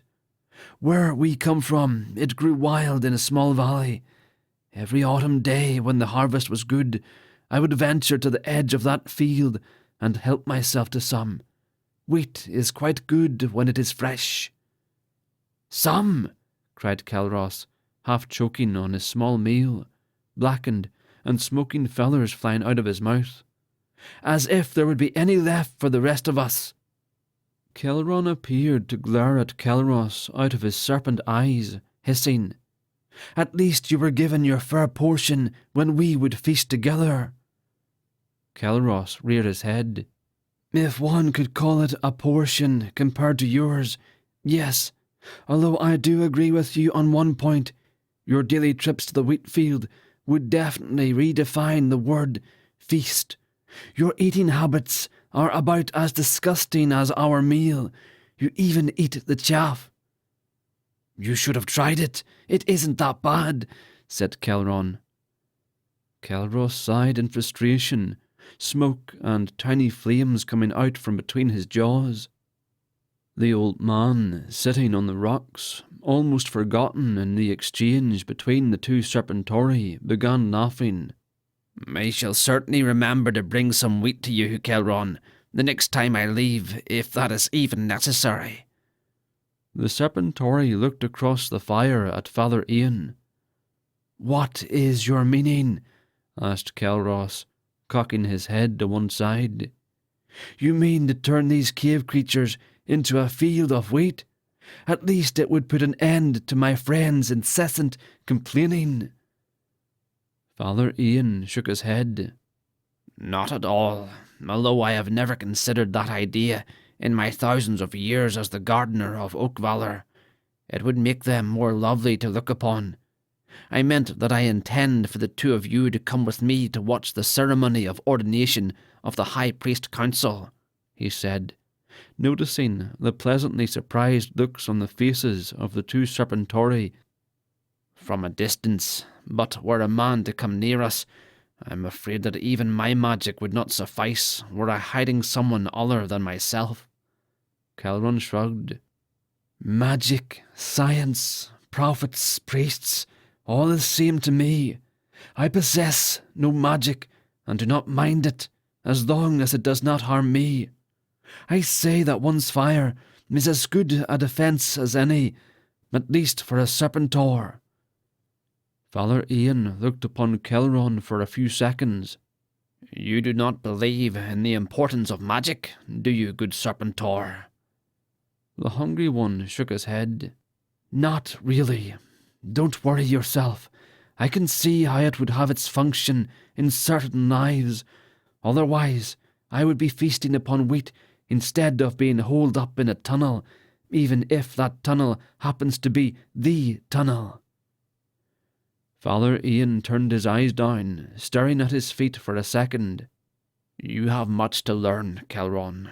The influence which magic has upon us as living beings is far greater than even I can imagine. How does the sun continue its daily trek, age upon age unending, giving light by which to see and a magic by which even the growth of wheat is aided? Or how does the moon and her children, the stars, do homage to their master and bestow the beauty of their light upon the people? What makes earth suitable for crops, or wheat to grow wild on a deserted, unknowing land? There is a magic running deeply through everything that lives and does not live. The fact that the body of a man, orc or serpentor can live, that we think beyond the level of the two birds that have been devoured, is a result of the magic. Even you have magic, Calderon, however limited it may be." Father Ian stood up, stretched, and looked once more upon the two creatures in front of him. "Think on that, both of you, while I am gone. I must see to the other serpentori." Calros and Calderon both nodded as he stepped around the fire, heading for the deeper parts of the tunnel. "Aye, och," they said in unison, using the ancient tongue of the Ihai. "May the favour of the eye be upon you." The aged man looked back at them, their massive figures but shadows framed by the firelight behind them. "Iocon," was his reply. Chapter 14. Most men can survive hardship, but if you want to test his character, give him power. Lord Io. "All 5 murdered?" asked Emen, his face quickly losing its colour. He shook his head. "Surely you jest, Lord Aram." "As well as I might wish that I could, you of all people would know me better than to make light of such heavy matters, Lord Emen," said Aram. "Irazen and I arrived on the centremost island at roughly the same time. We find the other 3 messengers waiting for us. It is they who have given us this tragic news." "The other 3 messengers were sent back to summon those who are to succeed the deceased high priests and priestesses," Irazen added. "While we travelled here before them, the ceremony of ordination will take place the dawn following their arrival." Emen sat back down on the stone, feeling the burden he was to bear settling upon his shoulders, slowly beginning to crush him. "Why must such a thing happen to me?" he prayed silently. "I'm not ready. I cannot, yet I must." He looked upon the 3 people standing around him. 2 of them were good friends, 2 of them fellow pupils of their deceased master. The death of the Lord Io having repeated itself with the other high priests and priestesses on the other islands, all 3 of them would look up to him almost as to the eye himself. They would follow his every word. In turn, it would be his word that would guide each follower to victory and safety, or to death and defeat. The correct command could save the lives of many, while the wrong command could be that which would lead all of his close friends to their deaths. Would he be forced to sacrifice these 3 and many others with them in loyalty to the Eye? Every muscle in his body strained, all but forcing him to fling his body over the cliff face to certain death at the foot of the mountain. His mind battled with equal force to overcome his instincts. He sat upon that stone, his body tense, his mind fighting against his body and for control. One more blade of grass, one more blade was all that was needed to break him. The troubles that were to come upon him by omen of the open tunnel had already begun. Lass laid her hand upon his shoulder. "It is difficult for us all, Lord Emen, when those who mentored us and guided us have departed. More so in the manner of this particular departure. Even more difficult it becomes when we must don their cloaks, seemingly too small to fill them." At the voice of the soon-to-be high priestess, Emen nodded, his muscles relaxing, his mind having temporarily won the battle. "It is difficult, however, for each of you. Lord Aram, you are to become high priest and to sit at my right hand. You will have me to guide you. Fortunate is the lady Lass, who in becoming high priestess of the Red Island will have not only myself, but also the rest of the council to look to. To be envied are you, Irazen. You are yet a pupil, and will have all of us to hold your hand the entire way. Yours is but the responsibility to follow those who lead. As for me, am I to be the one that stands in front, blindly leading everyone across the unknown parts of the future? The way is dark to my eyes. Who have I? You have the council of high priests, said Aram, as well as every priest and pupil on each of the 5 islands. Perchance a mighty band of the followers are the military forces of the 5 islands, said Lass, trying her best to sound hopeful. Irazen cut in. If I may be so bold as to speak to the Lord Io, as you are soon to be called, Lord Emen, as well as the soon-to-be high priest and priestess, Aram and Lass, He paused. He has the eye.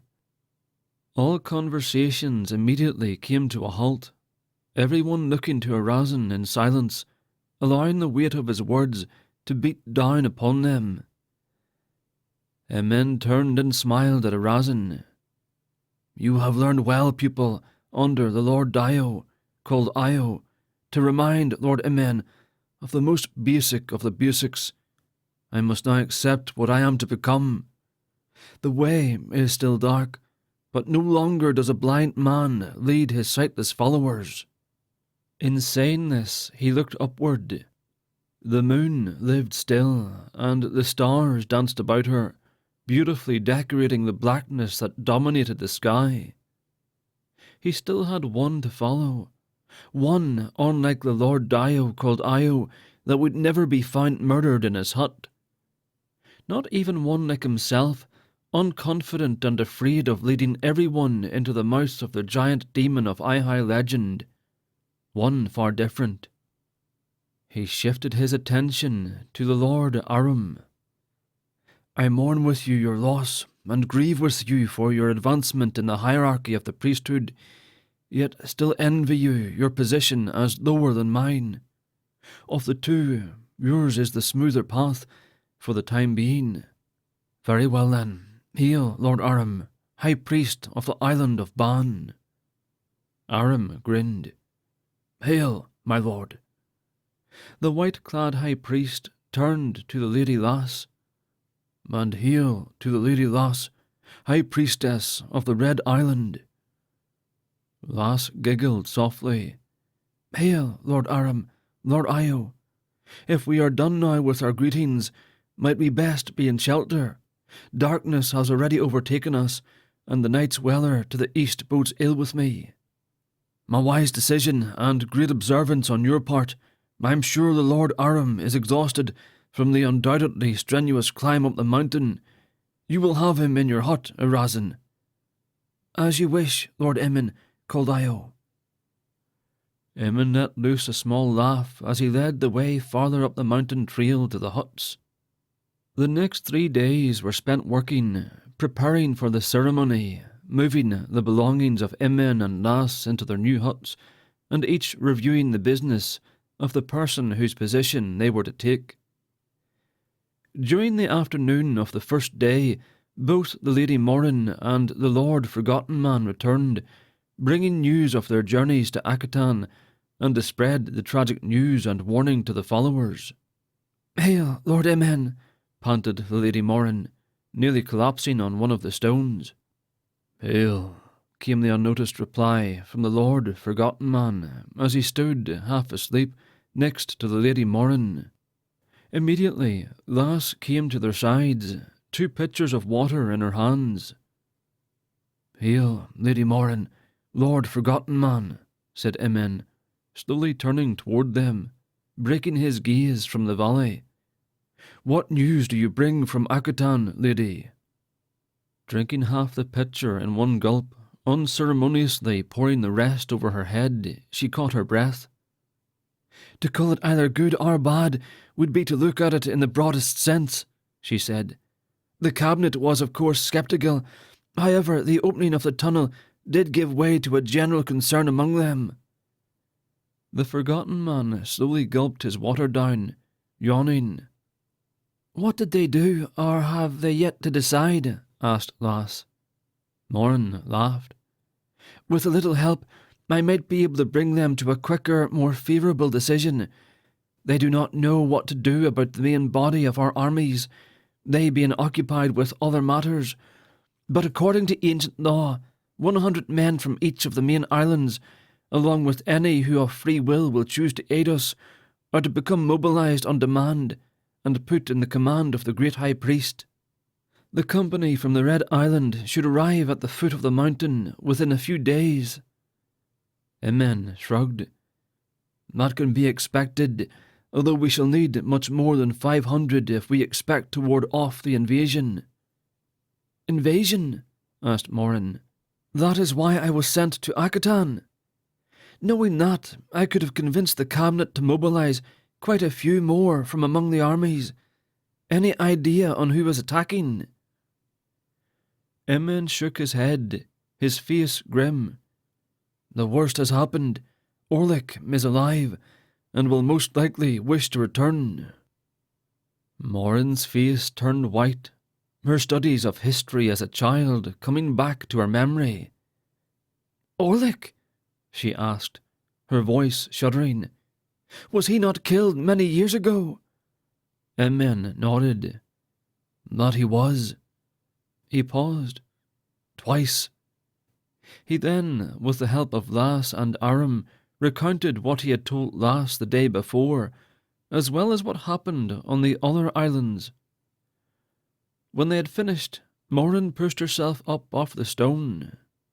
"It seems as though great tragedies have struck all of us, Lord Aram. However, I envy not your new position." Aram solemnly nodded. "Indeed, tragedies strike all of us. Every priest on the 5 islands by now grieves with you, feeling your loss as their own." Morin pushed her long, dark brown hair back with her hands, squeezing the water out of it. "Such is my story," she said, "with one small hope. More discouraging is the account of the Lord Forgotten Man, if you wish to hear it." All looked toward the Forgotten Man, who by this time was beginning to doze off. At the sound of his name, he groggily opened his eyes, yawning. He stared blankly at the rest of the group. "My story," he droned in a low, monotone voice, typical of a creature that has not slept well, "might be similar to that of the Lady Morin, yet much more disturbing. The priests of this island might be the youngest our history has seen, but must they be the weakest, the most sceptical and power-hungry? Rejection. That is all I received for warning the priests. Of course they were courteous, as is customary to a priest of higher seniority, but their unbelief was tangible, even through the front of respect. Of the 10, only one I could discern actually believed my story and agreed to give us any help. He said he would warn the followers under his care and have them make standard preparations." "The others?" asked Emin, taking in what had been said, evaluating his next action. The Forgotten Man yawned, sipping water once more. "They tried to sound as helpful as they could. Empty words. They agreed to talk to the followers under them. The next time I come to them, a general consensus of the followers' opinion on the matter will be given to me. They would promise me nothing more." Emin solemnly nodded at the report of the Forgotten Man. Mirazan gritted his teeth, suppressing his anger at the backslidden priests, a few of whom had been his best friends during his earlier years of studying for the priesthood. "'Tis grievous news you bring us, Lord Forgotten Man," said Emin. "It will make our task much harder. It might be too late for some people. I believe I shall meet with some of our priests soon." "Who, pray tell, was that one good priest?" inquired Lass. "He might be of some help to us." The Forgotten Man pinched himself, trying to keep awake. "Interesting that you of all people would ask, my lady.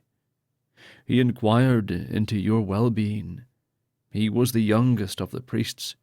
His name was Eros." "A pupil," explained Lass, "studying for the priesthood 2 years ago, as good a man and priest as one could ever meet. After being ordained, he was sent to do work away from the mountain. I must have caught his eye. Never could stand looking at him, however.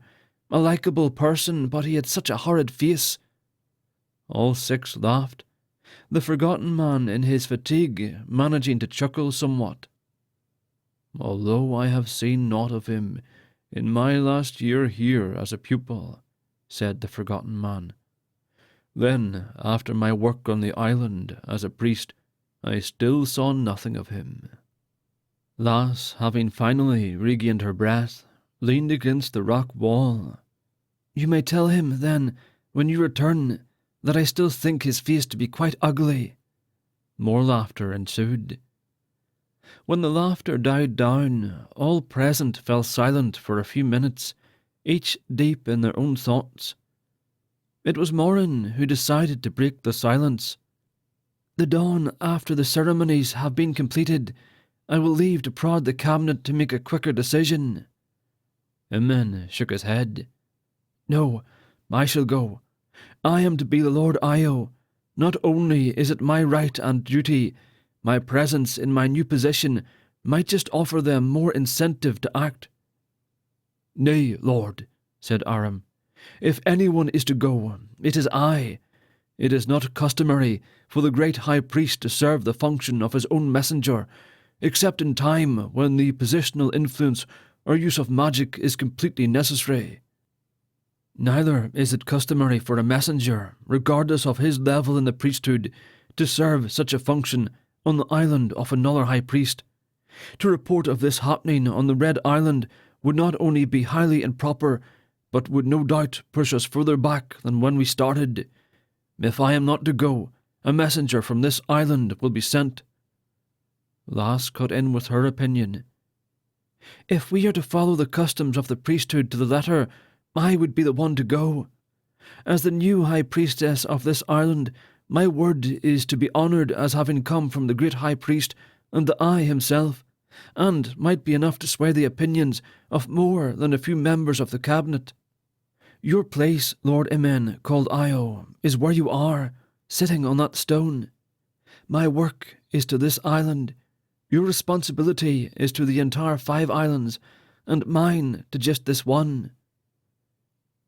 "She's right, Lord Io," said Arazin somewhat timidly. "If I might be so bold as to speak, my lord, you will be needed for the managing of the affairs of the 5 islands combined. The affairs of this island might need close attention as well, but that would be the duty of the high priestess and priests of this island." "Very well then," said Emin, a bit cross at having been corrected by his soon-to-be pupils. "It shall be the Lady Lass." He got up from his seat on the stone. "I have yet more moving of materials from my hut to my new hut to finish before the day is out." He looked over at the forgotten man. "If I were that poor priest," he said, loud enough to wake the sleeping priest, "I would wake up for a time long enough so that I could be accompanied by the new great high priest to my hut, where sleep would be slightly more comfortable than on such a cold, hard stone." Emin achieved more than the desired effect. The forgotten man, having been shocked awake at the loud voice of the new great high priest, immediately jumped, his cloak falling out of place. He quickly bowed to Emin, causing his cloak to fall completely over his head. While struggling to get it off, he tripped, falling face first on the ground, entangled even more in the folds of his cloak. The others laughed, helping him to his feet and removing the cloak from him. The exhausted and embarrassed priest quickly grabbed his cloak from them, folded it over his arm, and red-faced walked up the trail to the huts with Emin. Chapter 15. If a man's character is not clear to you, look at his friends. The Book of Faith. Calderon woke with a start. Sunlight was beginning to filter through the patched material over the window that was considered a curtain. He sat up quickly and looked to see if Velkyn or Donovan were up. He could tell by the rhythmic breathing they were still sleeping. It had been his turn to watch the door. It seemed that his disorder had reared its ugly head again. Calderon went to stand up and almost screamed out.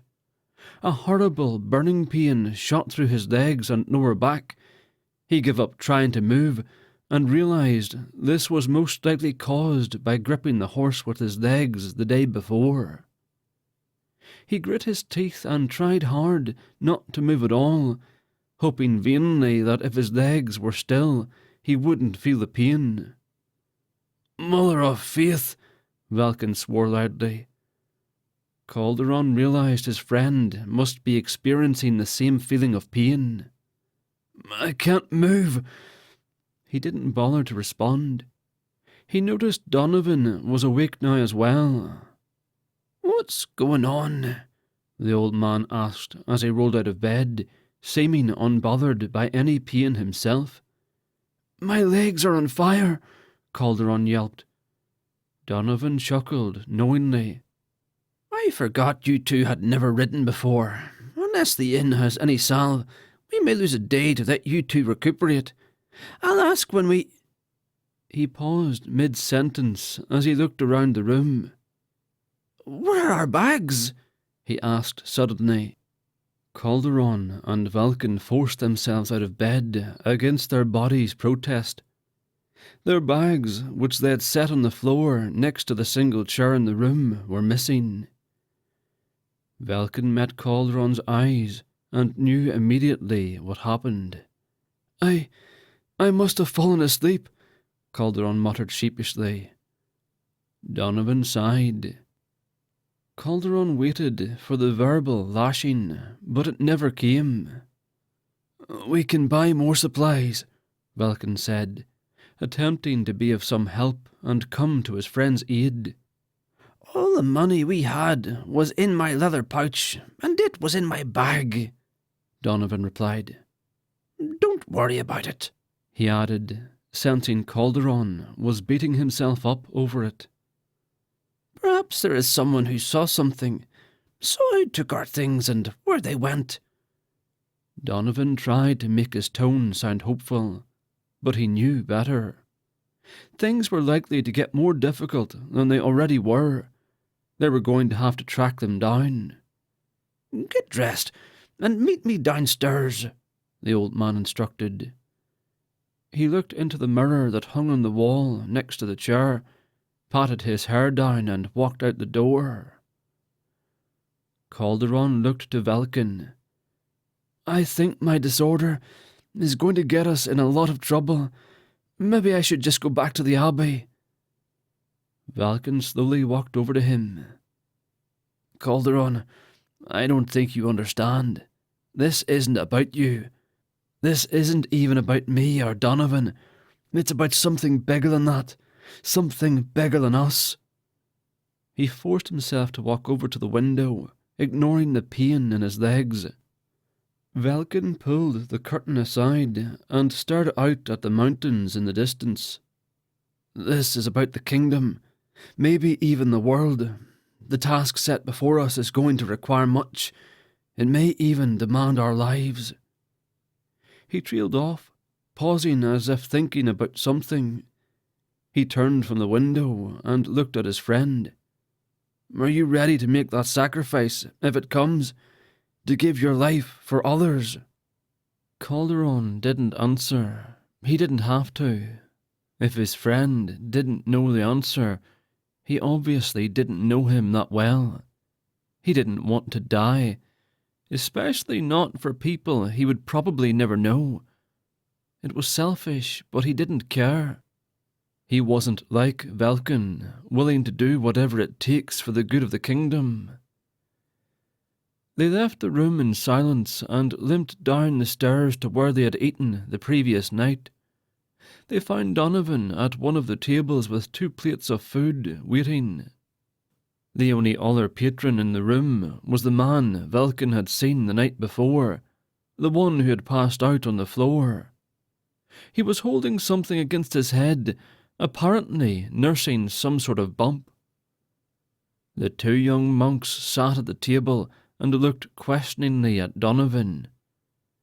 I thought we didn't have any money, Calderon asked quietly, looking around warily, even though they were essentially the only ones in the room. Donovan smiled and nodded toward the barmaid behind the counter. It was the same woman from the night before. It's already been paid for. No one saw anything. She said this has been a problem only recently. Guests stay and then their things go missing. No one ever sees anything or anyone.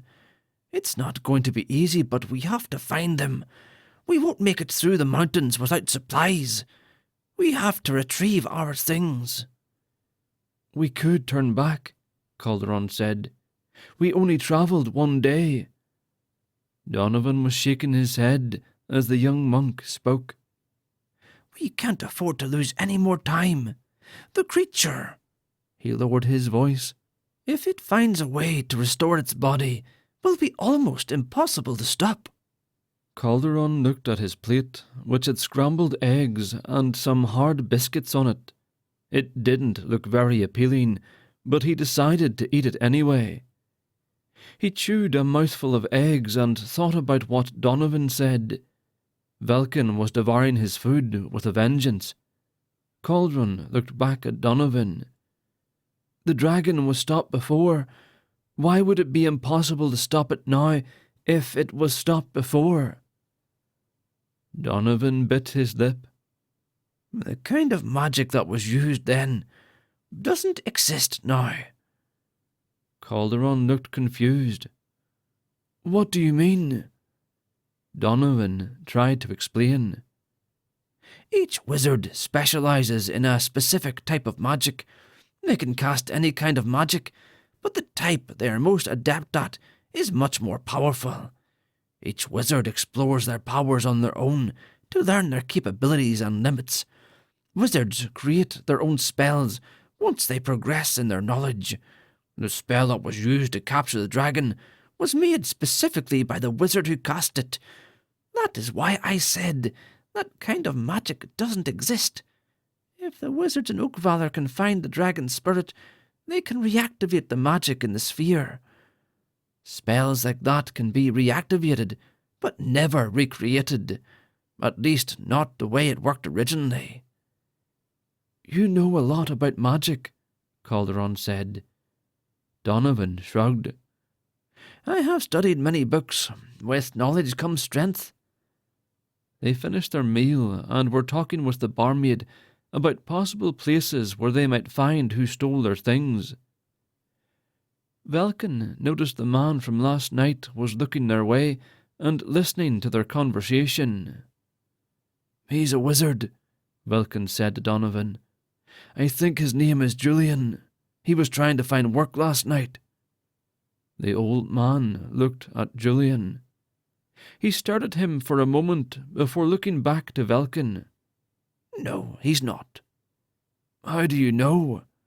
Velkyn questioned. Donovan sighed. "We're still in Talvard. If he were a real wizard, he certainly wouldn't be parading that knowledge about. The massacre might be a thing of the past, but people still don't trust those who practice magic." As they rose from their chairs, so did Julian. They thanked the barmaid for the food and the information and left the inn, making their way around the back to collect their horses. "Gentlemen," a voice rang out. Donovan turned to see Julian stumbling toward them. "I believe I can help you," he said, brushing off his pants and straightening his shirt. "I am Julian Braithenworth, magician for hire." Donovan snorted in response. "You're not a wizard." Julian's face scrunched up in a look of indignation. "I most certainly am," he shot back. "I can do magic." This last sentence was laced with smugness. "Even if you were a wizard," Donovan said, "we don't need one. We've got enough to deal with right now, and if I were you, I wouldn't be telling people I was a wizard, even if I was. The people here aren't so accommodating to wizards." Turning back toward the stables, the three monks collected their horses and thanked the young boy who had made sure they were taken care of. As they came out, they found Julian waiting for them. "Let me demonstrate," he offered. He put his 2 index fingers to his head and began mumbling something under his breath. Seeming to discover something, he looked back at them and smiled. "You're looking for something." Donovan urged his horse forward and rode past the man without a second glance. Velkyn followed suit, but Calderon held back. "What are we looking for?" he asked Julian. wondering if the man really did have some magical powers. Julian glanced about as if he were going to reveal some sort of secret. "You're looking for something that belongs to you." Calderon frowned at Julian. "Some magic," he said. He urged his horse to move, feeling the burning pain in his legs, starting to feel like 1,000 tiny ants biting him. The man wasn't as useful as Calderon thought.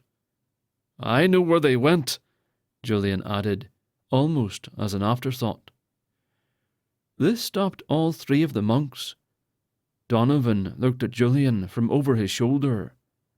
"You know where who went?" Julian realized that he might have found his inn. "The people you're looking for. I know where they went, but you'll have to take me with you." Donovan looked at the 2 young monks, then back to Julian. His conscience told him it was a bad idea. The man was obviously a schemer, but if he did know something about their missing belongings... "Do you have a horse?" Donovan questioned. Julian shook his head. "No, I have something better." He disappeared into the stable and returned a moment later with an odd-looking creature. It was much shorter than their mounts and covered in grey fur. A dark brown stripe ran the length of its body, beginning at its nose and continuing to its tail. A similar stripe ran from one shoulder to the other, forming what looked like a cross shape. It was an odd sight to the 3 of them, and Julian riding the creature made it look even more ridiculous. "Where are we headed?" Donovan asked, eyeing Julian dubiously. "South," Julian answered. "To Dillinger." "Dillinger? Why Dillinger? I hear it's full of nothing but cutthroats and thieves." Julian nodded. "That it is. It's also a place full of adventure. We will certainly find them there." "How do you know we will find who we're looking for there?" Velkyn chimed in. "How do we know you didn't take our things and you're leading us off to be killed?" Julian looked shocked that someone would accuse him of such things. He forced his animal to stop and looked at Velkyn. "Because I can do magic," he said with a wink. Dillinger was a dilapidated town. The entire place was once protected by an enormous stone wall that rose at least 12 feet high. Here and there, entire sections of the wall lay crumbled upon itself or entirely missing. The 3 monks and Julian entered the town through a large archway that used to be a guardhouse. The massive iron gate was useless now, and lay rusted on the ground. Calderon looked warily at the various buildings that were abandoned, or at least appeared to be. Where many of the doors and windows should have been, boards and soiled sheets covered the openings.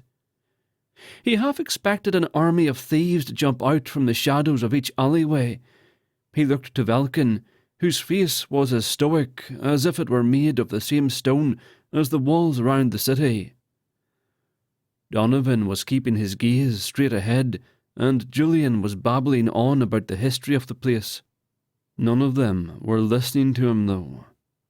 They didn't see anyone, not even in the shadows, as they made their way deeper into the city. As they headed toward the centre of the city, the buildings became more maintained, some of them even painted and operational by their outside appearance. As they rounded a corner, they could hear the faint sound of music. It got louder as they approached a 2-story brick building. A sign hung over the front entrance that was weather-worn and unreadable.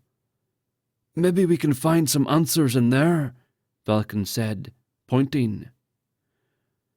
They all exchanged glances and decided it was a good place to start.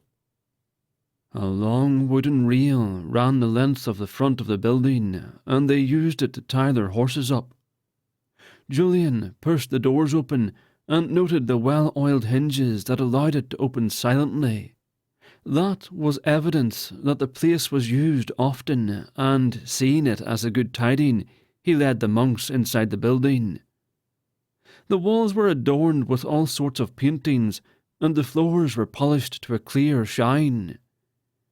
The elegance of the interior belied the room full of customers, all of whom appeared to be criminals. There were several people working behind the bar. All but one of the tables were taken, and as Julian looked about at all the patrons, he recognized 3 men.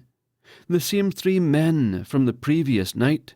"There," he muttered to Donovan, nodding his head in their general direction. "I am about sure they're the men you're looking for." Donovan led them to the empty table, and they all took a seat. Donovan leaned into the middle of the table, motioning for the 2 younger monks to do the same. "This is a dangerous place. I suspect if we accuse those men of taking our things, the whole inn might attack us. We need to figure out if these men really do have our things before we accuse them. Any ideas?" "We could find out where they are staying and search their room," Calderon suggested. Velkyn smiled and looked at Julian. "We could send him over there. Let them take him in on their adventuring and find out for us." Donovan considered both options and honestly didn't have any ideas himself. The quicker they retrieved their stuff, the quicker they could get back on the road to Oakvalor. Donovan glanced at Julian, and though he still didn't trust the man, knew their options were limited and they were short on time. "Go work your magic," he said sardonically. Julian pushed his chair out and stood up, pausing a moment to smooth out his clothes, and then walked over to the table where the 3 men were sitting. "Hello," he greeted. "I'm Julian Brethenworth, magician for hire." "Stay close and keep quiet," Donovan bade the younger monks. After a considerable amount of time and ale, Julian had convinced the 3 men again that he was a magician who could help them. The men had left the inn with Julian in tow, and the 3 monks followed them from a safe distance. They made their way down several streets, seeming to travel deeper into the city. The buildings all looked similar in design to those near the nameless inn they had just left. "I still don't trust this Julian," muttered Velkyn, casting worried glances every few steps. "That makes 2 of us," Donovan replied. "But he is the only lead we have." They watched as Julian and the other men stopped at one of the buildings. One of the men produced a key and unlocked the door. They entered the building, and the sound of the door closing echoed off the neighbouring buildings throughout the street. "Let's get a closer look," Donovan suggested.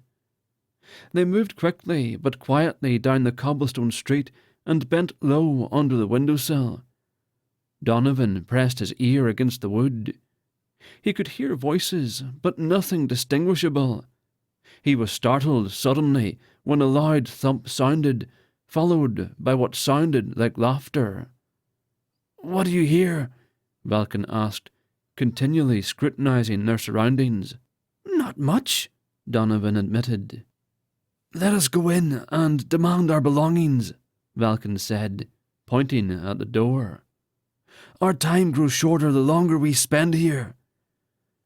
Donovan considered the young man's words. It was true that time was slipping away, but he didn't feel comfortable barging into the divines knew what and possibly getting them all killed. Their mission was bigger than some highway thieves. "You are the only one skilled in the art of fighting," Donovan finally said, looking to Velkyn and Calderon. "Then I'll lead the way," Velkyn answered simply. Donovan sat silent for long moments, unsure what to do. Finally, he shrugged and pressed his ear back to the wall.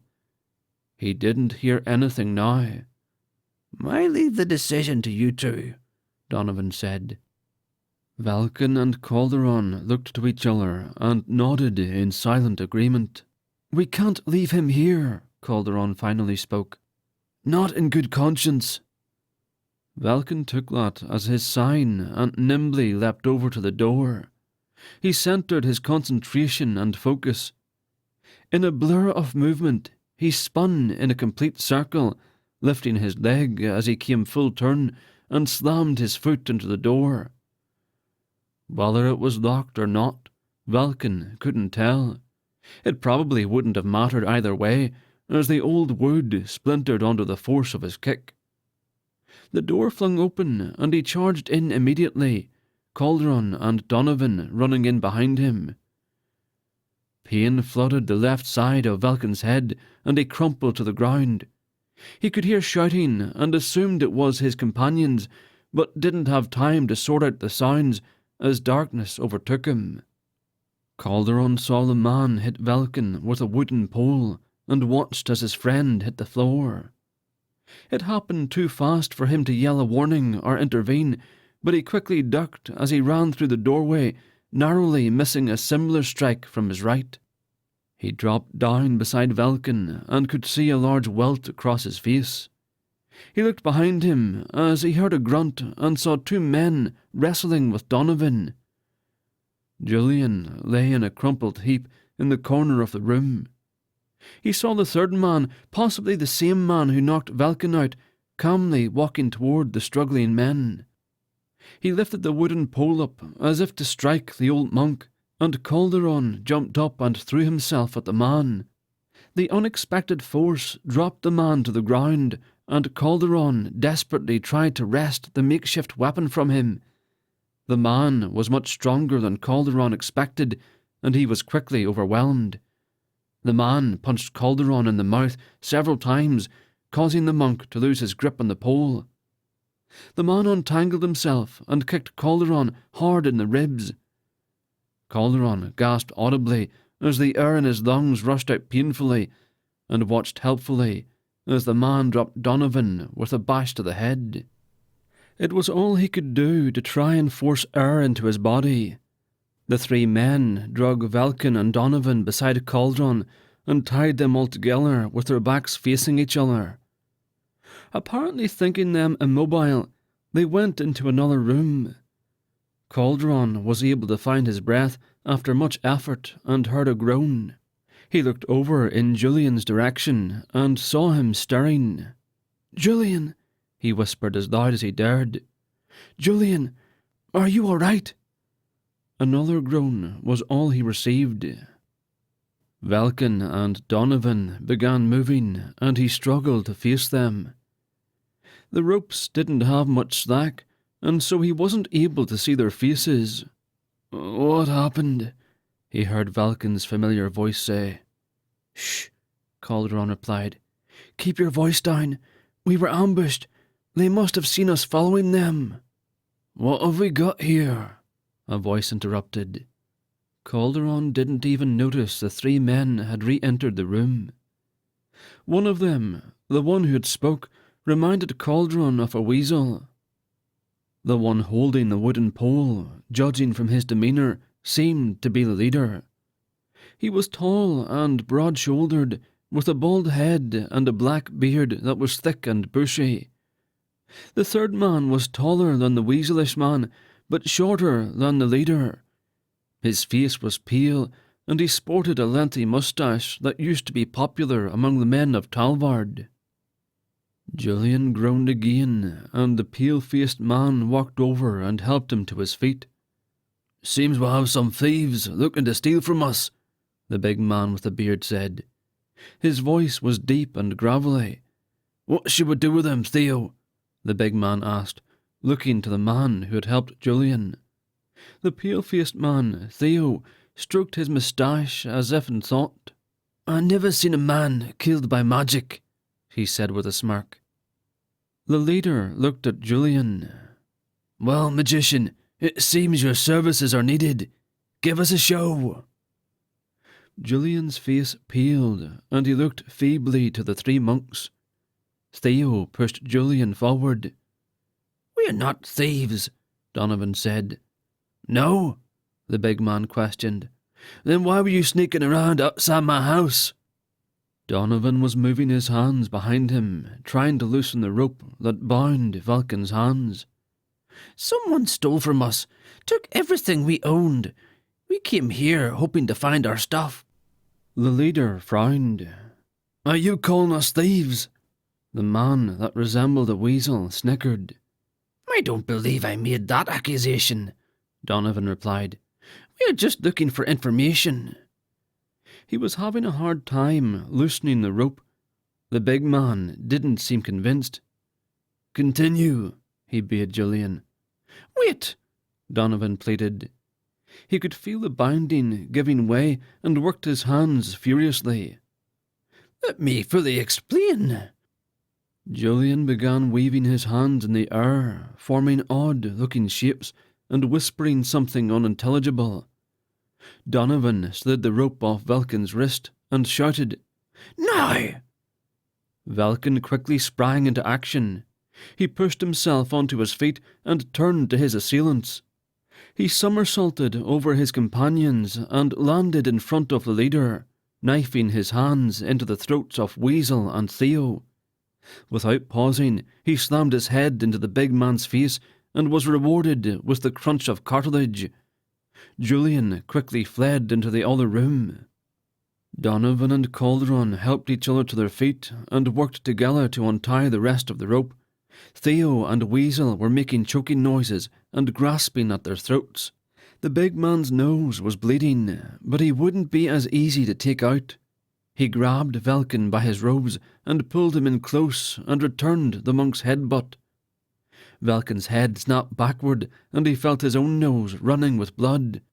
He brought his arms up, palms together, between the big man's arms and pushed them outward, breaking the leader's hold on his robes.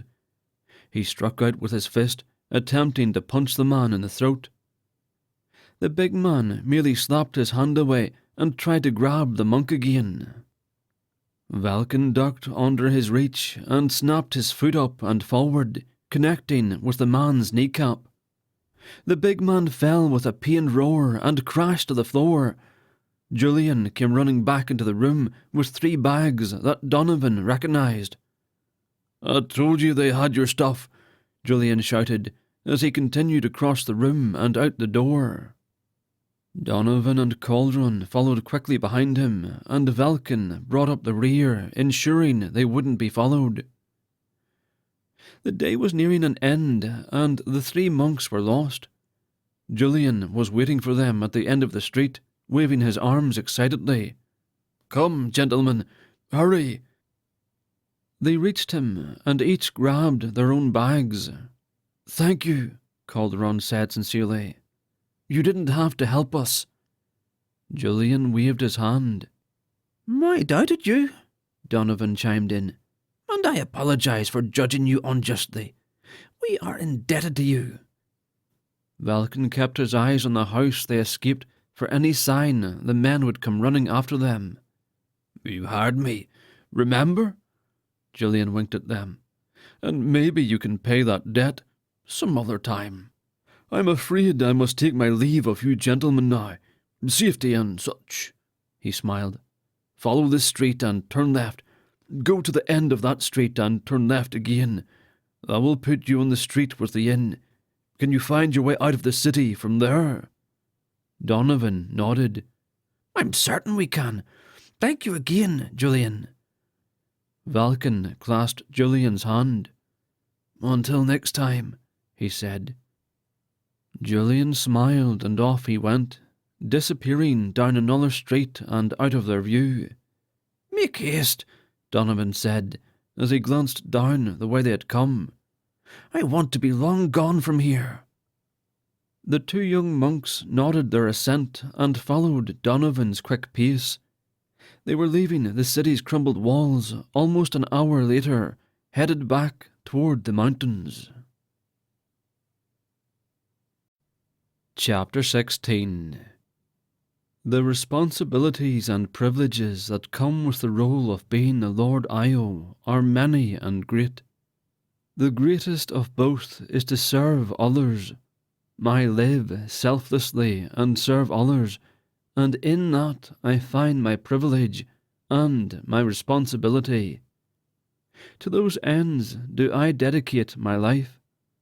Lord Imen called Io. The sun peered over the southern hills of the Red Island with a seeming reluctance, hesitating slightly, before continuing its journey upward into the sky, greeting that portion of Oakvalor in its full brightness. The moon had already deserted the expanse, leaving it full of the trailing stars until the time when the sun should blot out their track over the horizon with its glorious presence. Not a cloud, grey, black, or otherwise, was to be seen on that day.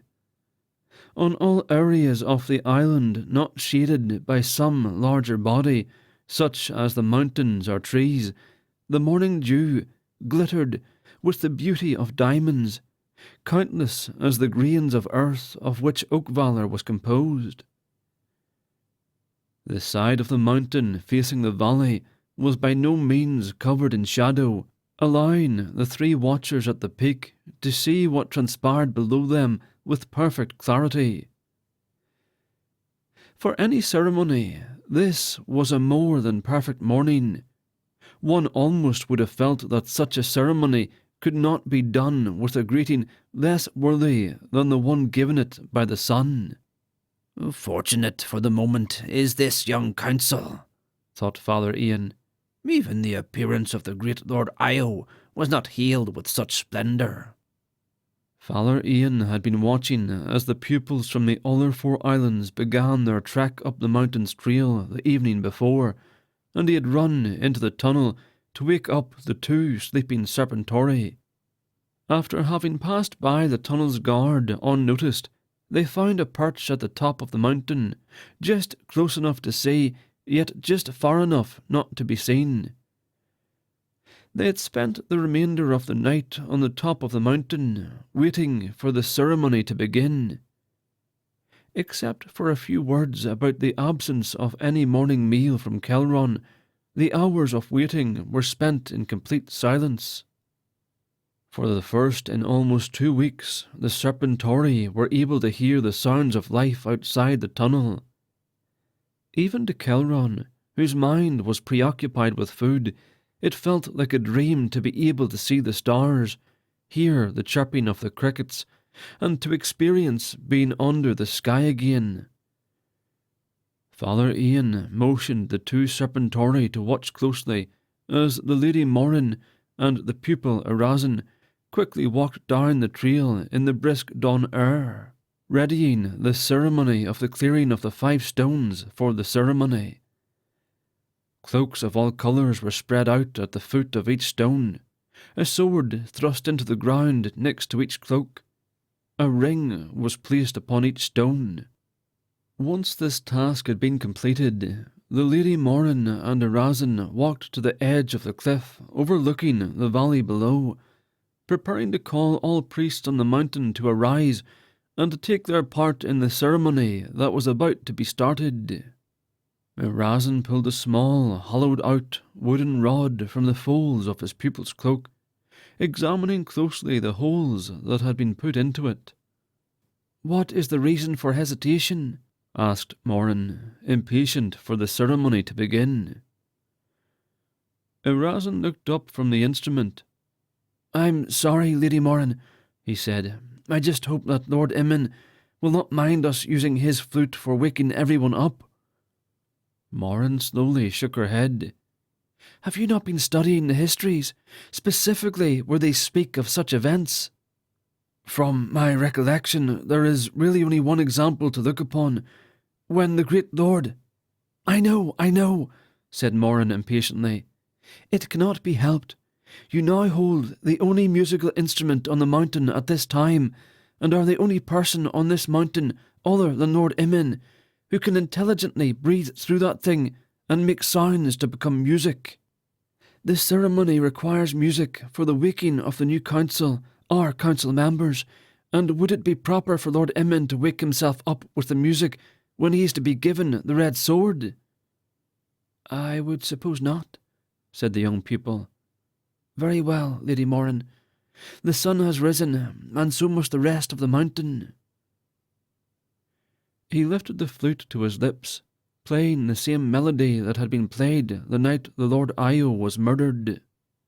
At first, to the disapproval and impatience of the Lady Morin, the sound was weak, his breath barely making any music come out at all. Gradually, however, Arazin gained more confidence in his playing. The sound became stronger, sweeter. Life seemed to surge anew through everything that could be seen at the music played by the pupil. The sun, its lower part finally escaping the bonds of the horizon, seemed to shout for joy in all its splendour, in thankfulness for its very existence. Arazin turned around after finishing the song, finding most of the group already standing behind him, listening to the music.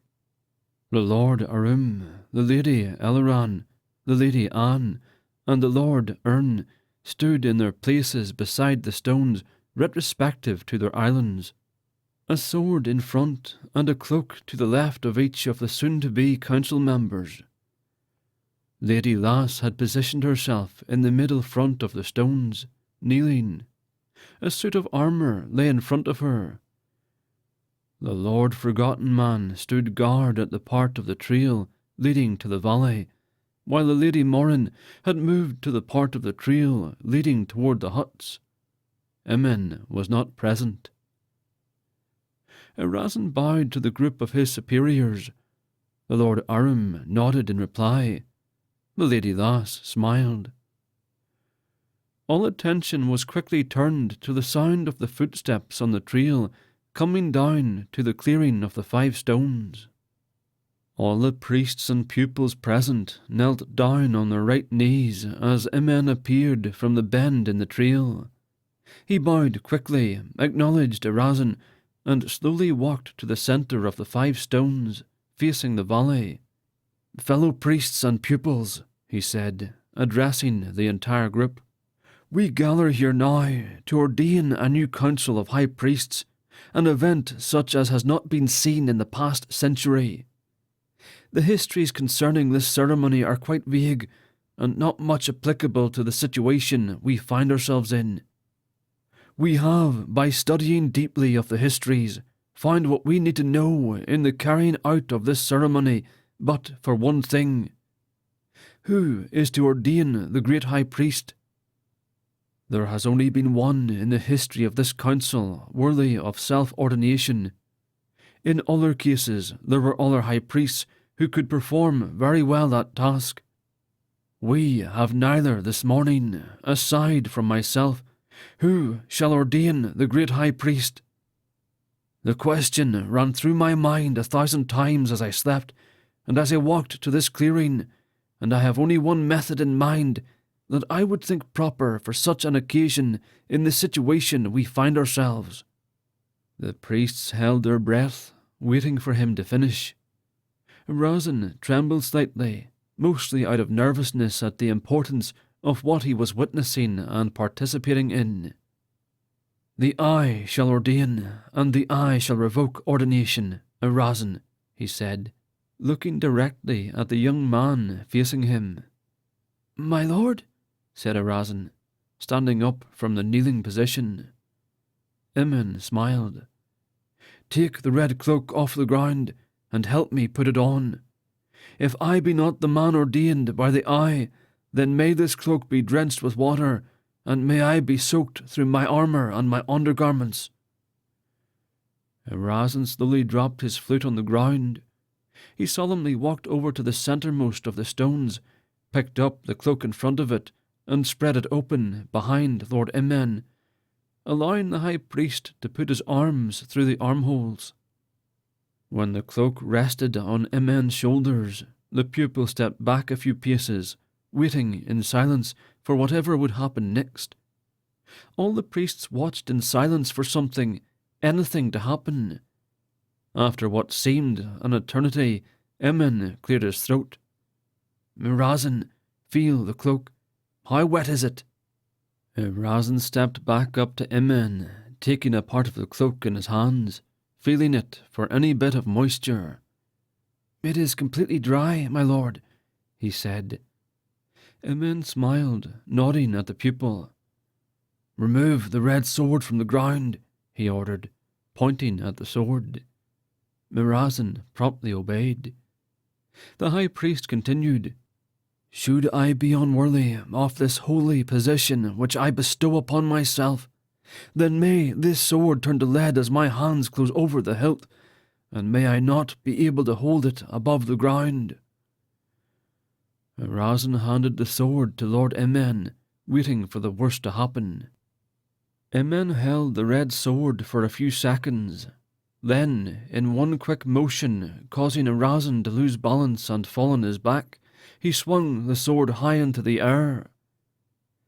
The early morning sunlight penetrated and reflected off the rubies that studded its hilt, casting a wondrous red aura over the circle. The sword itself seemed to shimmer without the aid of the sun. The priests, priestesses, and Razin looked up in awe at the wonder they were witnessing. As quickly as the miracle had started, it ended, the sword losing its magical light. Imen lowered it to the ground, holding it out to his side. His breath was quick and heavy, as if he had climbed the mountain trail again. The rest of the priests and priestesses looked at him worriedly, yet said nothing as he continued. "Lord Aram, a priest of the island of Ban, come forward." The tall, thin young man arose, a breeze blowing his back-length black hair behind his shoulders, leaving a few loose strands near his face.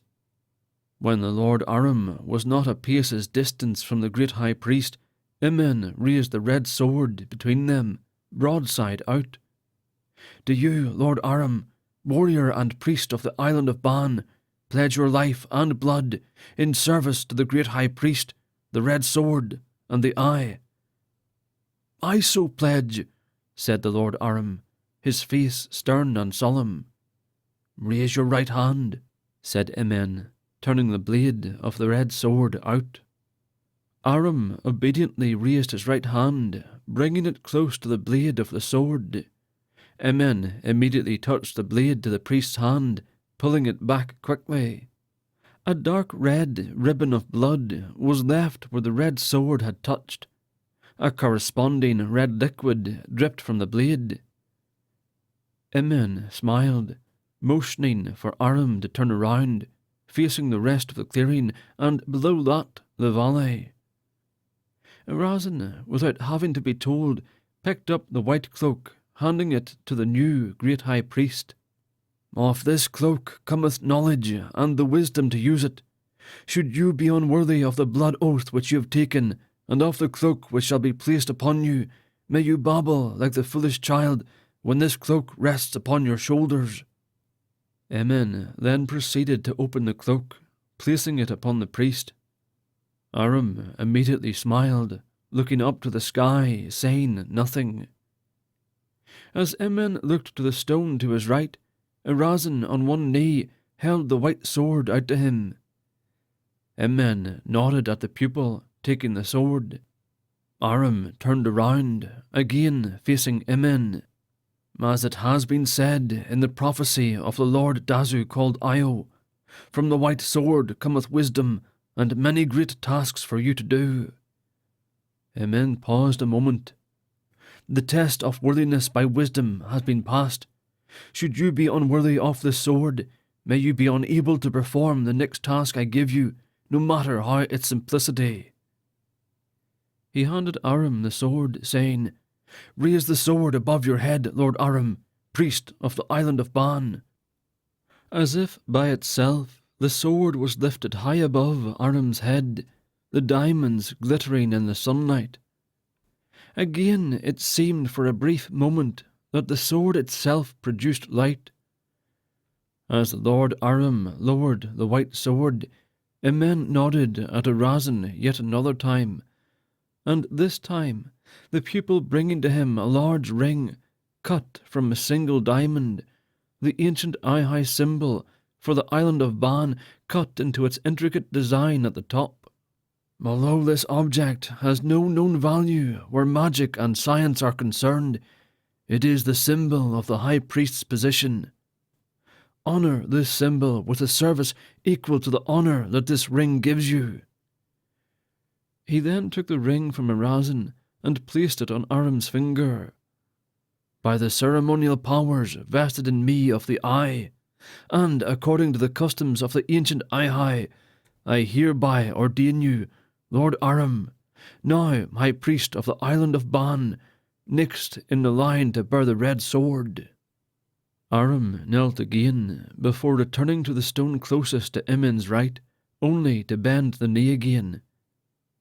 The lady Eleran, kneeling, stood up next, her tall, strong, heavy-set frame solemnly lumbering toward Emin, coming to a halt in front of him.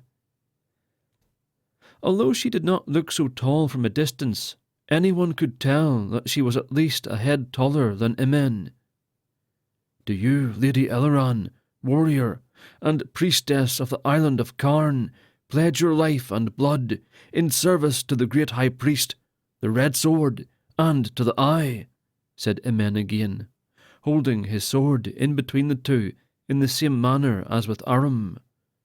"I so pledge," said the young priestess, raising her right hand without waiting for instruction to do so. The blood pledge was repeated, the stain more visible on the red sword. Emin took the black cloak from Arazin, who had been holding it, waiting for the chance to give it to Emin. He motioned for Elrond to turn around, facing the growing council. "This cloak shall be more a protection to you than will the shield you carry with your armour, for while wearing it, you can neither be wounded nor become ill. Should you be unworthy of this cloak, may your face break out in boils, and may you die of painful sickness at my feet in the presence of those gathered here." The group gasped at hearing the consequences of unworthiness.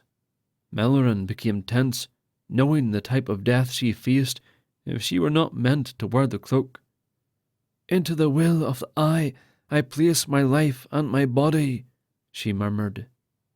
Emin spread the cloak open, standing on his toes and stretching his arms in order to rest it on Elrond's shoulders. The priests and priestesses held their breath, waiting to see what would happen to the giantess of a priestess. Elrond closed her eyes, expecting the worst. Elrond waited for a few seconds after the cloak had come to rest on her shoulders, Emin having drawn back. Eyes closed, she reached her hand to her face, feeling around for any deformities that had not been there earlier. Breathing a sigh of relief, she turned around, facing the new Lord Io again. Emin took the black sword from the waiting Arazin, holding the hilt toward the large priestess. "From the black sword cometh healing for those wounded and without rest," he said. "Should you be worthy to wield the healing power of this sword, may its hilt heal your hand from the wound inflicted by the blood pledge." She grasped the sword in her right hand, immediately dropping it to the ground. Not only had the wound on her hand disappeared, so had all the other scars and scratches that hand had obtained through the various activities of a priestess. Emin next took a ring from Arazin, cut from a single piece of onyx. As with the white ring, the symbol of the island of Karn carved into the plain smoothness of the stone. "This ring which I now give you, although it has no magical or scientific powers, is a symbol of healing, to be worn only by the greatest healer of the 5 islands." Emin placed the ring on her finger, surprised at how smooth the ring slid onto Elrond's thick, strong finger. "By the ceremonial powers vested in me by the Eye, and according to the customs of the ancient Ai, I hereby ordain you, Lady Eleran, now High Priestess of the island of Karn." The High Priestess bowed on one knee to Emin, returning to her place at the stone to the left of Emen, then bowed again, facing Emen. The Lady Anne hesitated a few seconds before standing up. Although very small and quite thin, even while wearing her blue armour, she was not the fair priestess that the sight of her figure led many to believe. A very young priestess, yet already a veteran of war. Her small size and peculiar skills with the sword had kept her from death many times, and had been the downfall of many seasoned warriors. She stood before Emen, repeating the blood oath as had Aram and Eleran. The great high priest had to bend down a bit to complete this task, the part of the red sword that had performed the blood pledge covered and dripping with blood. Emen then spread the cloak, preparing to place it on the young warrior priestess. You, Lady Anne, who have fought well with the sword, and have lived because of it and by it, may your body fall backward onto the red sword, should you be unworthy of this cloak, that by the sword you may die. Emen placed the cloak on Anne's shoulders, making sure the size would not cause it to slip off. He then quickly knelt, holding the red sword that she should fall on it, if not one of the chosen by the eye. The Lady Anne suddenly doubled over, away from the red sword, as if having been struck in the stomach. She immediately came back to an upright standing position, not having fallen onto the red sword. By the time she had turned around to face Emen, the new great high priest was holding out the hilt of the blue sword to her. From the blue sword many wonders that only the eye can best, he said. Should you be worthy to wield this great sword, may you with it perform a wonder for us. The Lady Anne grabbed the blue sword, immediately thrusting it into the ground. The ground began to shake slightly, the quake growing in intensity the longer the sword was in the ground. A shocked look came over Anne as she tried to pull the sword out. The shaking of the ground, however, had become so violent by that time that she could barely hold on to it. She was shaken off her balance, landing on the ground, her body swinging with the shaking of the mountain as her hands kept a hold on the blue sword. Emen attempted to stumble over to help her, but fell hard on his back, feeling a sharp pain, his breath becoming short. In an effort to push herself off the ground and try to yank the blue sword free while standing, Anne took her hands off the blue sword. The shaking immediately stopped. Emen raised his eyebrows, immediately closing his eyes tightly in a wince as he got up, his back unable to completely straighten, having been injured by his fall during the short, violent tremor. I suppose that we have our wonder, although I would have preferred a thunderstorm or a fire show in the sky to that, he said. The rest of the council, ordained or no, began returning to their kneeling positions, each grimacing at the pain from some hurt caused by the wonder of the blue sword. The great high priest took a blue ring, cut from a single piece of sapphire.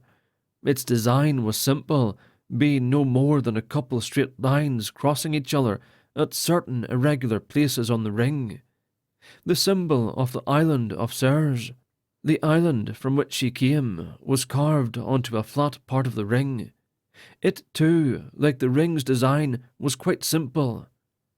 This, Lady Anne, said Emen, is the symbol of your high priestesshood, stained through the centuries by blood, sweat, flesh, goodness, and honour, not by disgrace, cowardice, or evil. Let not so much as a speck of dust mar its future. The ring was then placed on her finger.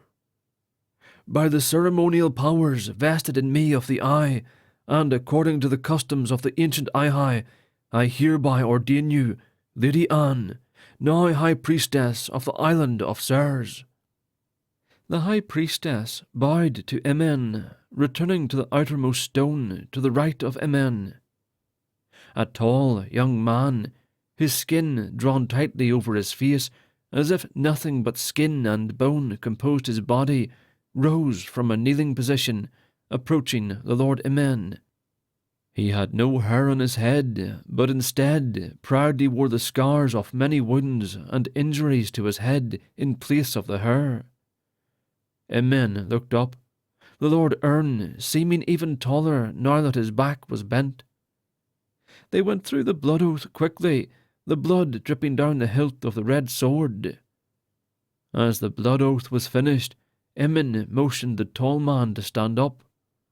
Lord Ern, of all the members of this council gathered here, you alone have shown no deceit, even as a child so young as to not know the better. Within you is honesty and integrity, without flaw or blemish. Should your blood oath have had the smallest part of any deceit, may the weight of this cloak bear you to the ground. He took the green cloak from Arazin, putting it over the tall, thin body of the new high priest. "Put me down! Put me down!" shouted Ern angrily in a high-pitched nasal voice. "If it won't stop, I'll have it burned when I get to the ground," trying to remove the too large yet too short cloak as he began floating up into the air. The cloak immediately set him down, as if to say that it did not wish to be burned. Those of the new High Council, not in too much pain to laugh, did so. Ern frowned, walking up to Emin, brushing off the cloak. Emin took the green sword from Arazin and held it out, hilt forward to Ern. The green sword shall bring back the past in the form of the great Serpentor. This, Lord Ern, is the prophecy which all high priests of the island of Cyril dream every night to come within their time, yet dread it with the passing of every day. With this sword comes not a test of worthiness, but a blessing, that you might be the worthy bearer of this sword in the fulfilling of this prophecy. He handed the green sword to Ern, who, solemnly bowing, accepted it.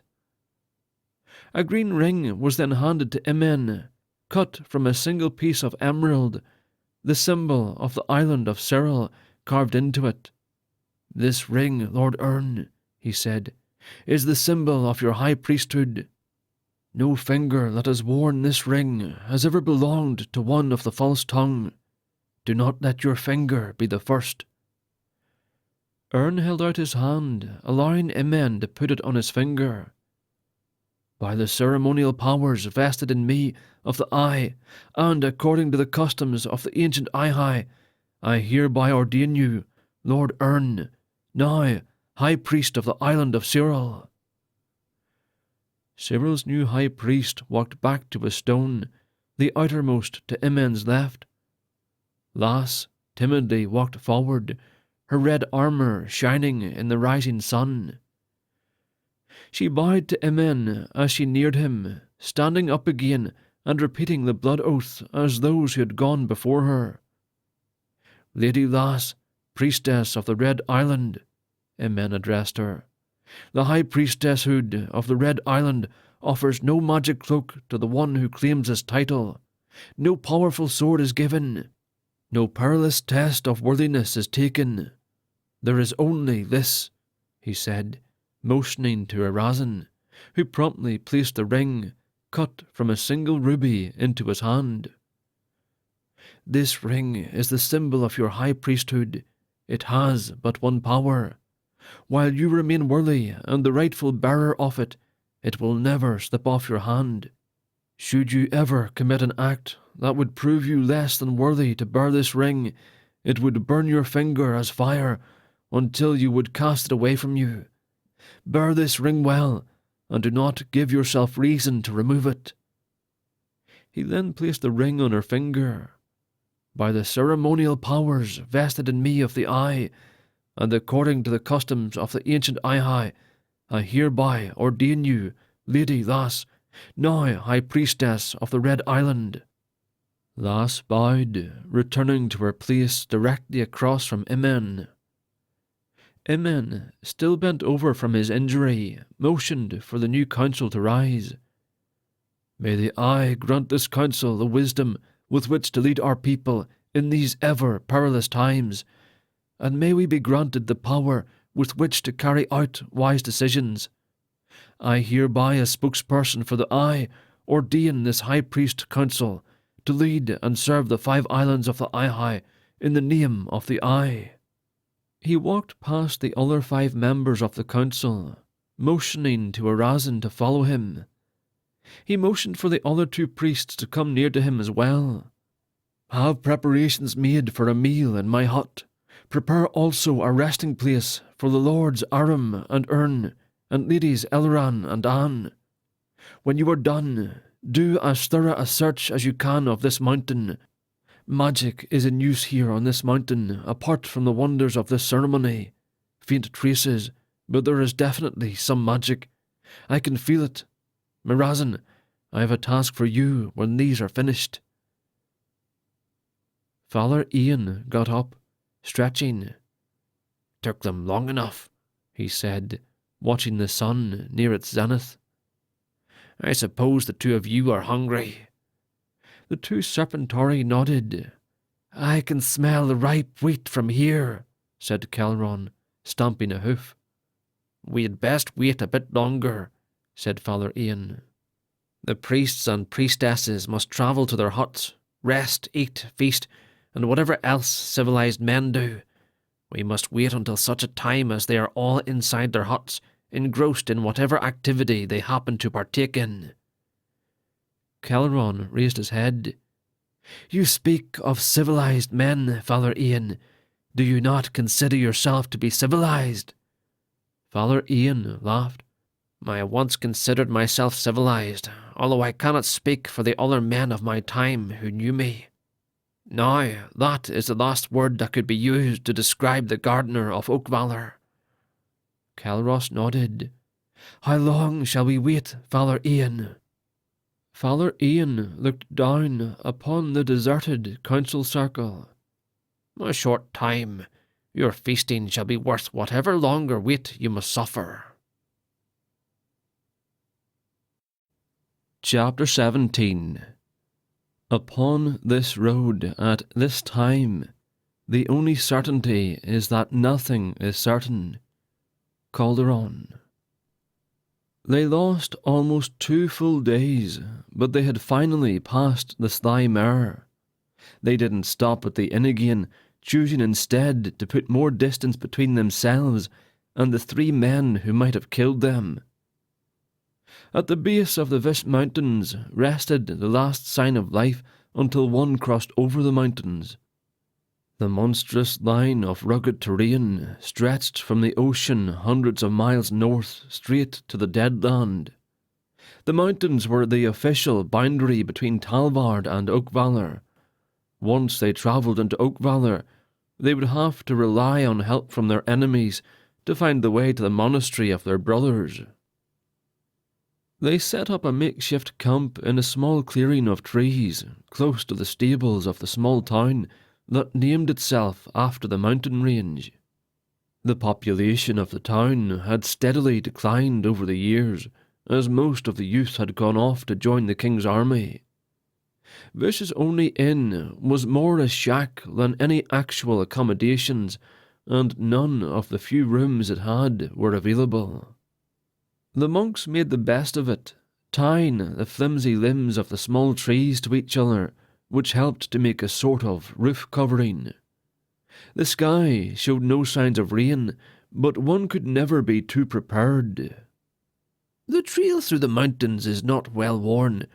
People do not cross the borders enough for obvious reasons," Donovan said later that evening, as the sky turned black, except for a few visible stars. Calderon stretched out on the ground and used his sack as a pillow. "I suppose the people there will not be so inclined to help us," Calderon remarked aloud. Donovan and Velkyn made themselves as comfortable as possible on the hard ground as well. "Don't be quick to assume," Donovan replied. "There is not much difference between the people of our respective kingdoms. They will not know we are from Talvard unless we share that information." They remained in silence for long moments before Velkyn broke the peaceful hush. "Do you think we will succeed?" That simple question, asked with such honesty, seemed to weigh them all down heavily. "We must have faith in the divines that we will," answered the old monk. "Without faith we are nothing." Calderon wondered, not for the first time, if their faith might be misplaced. "Have you ever—" he started to say, but instead fell silent. "Speak honestly," Donovan bade quietly. "Have you ever wondered if, maybe, our belief in the divines is wrong?" Neither monk responded, and so he continued. "Not that our faith in the higher powers is wrong, but that the ones we place our trust in is. I have lived in the monastery walls most of my life, and yet I have never once heard my prayers answered. Am I alone in this?" In the far distance they could hear the howling of wolves. Calderon noticed then that the moon was full this night. "I suppose we have all questioned ourselves and our faith at some point in our lives. But the divines do not just speak to us through prayer. They speak to us through other people and through the Holy Scriptures." Silence fell over the three, and yet again it was Velkyn who broke it. "I have never had my prayers answered either." No one spoke after that, and eventually they all fell asleep. As Calderon's eyes got heavy and he began to slip away into sleep, he vaguely heard, "Neither have I." Daylight brought the chirping of birds and the sounds of the small town coming to life. Calderon opened his eyes and sat up to find Velkyn and Donovan missing. Their packs were still there, but he didn't see either of them. His neck was stiff, and he rubbed it for a moment before getting to his feet. He assumed they must have went into the inn to get some breakfast, and started that way when he saw them coming back toward their camp. "Sleep long enough?" Velkyn asked, smiling to show he was jesting with his friend. "Perhaps too much," he smiled back, rubbing his neck again. "Where did you two go?" In answer, Velkyn produced an apple and a small chunk of bread. "For you. Eat quickly, though. Donovan says it will take us most of the day to reach the other side of the mountains. He wants to be in Oakvalor before dark." Calderon nodded and ate, consuming the food as hurriedly as he could, while still enjoying it. They strapped their packs on and untied the tree branches that had given them shelter. Donovan was right that the path was not worn.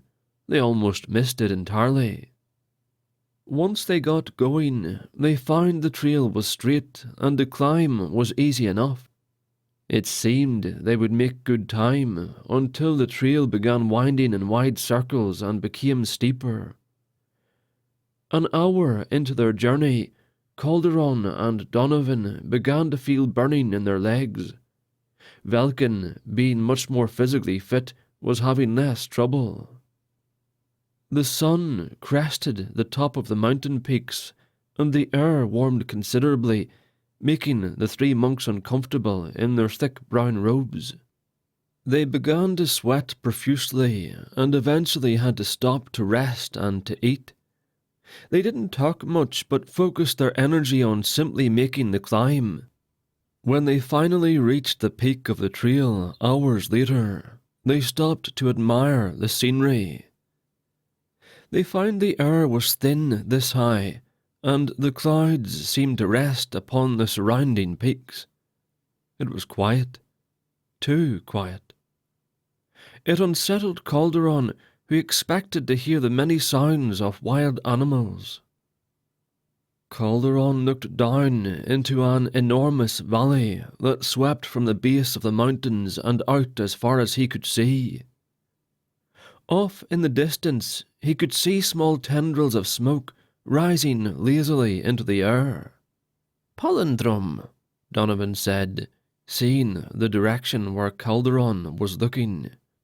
"I have heard it is a city of unrivaled beauty, where one can find the answers to almost any question." "How?" Calderon asked, not taking his eyes off the distant city. "The Hall of Mirrors," Donovan answered. "It is said that the wizards created it in the early days of discovery, when no forms of magic were prohibited. It is a hallway that contains magical mirrors that show the future. It is for that reason we go to Oakvalor. If we can get the wizards to allow us use of the hall, it's likely we will find the dragon's spirit." "How do we get them to even hear our request?" Velkyn answered, coming to stand beside the old monk. "That is why we seek out our brothers. They will be the ones to help us." The rest of the journey was much easier as they now travelled downhill. They saw the occasional signs of what appeared to be animal crossings. At one point, Calderon thought he saw something in his peripheral view. He stopped and searched his surroundings, but saw nothing. Shrugging, he continued down the trail. It was well past midday when they were a few hundred feet away from the valley. They still had a few hours' worth of daylight left. As they came around a bend in the trail, they could hear voices. Donovan held his hand up, motioning for the two younger monks to stop. He crouched down behind a large boulder and peered down the trail. He saw a number of soldiers wearing the customary bronze armour of Oakvalor's military. The old man looked around and knew this was the only way down. Heaving a sigh of resignation, he stood and beckoned the two young monks to follow him. They stepped into the open and continued down the trail. If the soldiers noticed the three monks, they didn't act like it. When they were a stone's throw away, one of the soldiers stepped forward. His hands were wrapped around the shaft of a spear, and he placed the butt end into the dirt and leaned against it. "What is your business here?" he questioned. "We are on a pilgrimage," Donovan answered, meeting the soldier's gaze. "We have been travelling to the holy sites of the divines." The soldier's eyebrows raised in curiosity, or was it confusion? "Divines?" The soldier drew closer to the old monk. "What is your name, and where do you hail from?" "My name is Donovan, and I hail from a distant land," the monk answered cryptically.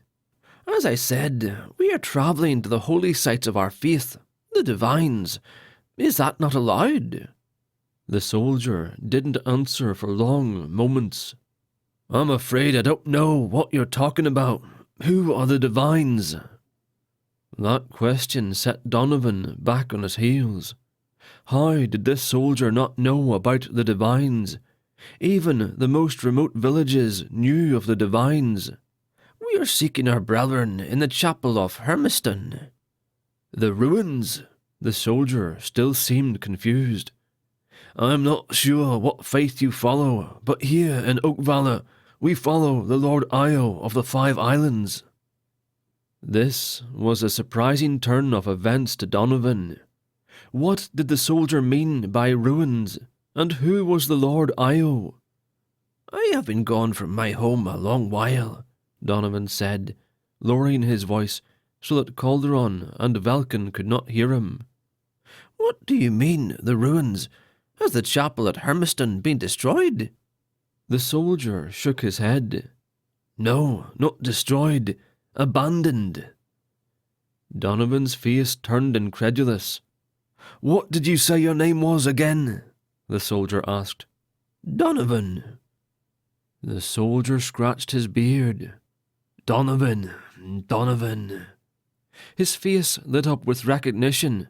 "The Donovan."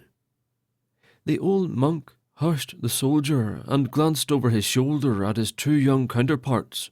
"The same. I am on a mission of the utmost importance, and I need to get to Hermiston." The soldier bowed low and stepped aside, allowing the 3 monks to pass. Donovan shook his head in confusion. Why would the chapel be abandoned? That thought haunted him the rest of the way. The chapel of Hermiston was a tall structure of salt and pepper-coloured granite. The walls soared up roughly 20 feet high, with a taller tower at each of the 4 corners of the chapel. In the centre of the front wall was an archway that served as an entrance. As with most of the chapels, they were constructed without gates to allow anyone entrance. The 3 monks made their way into the courtyard and found it eerily empty. "Where is everyone?" Calderon questioned aloud. Donovan didn't have an answer. How could he know what happened? "Look around. See if you can find anyone or any sign of what might have happened," the old monk instructed. They separated and went through the various rooms within the structure, searching everywhere. An hour later, they met back in the courtyard. Velkyn shrugged his shoulders. "No signs of any kind of battle," he said. "It doesn't appear they left in a hurry either," Calderon added. "Everything is intact and nothing appears to be missing." Donovan considered their words, but did not say anything. "This is going to hinder us getting an audience with the wizards," Donovan finally said. "The question is, where are all the people? They couldn't have just left." "Or could they have?" Calderon responded. "There is nothing to support an attack or the threat of one. What if they all simply left?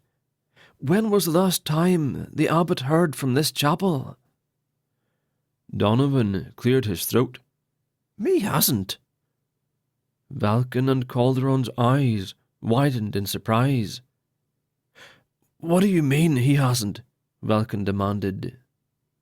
Donovan held his hands up to calm them. "The abbot has not heard anything from this chapel since he was ordained." The old man paused. "And neither had his predecessor." The 2 young monks stood silently. "We never thought anything ill had happened. We merely assumed they were not in need of anything from our central abbey. But this—" He swept his hand out, motioning toward the chapel. "This is disturbing to say the least." "What do we do now?" Velkyn asked. Donovan gave a cursory glance about the courtyard. "We don't have time to investigate these new revelations. We must find a way to meet with the wizards on our own." His tone did not inspire confidence in the young monks. A loud clatter sounded then, and all 3 monks spun about quickly. A man, wearing robes and a cloak that looked similar to their own, stood staring at them. "Who are you?" Donovan questioned. "Are you a brother of this chapel?" The man shook his head, but offered no explanation. "Are you following us?" Calderon asked, thinking back to the mountain path and how he thought he saw someone. Again, the man shook his head. They watched him warily, for he carried a sword across his back, and they were unarmed. Finally, the man spoke. "I am Erazin, servant to the Lord Io." Donovan immediately recognized the name, the same name the guard had mentioned. Who was this Io, he wondered. "I am Donovan, and these," he waved to the young monks, "are Calderon and Velkyn. We are brothers from the Abbey of the Divines in Talvard." "What brings you here?" Erazin asked. "Do you not know this place is forbidden?" The monks looked at each other uncertainly. "We did not know that," Donovan answered honestly. "We have not heard from this chapel in a very long time. Why is it forbidden? Do you know what happened here?" Erazin laughed at them. "Truly, you do not know," he said. more of a statement than a question.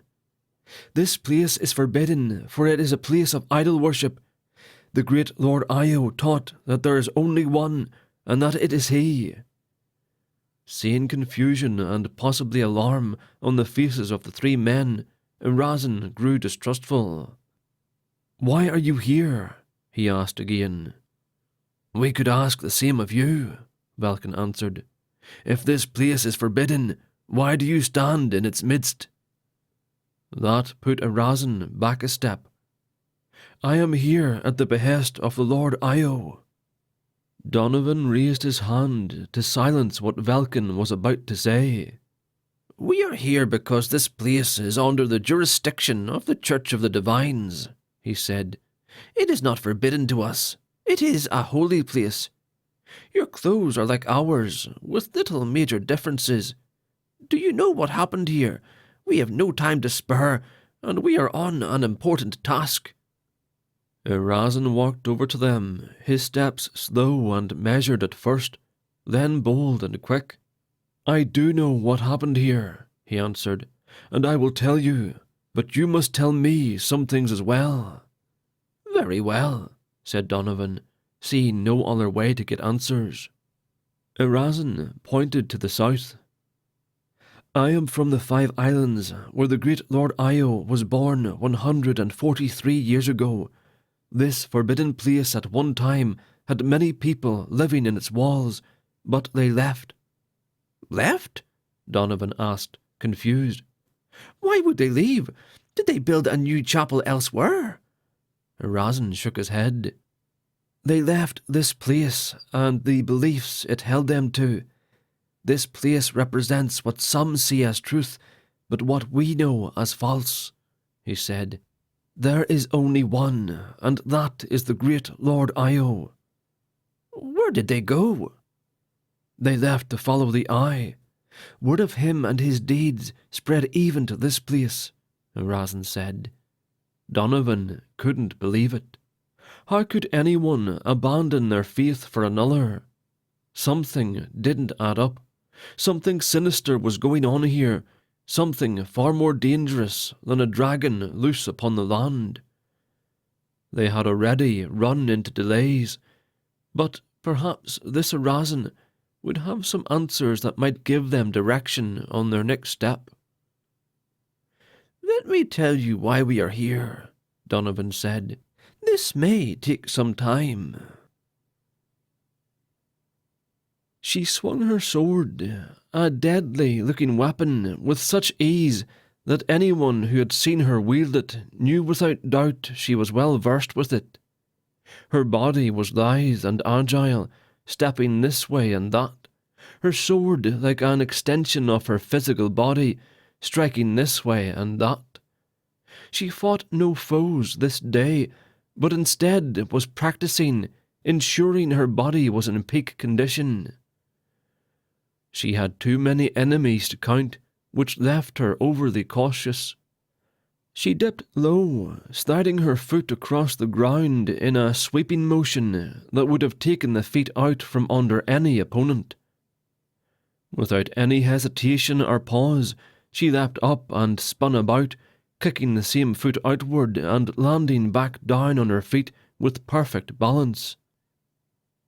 "Giovanna!" She heard him shout her name.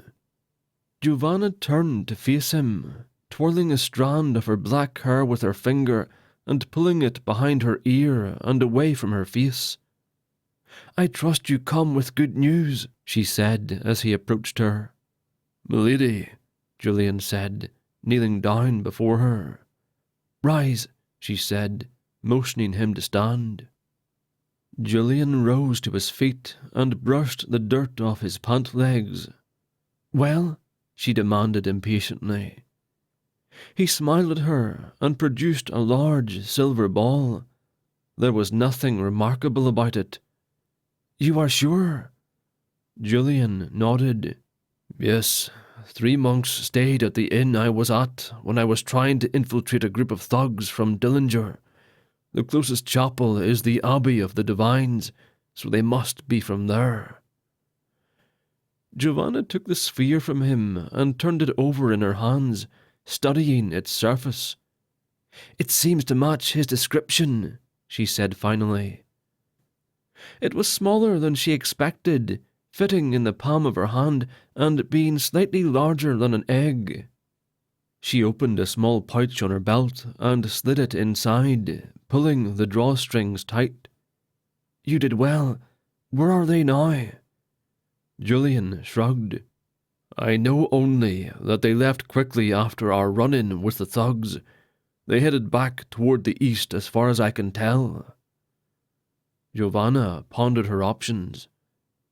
"Perhaps they will realize it is missing and come looking for Julian," she hinted, turning her blue eyes to meet his gaze. "It's possible," he conceded, "though I think they will have much trouble indeed if they try to find me." "Did you use the guise I told you to?" Again, Julian nodded.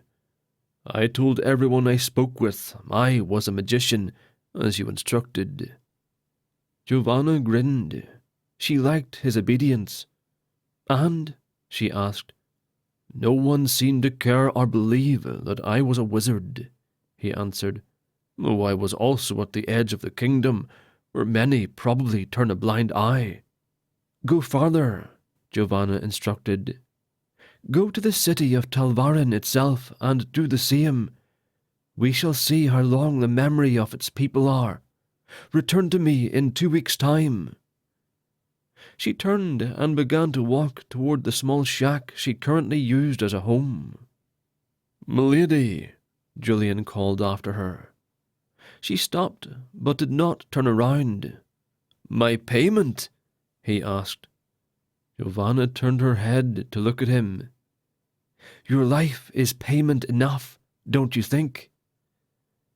The threatening look on her face was more than enough for him to know that no threat lurked behind that mask, but only promises of utter pain.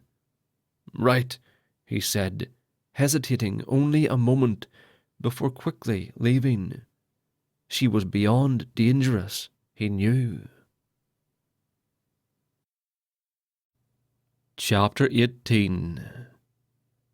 That was the night my soul died. Velkyn. The 3 monks and Arazin made camp outside the ruined chapel of Hermiston, mostly due to the fact that Arazin refused to stay in the place, using the words accursed and forbidden. Mirazin informed them that the area was safe and there was no need to set a watch. They each made their own makeshift beds and settled in. Long after everyone else had fallen asleep, Velkyn lay awake, staring at the night sky. He considered the last week and all that had transpired. He had travelled so far and seen so much, and yet he had barely entered the kingdom of Oakvalor. What other amazing sights would he see? What other knowledge would he gain? A sound nearby interrupted his thoughts. He sat up slowly, casting his gaze about and trying vainly to see what might have made the noise. Velkyn rose to his feet and made his way cautiously in the direction he heard the sound. He paused, the shock evident on his face as he saw his beloved Nidell reveal herself from behind a small copse of trees. "Velkyn," she whispered, a bit louder than she had intended. Velkyn took her into his arms and hugged her close. "I missed you," he said softly, giving her a gentle kiss. "And I missed you," she replied, returning his kiss. They held each other in silence for long moments before Velkyn pushed her back at arm's length. "Why did you come here? And how did you get past the guards at the mountain? You know it isn't safe." Nidell smiled reassuringly at him, trying to distill his fears. "I got here 2 days ago. I thought you'd be here, but this place was empty. I looked around some and decided to wait for you. Your letter said you were headed here for answers, I was afraid you'd already come and gone." She leaned into his embrace, brushing her fingers along his jawline and up through his hair. "Come," she said, leading him by the hand. "I found a place for us." He glanced back at his friends. Velkyn knew they shouldn't separate from the others, but he knew too what she wanted. His own body wanted it as well. He allowed her to lead him into the abandoned chapel.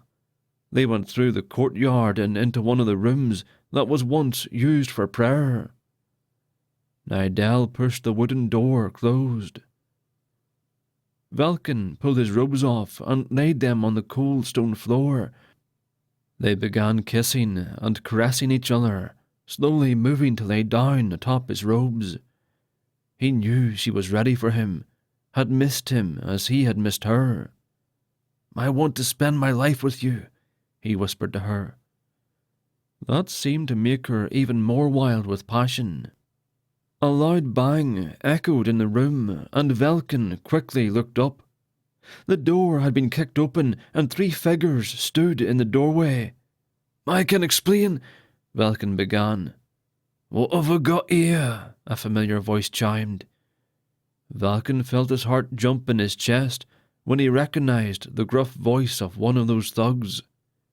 He pushed himself to his feet and stood defensively in front of Nidell, who covered herself with his robes.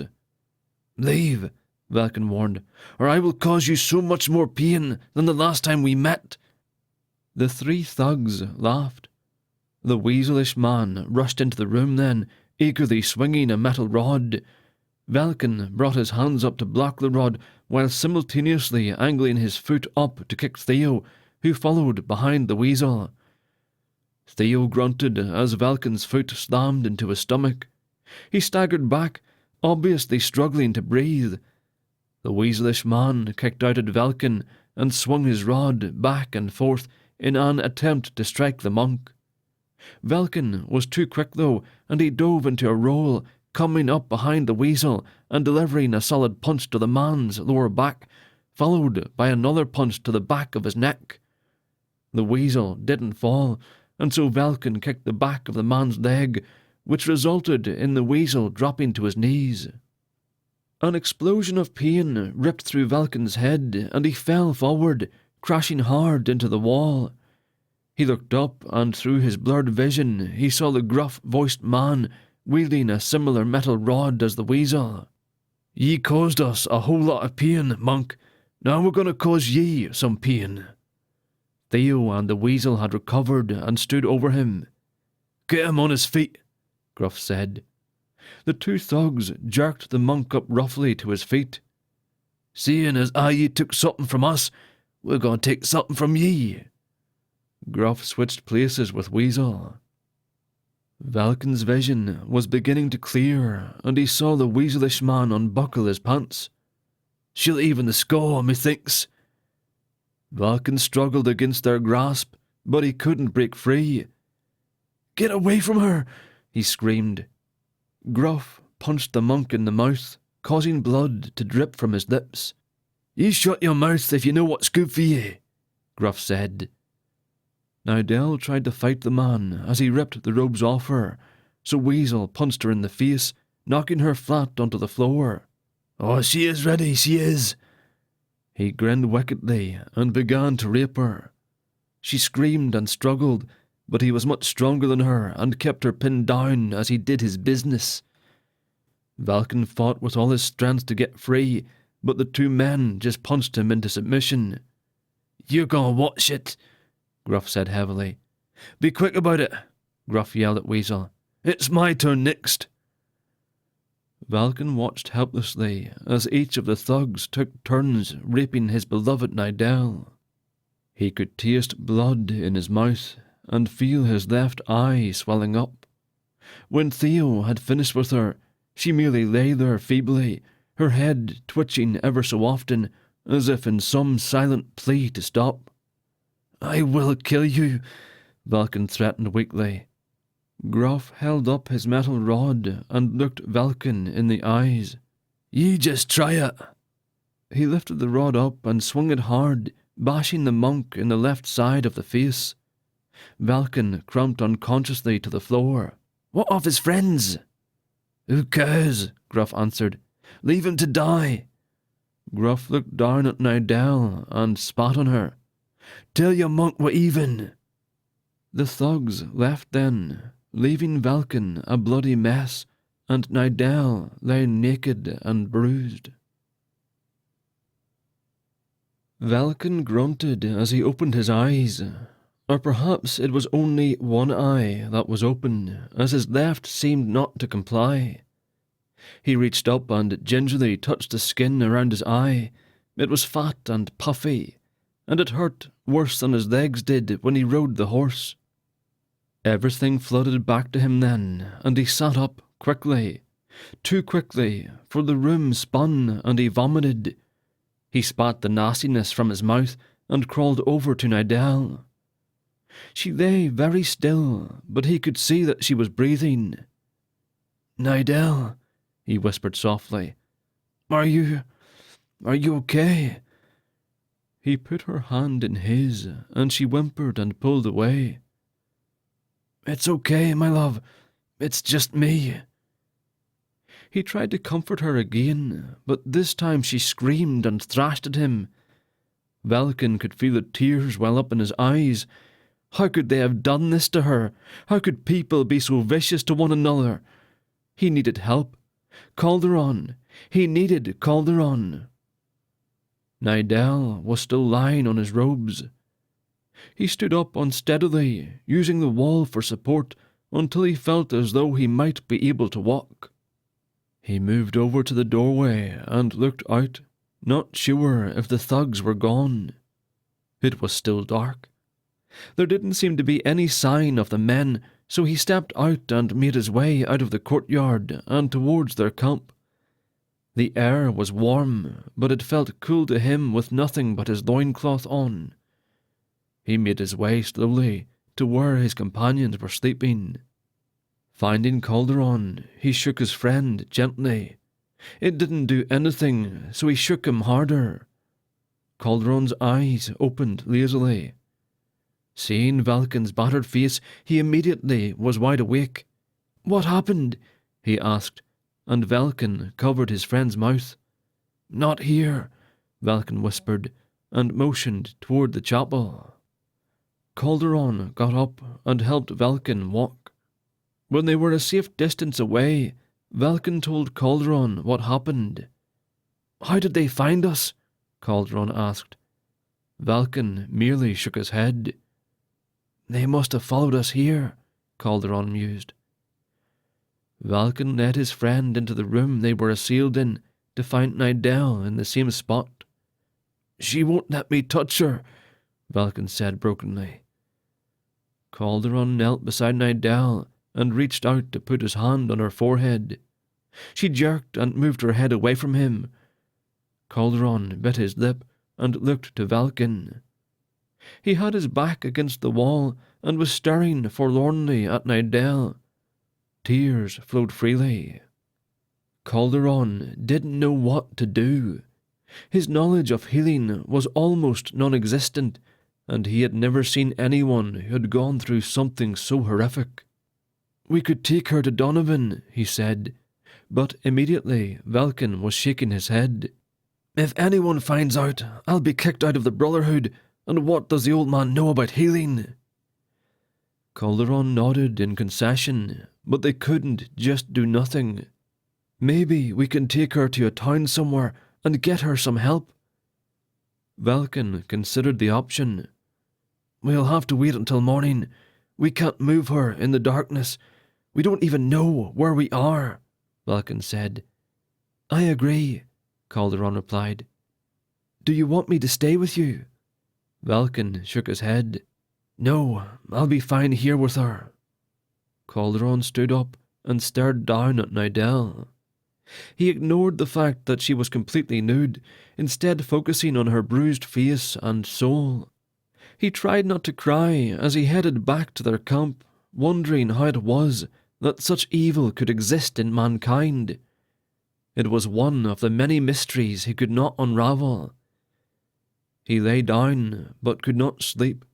His mind was heavy, and his soul was troubled. When the sun began to light up the sky, Calderon was still awake. Velkyn opened his right eye. His left was still swollen shut. He looked to where Nidell was, only she wasn't there. Velkyn scrambled over to make sure he wasn't seeing things. She was indeed gone. He grabbed his robe and put it on, rushing out into the courtyard and calling her name. He didn't see her anywhere. He noticed Calderon making his way into the courtyard. "Nidell is gone. I can't find her." Calderon started to respond, but stopped mid-stride, his mouth dropping open in horror. Velkyn could feel a deep fear rise in his throat. He turned around to see what had so horrified his friend. Nidell's body was hanging from the wall. Velkyn dropped to his knees and cried out. Calderon could only stand in horror. Her body was hanging from a rope that had been secured to a metal hook in the wall. Her lifeless form dangled from the other end of the rope. Errazin had called the place accursed. Cursed indeed. Chapter 19. The destruction of the 5 islands remains a mystery. Who was behind the magical storm? What was the purpose of killing all those innocent people? One day, the truth will prevail. Anton, captain of the guard. "I'm leaving," Velkyn said quietly. He and Calderon walked several feet behind Donovan and Errazin. The old monk and the priest of Io were talking about the differences between their faiths. "What do you mean?" Calderon looked to his friend. "What do you mean you're leaving? Leaving where?" Velkyn met his gaze, and Calderon could see the tears barely being held back. He couldn't blame his friend for being so sorrowful. He had lost the woman he loved, and his secret was now known to Donovan. While Donovan had no authority to cast the young man out of the Brotherhood, he didn't deny that the abbot would do so. "I will not be welcomed back into the abbey. You know that." Calderon shook his head. "I do not know that, and neither do you. Where would you go? You do not even know where you are." Velkyn stopped walking and turned to Calderon. "You know where I must go. There must be justice for this crime." Calderon's face turned to a horrified look. "Velkyn, there are proper ways to handle this. You can't just—" He trailed off as he looked at his defeated friend. He realized that nothing he said would dissuade him from this course. "How will you know where to find them?" "I will go to the Sly Mare. If I do not find them there, I'll go to Dillinger. I'll not stop until I find them. I will travel as far as it takes. I will destroy anyone and everything in my way." Calderon noticed Velkyn had clenched his fists. The sheer rage, hatred, and sadness that his dear friend harboured was so intense, Calderon feared he might snap then and there. He tried his best to console Velkyn, but he knew that ultimately his friend would leave. "I don't know what to do without you," Calderon said sadly. "You've been my friend, my only friend since we were young. I'll not stop you. Neither will I tell Donovan when you leave. Just do it when I'm unaware. It'll be easier that way." Velkyn considered his friend's words and offered a smile. "I can do that." The two travelled in silence for hours afterward. Calderon took in the beautiful scenery. It was much different than what he was used to. The tall, grassy plains around the abbey instilled a peacefulness that he had grown to love, but Oakvalor was like another world entirely. He could still see the mountains they had crossed over clearly in the distance. They walked along a well-built cobblestone road, which carved its way through the valley that stretched from the mountains to their west, all the way to a massive forest to the east. Velkyn kept his gaze at the ground, only occasionally looking up. He was lost in the swirling chaos that was his thoughts. He wanted to fulfill his obligation to recapture the dragon's spirit, but his love for Nidell compelled him to exact revenge on those thugs. He wasn't sure he could really abandon Calderon and Donovan after coming this far. He would sleep on it and decide the following morning. Calderon learned from Arazin that one of the kings of Oakvalor had worked to pave all of the main roads to every major city. It made it easier for merchants to travel farther and faster, boosting the economy. It also made it easier to move armies faster, though which reason was really behind the upgrade of the roads was anyone's guess. Arazin was an odd one, Calderon thought. The man called himself a priest of Io. From what he had gathered, some divine figure named Io came from the heavens and took on flesh, living among the people of the 5 islands. It was Orlick, a powerful orc wizard turned evil who did battle with Io and supposedly had resurrected himself more than once. It sounded more like folklore to Calderon, but the more he pondered it all, he had to wonder if there was at least some ounce of truth to what Arazin claimed. In all his years, Calderon had not once been given an answer to his prayers, or been shown a sign of the divine's will for his life. They had travelled nearly the entire day, stopping only a few times to eat and rest their feet, before finally they saw the tall, grey walls of Palindrome. "The city of wizards," Donovan remarked, "built long before the kingdom of Oakvalor was a united nation."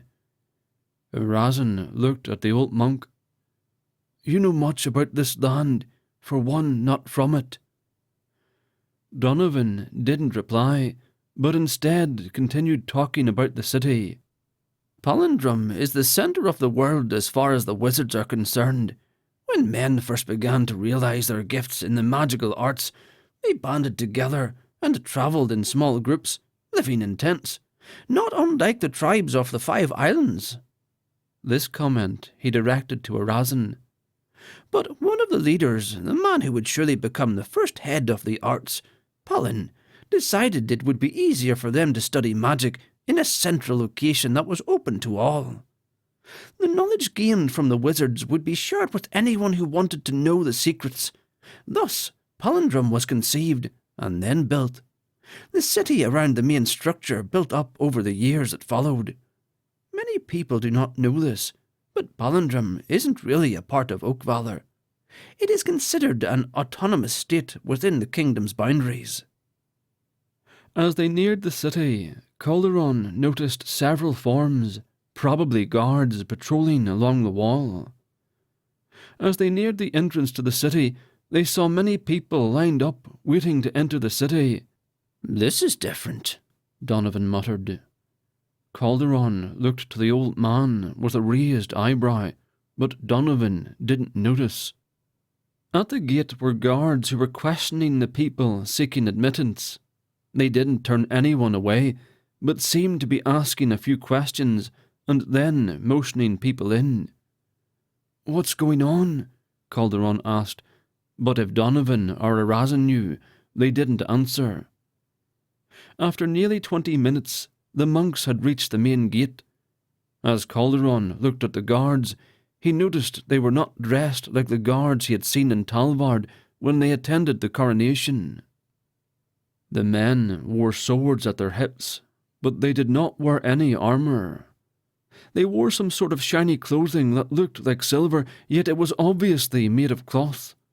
They also wore red capes that stretched from their shoulders down to within a few inches of the ground.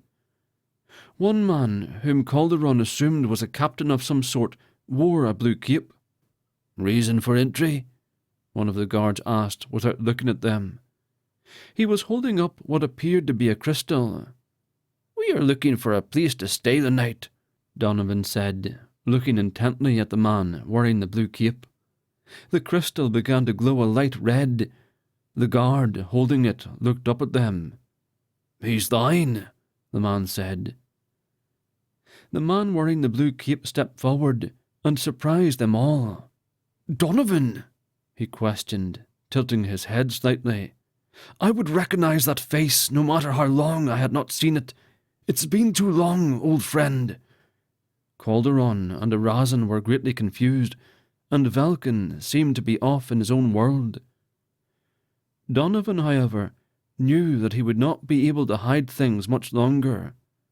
"Indeed it has, Anton. I come bearing some ill news, I fear." Anton held his hand up. "Not here. Come, we will set you up at the keep. Who are your friends?" Donovan pointed to Velkyn and Calderon. "These are my fellows from the Abbey, and this man," he pointed at Arazin, "is Arazin, a priest from the 5 Islands." His tone made the last part sound like a question more than a statement. Anton nodded and motioned for them to follow him.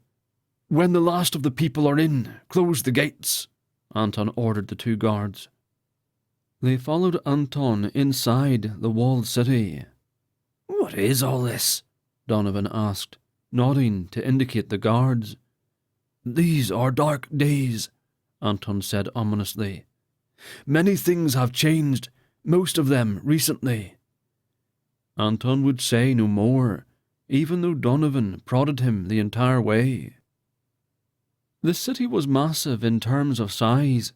It had grown to capacity within the protection of the walls, and so to continue building, they began adding second and, in some places, third stories to the existing buildings. As it was the end of the day, people had begun cooking, and they could smell many different scents in the air, all of them mouth-watering. Anton led them through the city until they finally reached an imposing structure. It was different than any of the other buildings they had passed, and it was definitely the largest in the city. There were no guards posted at the gates of this building. Anton led them inside. There was a small girl waiting in the antechamber that served as a waiting room. "Take our guests to the dining area. I will be there shortly." The girl bowed to Anton and began walking toward one of the doors. "Don't let her appearance fool you," Anton warned them. "She is not what she seems." The girl turned back and smiled wickedly. Calderon could feel the hairs on his neck raise. "What is she?" he whispered aloud. Anton looked at the young monk and smiled. "A succubus." Calderon didn't recognize the term, but it didn't sound good. They all reluctantly followed her anyway. Donovan hung back until they were gone and turned his attention back to Anton. "What is going on?" he demanded. Anton's face took on a more somber look. "There are rumors of war," he said. Donovan shook his head. "Oakvalor and Talvard have been at war for years." Anton looked around and lowered his voice, as if someone might hear him, although no one was in the room. "I am not talking about that war, although we do have reports that the young Prince of Talvard killed his brother and the daughter of Elkanah, Oakvalor's king." Donovan nodded to confirm the story. "I was there. I saw the entire thing myself." Anton shook his head. "The newest word is that Talvard's armies march toward Oakvalor as we speak." Donovan seemed confused. "We travelled the main road to get here," Donovan said. "I saw no signs of any army." Anton nodded. "I hear they are slow-moving. There is also a rumour that they don't want to march, but the new king demands it. There is worse news still," he said, lowering his voice even lower. "Orlick has taken a new body." Donovan laughed at his old friend. "Don't tell me you believe that crazy priest's stories," he said. Anton didn't laugh. "You have been to the chapel of Hermiston?" he asked. Donovan nodded. "Then I trust you see the truth of the word of Lord Io. You have been gone a long time, Donovan. You left when we were young and adventurous, but many things have happened here since you left." Donovan stared at Anton. The two of them had grown up together, studying the art of magic right here in Palindrome. Donovan saw his friend had aged better than he had. Whilst Donovan had spent his years behind the walls of a monastery, Anton had spent his days training as a warrior mage. Adept at wielding a sword just as much as magic, a warrior mage trained for many years to attain the perfect balance between the two skills. Donovan had been sent by the leader of Palindrome to ensure the safety of the sphere. They had made many attempts to have the sphere brought into the care of the wizards, but the monks of the abbey had declined every time. Anton's hair was once brown, but had been lightened considerably from his many days in the sun. His skin was a deep tan colour, and his body was thin and muscular. Though they had studied together, Anton was 10 years younger than Donovan. "Razin told me about this supposed Io. Is there really truth to this?" Anton nodded his head. "There were whispers of this new faith when we were young, but that's all it was, whispers. Turns out there was much more truth to the whispers."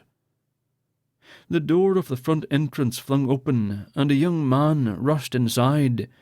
Both Anton and Donovan turned to see who was barging in. The man quickly bowed to Anton and held up a letter. "Giovanna?" Anton asked hopefully. The man shook his head. "No, Captain. Worse."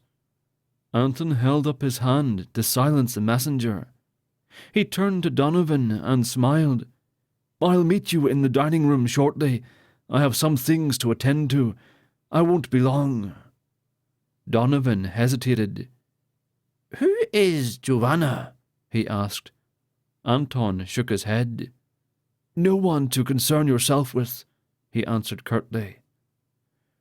They stood in silence for a moment before Donovan finally left. Anton took the letter from the messenger and read it. He lowered the missive and stared off, then reread it. "Has this been verified?" he asked. "Yes, Captain. I came as soon as I could. Everything you read is true. All those people. What do we do?" Anton knew this was beyond anything he had experienced, beyond anything anyone here had experienced, except for him. "Take this to Cygnus at once. He will know what to do." The messenger took the letter back and rushed off. Anton had seen many things and had heard many stranger things. This was not strange. It was pure evil, and he knew that Orlic's hand was behind it. When he felt he had composed himself, he joined the others in the dining room. They were all seated and eating quietly. All three monks and the priest regarded him with interest as he took his seat.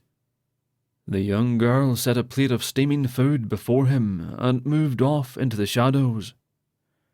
Several torches lined each wall every 4 feet, except for the corners of the room where darkness remained. Anton ate his food absently. Donovan had had enough. "Anton, I know I've been gone for a very long time, but that does not excuse you from keeping me involved in the dealings of our order. What in the abyss is going on?" He ended his shout by slamming his fist onto the table. Everyone looked at the old man, startled. Even Velkyn, who had been in some sort of trance, looked up. Anton stared at him from across the table, but not in anger. "A storm has wiped out the 5 islands."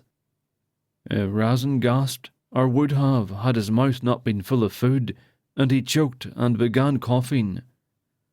Calderon and Velkyn didn't understand the implications of it, and Donovan fell back speechless in his chair. The report tells of a strange storm that battered the islands and destroyed everything. They don't think anyone could have survived. The ocean is littered with debris, but most of it is floating bodies."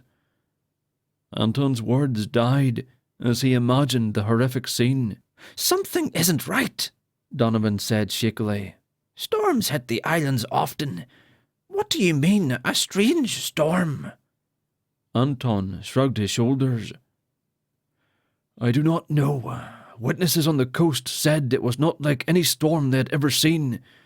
I suspect there was magic involved in this, though whether it is Orlick or Giovanna, it is yet to be seen." Donovan leaned forward. "Who is Giovanna?" He questioned Anton for the second time. Anton rubbed his hands over his face, and he suddenly seemed much older. Heaving a great sigh, he answered the question. "Giovanna was an orphan that displayed obvious talent with magic. The people who took care of her brought her here to Palindrome to see if we could help her." Donovan made an exasperated noise. "I know," said Anton. "I know. They didn't understand that this was not something that could or needed to be fixed. We offered to take her into our care, and they did not protest much. She was only 6, and she had taught herself to cast a fireball." Donovan raised his eyebrows, obviously impressed. 6? That's incredible. Anton nodded. Cygnus said that with training she would rival even the famed skills of Palin himself. Cygnus is still alive? Donovan asked, surprised. Anton nodded. And hasn't aged a day, it seems. Giovanna was an eager student, but she also had a dark side. There was an accident in the halls one night and several students were found dead, apparently burned alive. She was blamed, and there were enough witnesses for Cygnus to pronounce punishment on her. She was given 40 lashes minus 1 with the whip. That only seemed to fuel her anger. Burned alive with what? Magical flames. Donovan looked sceptical. The halls of housing are protected by anti-magic. How could she have cast magic so powerful that the anti-magic would not stop it? Exactly, Anton said. Cygnus tried to figure that out as well, but he could find nothing conclusive. She sounds dangerous. Exactly, Anton said. We knew she was a liability waiting to happen. By the time we had enough evidence of her breaking the wizard's code, she could not be found. She abandoned Palindrome, and we have yet to find her. She is very powerful. Powerful enough to hide from scrying stones, he added, referring to the stones they used to see over vast distances. Perhaps it is a good thing she is gone, Donovan suggested. Anton shook his head. There is nothing good about that one. She craves power and will do anything to have it. We fear she seeks the sphere. Donovan looked down. What is the ill news I bring? The creature has escaped. Anton sputtered. What do you mean it escaped? How? You were ordered to protect it with life and limb.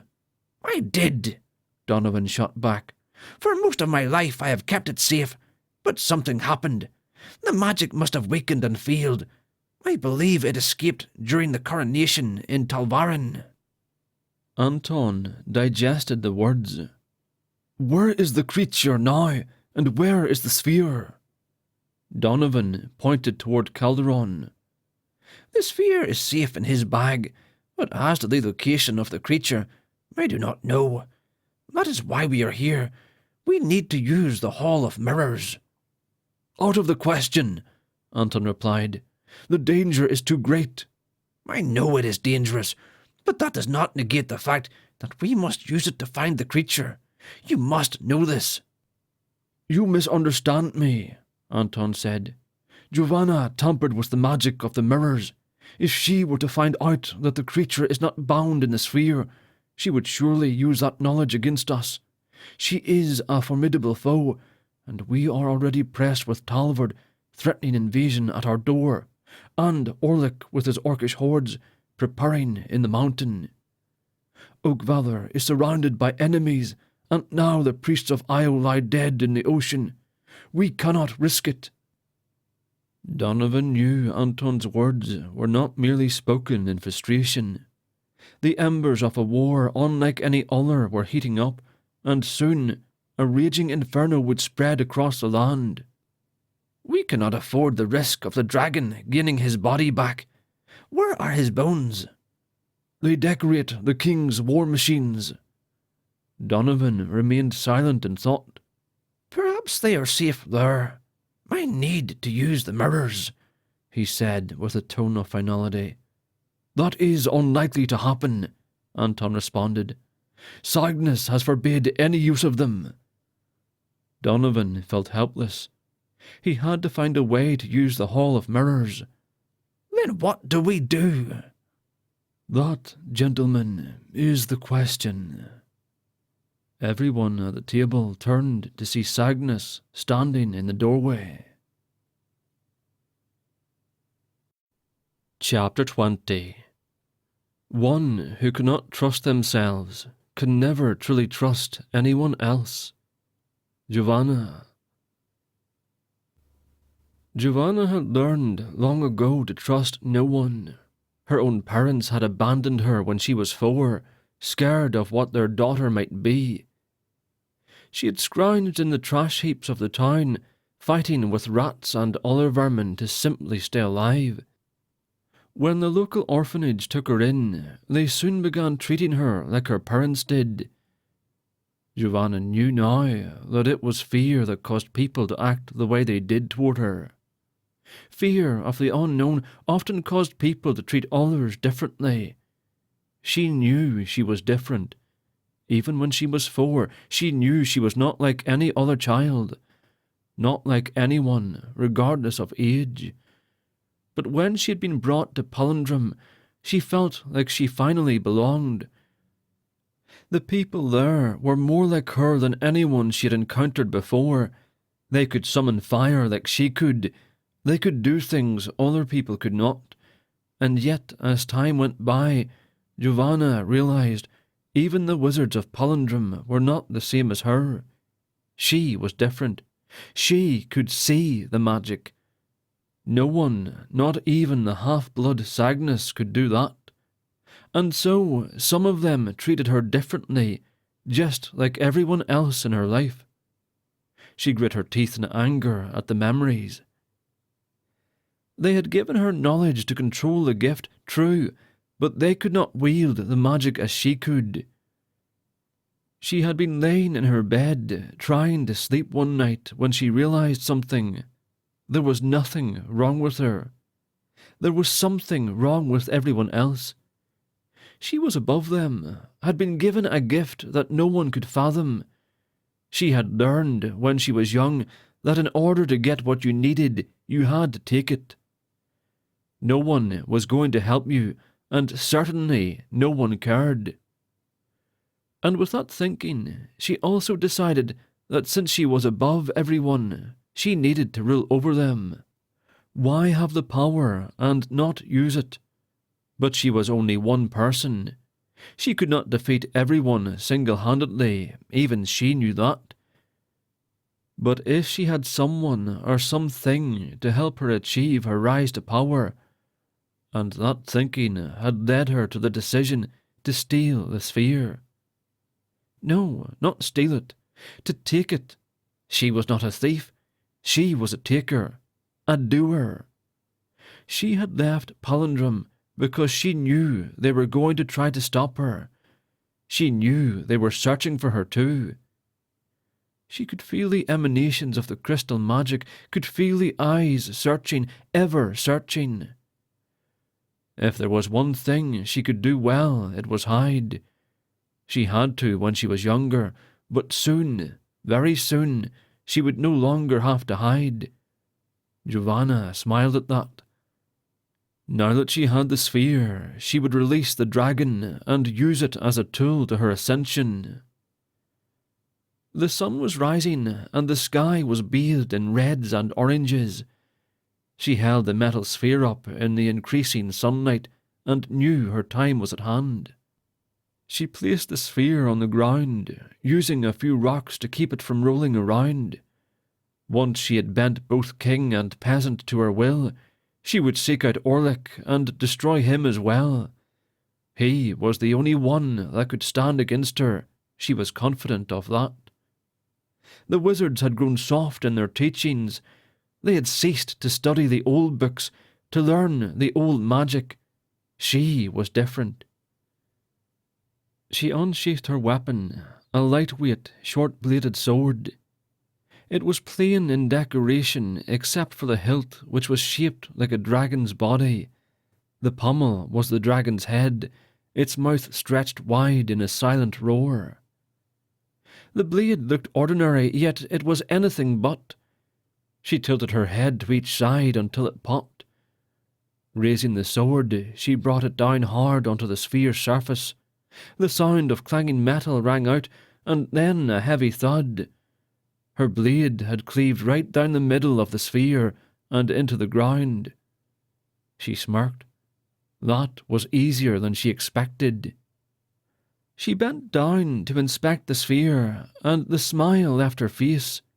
The magic had all but faded from the sphere, and the dragon spirit was not inside. She swore silently, sheathing her sword angrily. She had been so close, and now this. She forced herself to calm down. Anger would get her nowhere, despite how good it felt to be angry. She picked up the two halves of the sphere and stalked back to the building she was currently staying at.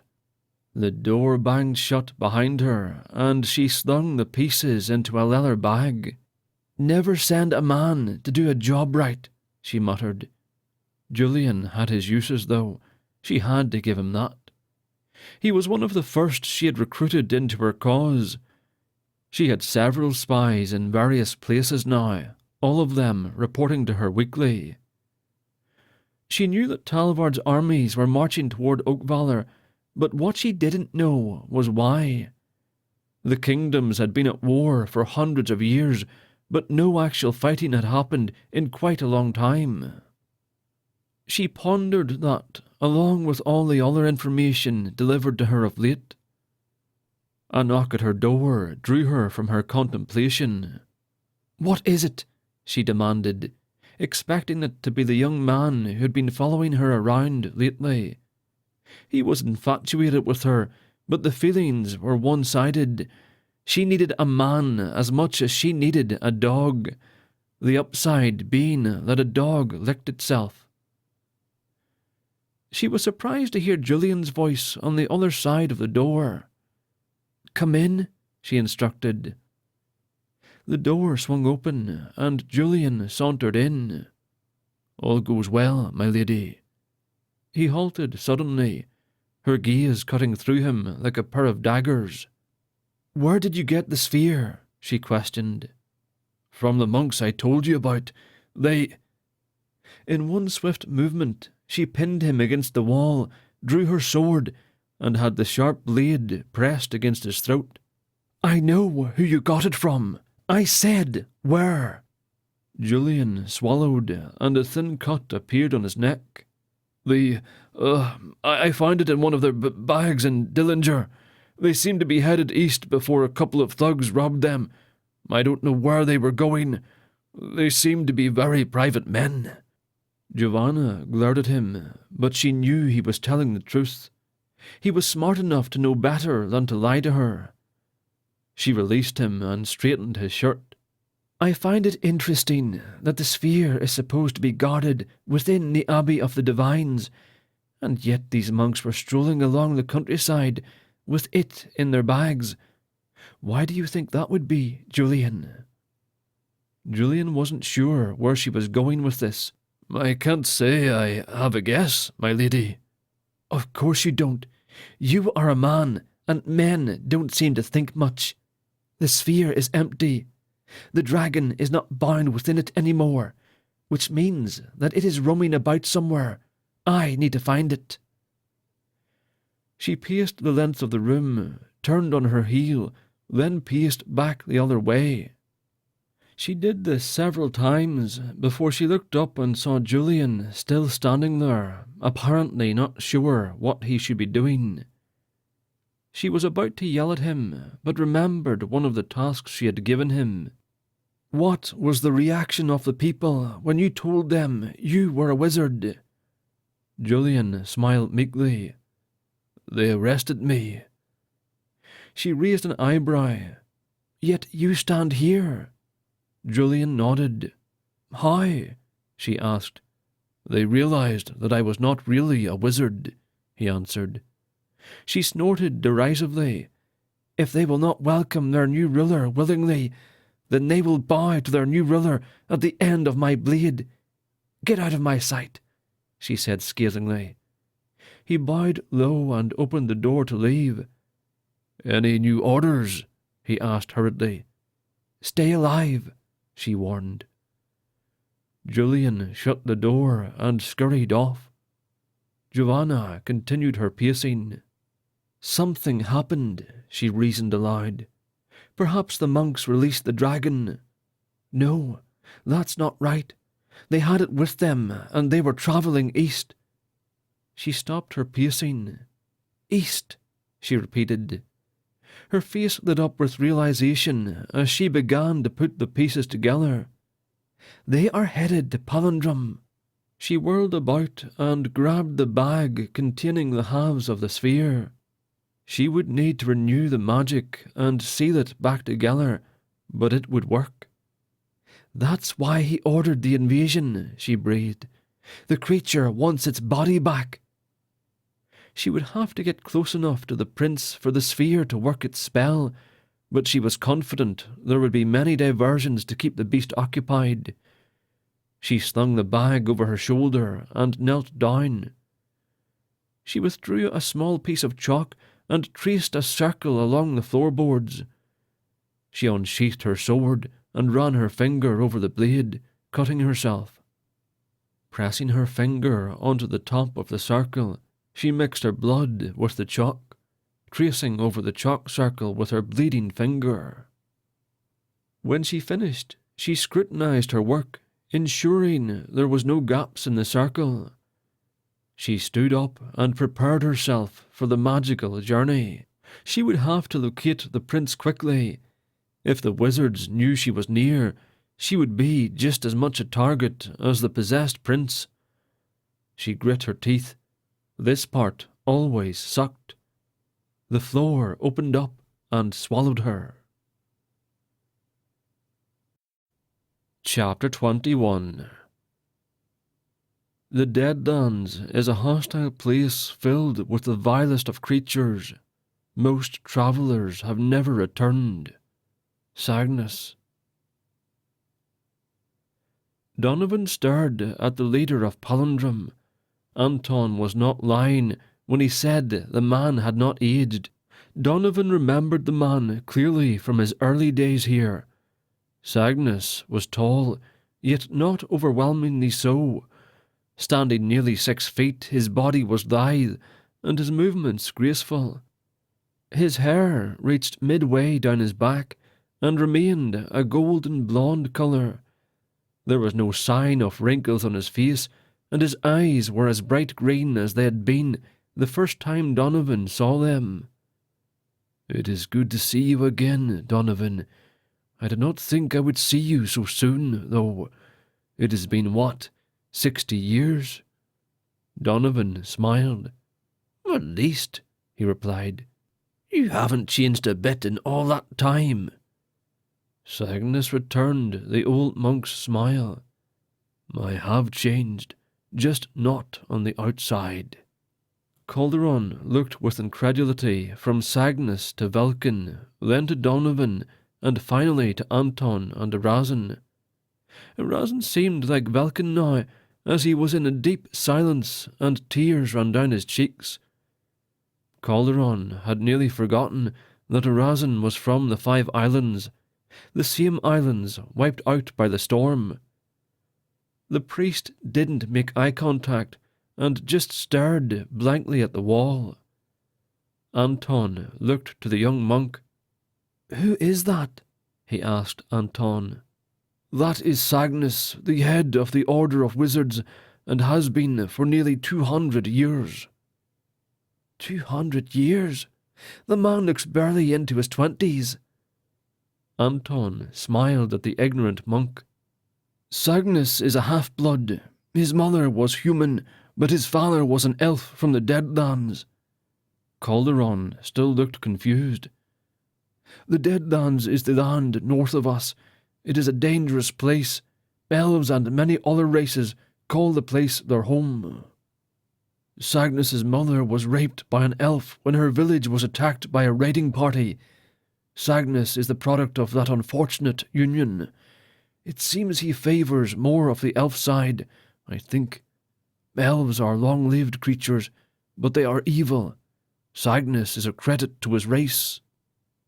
Calderon felt as though he had learned more about the world he lived in within the last couple of weeks than he had his entire life. Foreign lands, different races, the absolute evil that resided in mankind, it all seemed too much. Cygnus took a seat at the table. "The devastation to the islands is surely the work of magic. We have yet to locate Giovanna, but the signs of Orlic's impending invasion are obvious. The thing that baffles me is why Talvard marches full force to our land." Cygnus drummed his fingers on the table. "The loss of the tribes of the Ihai surely puts us at a disadvantage." He looked to Razin. The priest met his gaze. "I am truly sorry for your loss. If there is anything I can do, please do not hesitate. Our city is your home as long as you will it. From everything gathered, we suspect you are the only priest alive." Cygnus paused to let his words soak into the young priest. "According to your customs, this would make you the new Lord Io." Erazin's eyes widened. "I am not worthy," he whispered. "That is understandable, and I would not blame you, nor would anyone, I suppose, if you chose not to take the calling. Think about it." Cygnus looked to Donovan.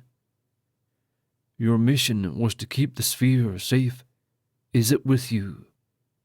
The old monk nodded. "Yes, we have the sphere with us, but the creature is no longer bound within it." If Cygnus was surprised, angry, or feeling any other emotion, it did not show. He merely nodded, his fingers continuously drumming on the table. "So then, the beast roams the land in spirit." His words trailed off, and he rose slowly to his feet. "What is it?" Anton asked, noticing the difference in his superior's demeanour. "It makes sense now. How I did not see it before." He was shaking his head. Everyone at the table watched Cygnus, waiting for him to explain. When he didn't, Anton pushed him for one. "A dragon is a mighty beast, but it is limited to a physical form, just like any other creature. There is limited knowledge on them, as they are not originally from our world. What I do know is that, like Orlic, they have the ability to resurrect themselves. They only need their bones to do so. This is why Valen decided to imprison it within the sphere. If they would have killed the dragon, it would have simply raised its own body from death. A dragon's soul is eternal, at least from what we know, and so it had to be confined inside something that could keep it there." Everyone continued staring at him, still not understanding. "The dragon has to have a body to do anything. It must have possessed the Prince of Talvard." Gasps filled the dining room. "That would explain why he murdered his brother," Donovan conceded. "By all accounts, he didn't want the throne. His body must be the pawn of the dragon." Then we must draw him out of Talvard, Sagnus said. Why would we do that? Calderon asked. Could the dragon not just as easily kill us in the body of a man? Yes, Sagnus answered, but since we have the sphere, we can still use it. The magic cannot be replicated, but it can be strengthened. With the enchantments reinforced, it can be used to recapture the beast. They have it here right now, Anton mentioned. Sagnus seemed pleased with that. Very good. Take the sphere to Antimodus. He will strengthen the enchantments. You four go and get some rest. I fear we may need all of you before the night is over. They all stood up, and Anton instructed the young girl to escort the monks to empty rooms for the night. Donovan waited until they had all left, with the exception of Anton and Sagnus. I have a request, Donovan said to Sagnus. I need to use the Hall of Mirrors. Anton was shaking his head. You don't need to. We know where the dragon spirit is now. Sagnus didn't answer, but listened to them both. Donovan sighed. We are assuming that the dragon has taken the prince's body, but we do not know that for certain. We must be sure. They both looked to Sagnus to settle the issue. Your request is not an easy one to grant. A former student named Giovanna has messed with the magic that is in the mirrors. We are not sure what she has done to it. We do not know if it will kill the user, or if it will show them false images. As you are aware, the mirrors were crafted by Palin himself. Giovanna is a nuisance to be sure, but she is capable of anything dealing with magic. I fear what may happen if I let you use the hall. I accept the risk, Donovan said. I am an old man, and I have lived my life. Let me use it and know that I accept willingly anything ill that may come of it. Your conscience can be clear. Sagnus hesitated. The man knew the risks to be sure, yet Sagnus was keeper of the hall, and if something happened, he could be blamed. Was it worth the risk? He couldn't know the answer to that question. I approve your request, but use it now and quickly. You will need to be rested. Donovan bowed in thanks and made his way toward the hall. Are you sure about this? Anton questioned. Sagnus shrugged. I am sure of nothing these days. And then he departed also, leaving Anton with his thoughts. Chapter 22. The tattoo magic of the elves is as mysterious as they are. The power doesn't lie in the ink, but in the blood. Anton. Morning came all too quickly for Calderon. He felt as though he had barely fallen asleep when the sun began peeking through the small window of his room. A storm had arrived during the night, and the incessant tapping of raindrops pelting the glass pane had kept him awake most of the night. Or at least he blamed the rain. If he was honest with himself, he would have to blame himself for his lack of sleep. The news of a dangerous woman seeking the sphere and the armies of Talvard marching on the city they were in troubled him deeply. He couldn't fight well and had never been trained with a blade. What good could he do in a battle that had nothing to do with him? That was a lie too. The truth of it was that he was responsible for the dragon.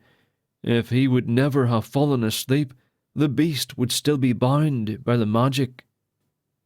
He sighed as all of the thoughts and doubts from the night before reared their ugly heads in his mind again. He had begun to wonder about this Io and his priests.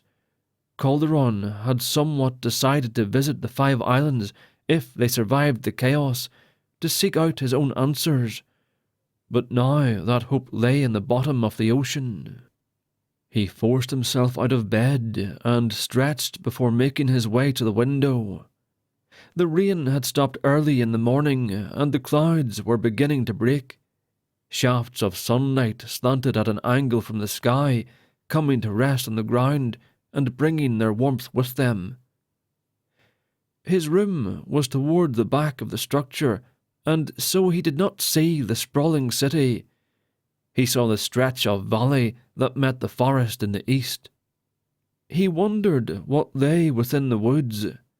Considering everything he had seen recently, he assumed the forest could be home to any number of things. Calderon turned from the window and retrieved his brown robes. He had laid them across the desk, which happened to be the only thing in the room besides the bed. He sniffed them and scrunched up his nose. They were starting to smell like sweat.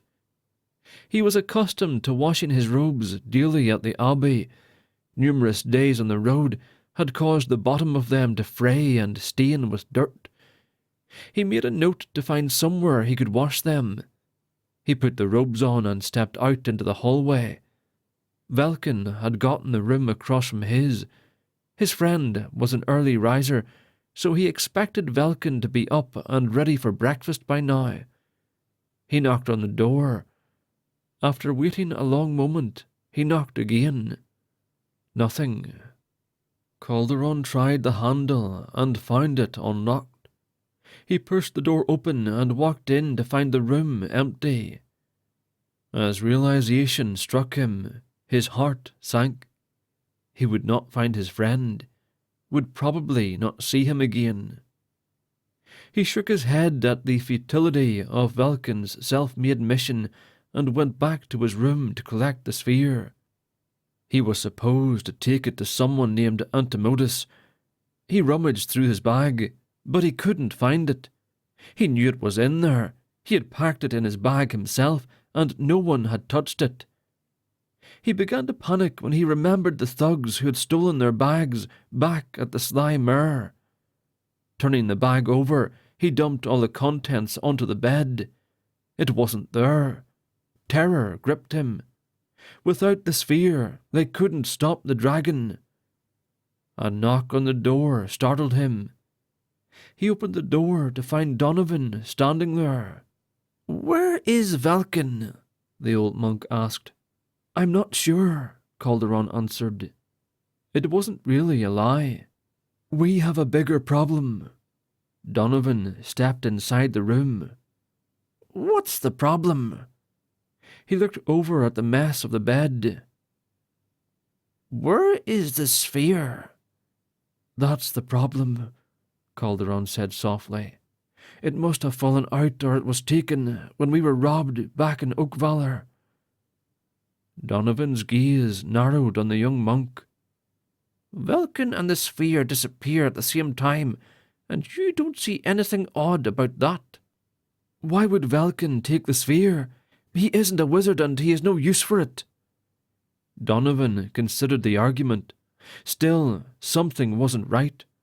Why would Velkyn suddenly disappear unless he was doing something he shouldn't? "Come with me. We need to inform Cygnus." The deep, long blur of a horn overpowered Donovan's words. A few seconds of silence, and then another identical blur sounded. "What is that noise?" Calderon asked. "It's the city guard, warning of danger." Calderon ran to the window and looked out. "I don't see anything," he said over his shoulder. Donovan nodded. "You wouldn't from here. It's coming from the front of the city." The sound of footsteps echoed in the hallway. The two monks saw more than a few wizards hurriedly pass by. "Follow me, and stay close. We don't need anyone else to go missing," the old man remarked. Calderon respectfully adhered.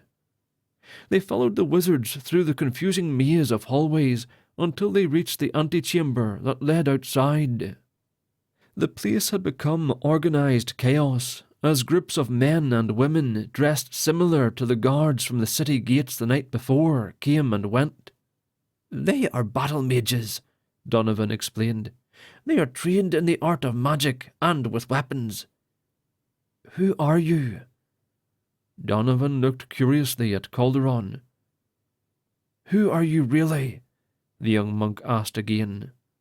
"You know things about this place, and you know some of the people here. You are hiding something, and I want to know what it is." "That is not important right now," Donovan said, trying to avoid the conversation. "It is to me," Calderon replied testily. "I will not follow your lead any more until you tell me what is going on. Who are you?" he reiterated. The old monk stared at Calderon, struggling with something internally. "I am not a monk," he finally said. "Before I tell you anything else, if we even have the time, you must promise not to tell anyone back at the Abbey." Calderon nodded silently. "I am not from Talvard either. I was born here in Oakvalor, in this very city. I trained as a wizard within these halls." "Why do you claim to be a brother of the divines?" "The leaders of Palindrome have long sought to bring the sphere out of the Abbey and secure it here. Each time the request was issued, the abbot, regardless of who led it, refused. The monks have turned it into some sort of holy item of their faith. They do not understand that there is nothing sacred about it.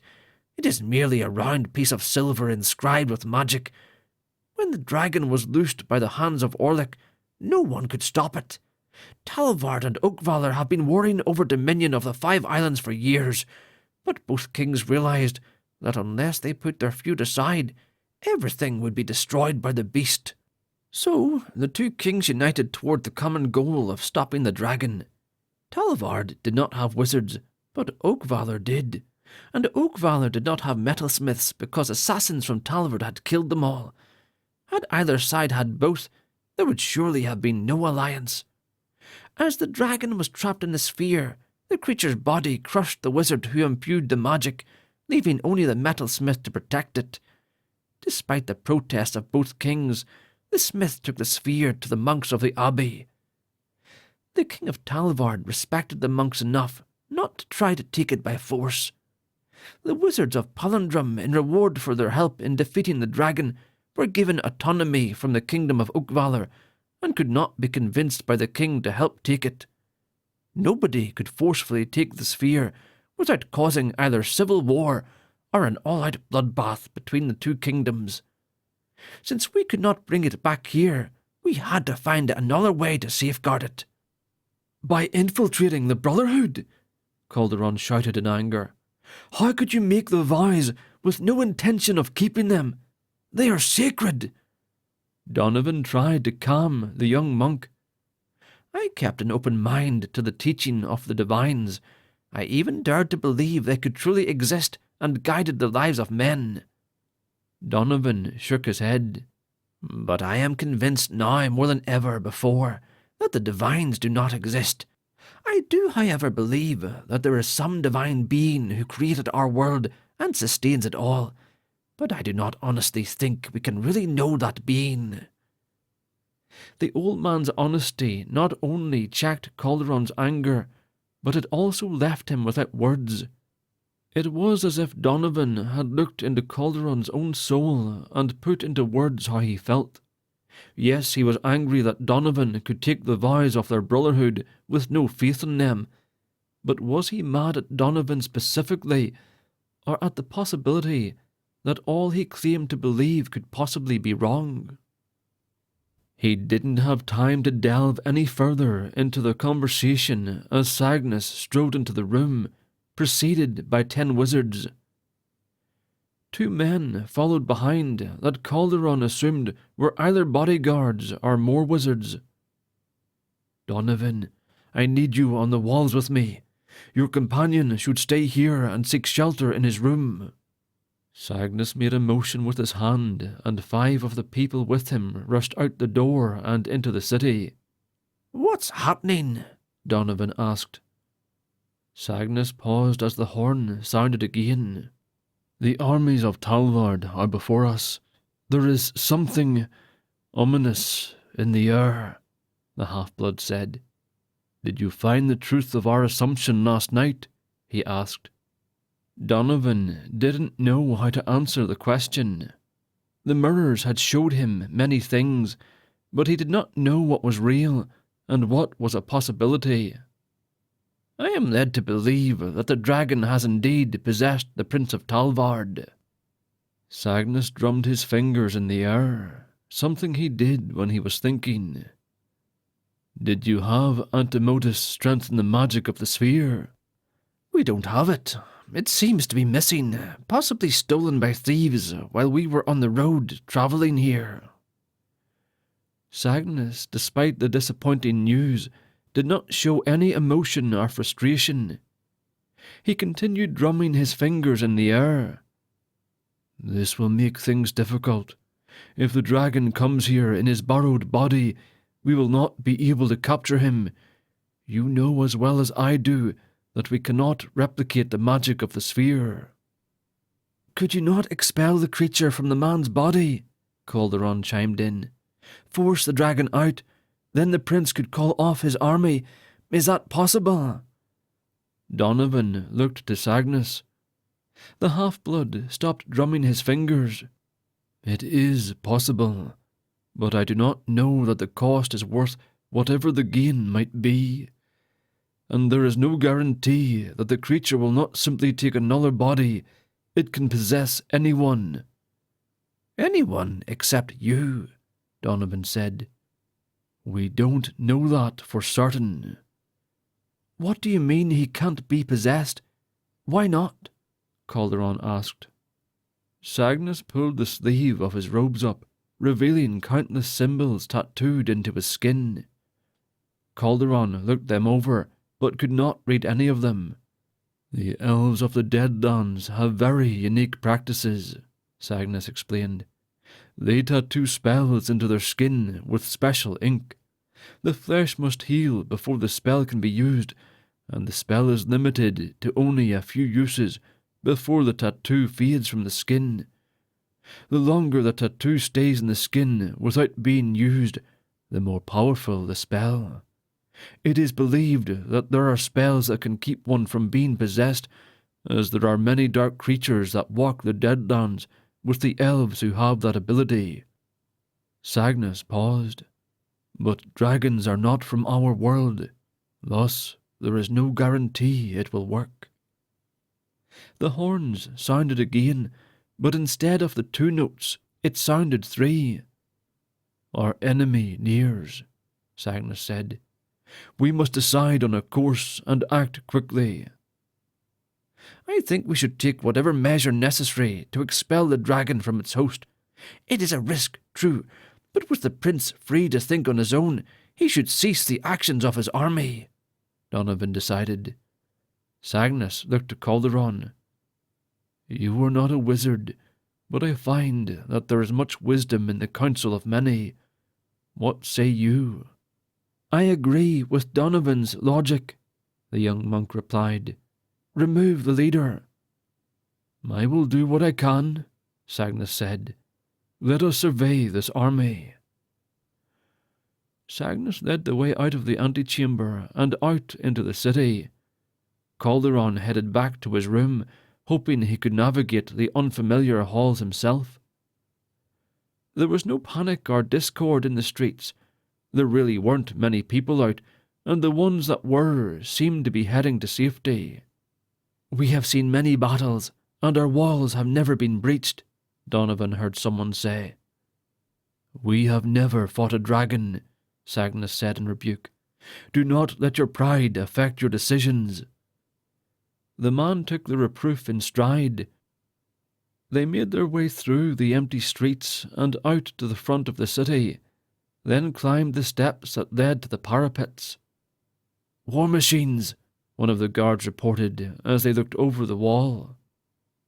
Tall structures jutted up from among the ranks of soldiers. The number of troops was incalculable, their line slowly stretching out around the walled city.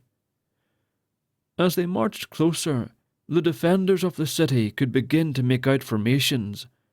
Most of them were 10 men across and 10 deep, with a captain leading each group. "Steel your hearts," Cygnus bade them. "We slaughter innocent people, driven by a fiend. If you have any hesitations, remember that you defend our own innocent people against the cruelty of a foul beast."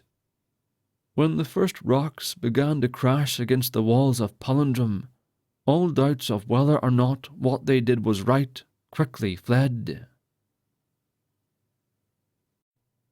Chapter 23. The Guardians work to keep the balance of the world.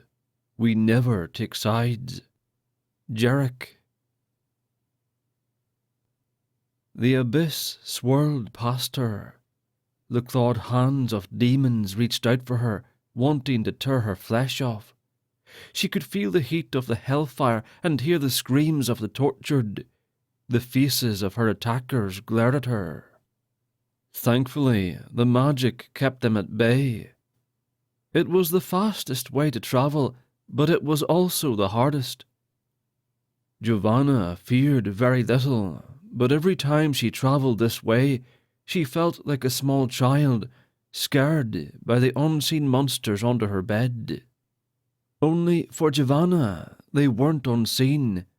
They were very real, and if she were to make even the slightest mistake in the magic, there would be nothing separating her from the demons that desperately wanted to feast on her. She felt a shudder as the magic ripped a hole in the ground above her and thrust her up 10 feet in the air. Her arms and legs flapped about wildly as she attempted to right herself. She twisted her body and managed to land on her feet with a jarring thud.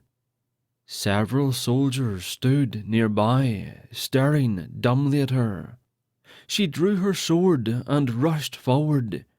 The sight of the ground spitting out a woman had momentarily distracted them, but they were trained men of war and quickly gained focus and drew their own weapons. There were 6 men, all fitted with heavy armour and ready for battle. Giovanna knew she wouldn't be able to fight them all at the same time. She could use her magic, but that would alert the wizards in Palindrome, and she couldn't risk it. That left fight or flee. She growled in frustration as she dodged past the soldiers. She sprinted as fast as her legs would carry her, trying to put some distance between them and herself. Luckily, the magic tunnel had put her out toward the outer edge of the army and gave her a chance to hide. The wide valley would have left her out in the open, but since she was nearer to the forest, it offered her a chance to hide. She turned a corner and dove head first into a thicket. The soldiers rushed by a few moments later. She waited to make sure they weren't coming back before she climbed out of the bushes. "Easy enough," she boasted, still breathless. She walked deeper into the forest, looking for a suitable spot for what she would need to do. Seeing a small clearing among the trees, she made her way toward it.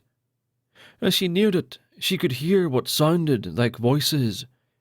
Using the trees as cover, she stepped lightly, avoiding stepping on anything that would alert whoever was ahead.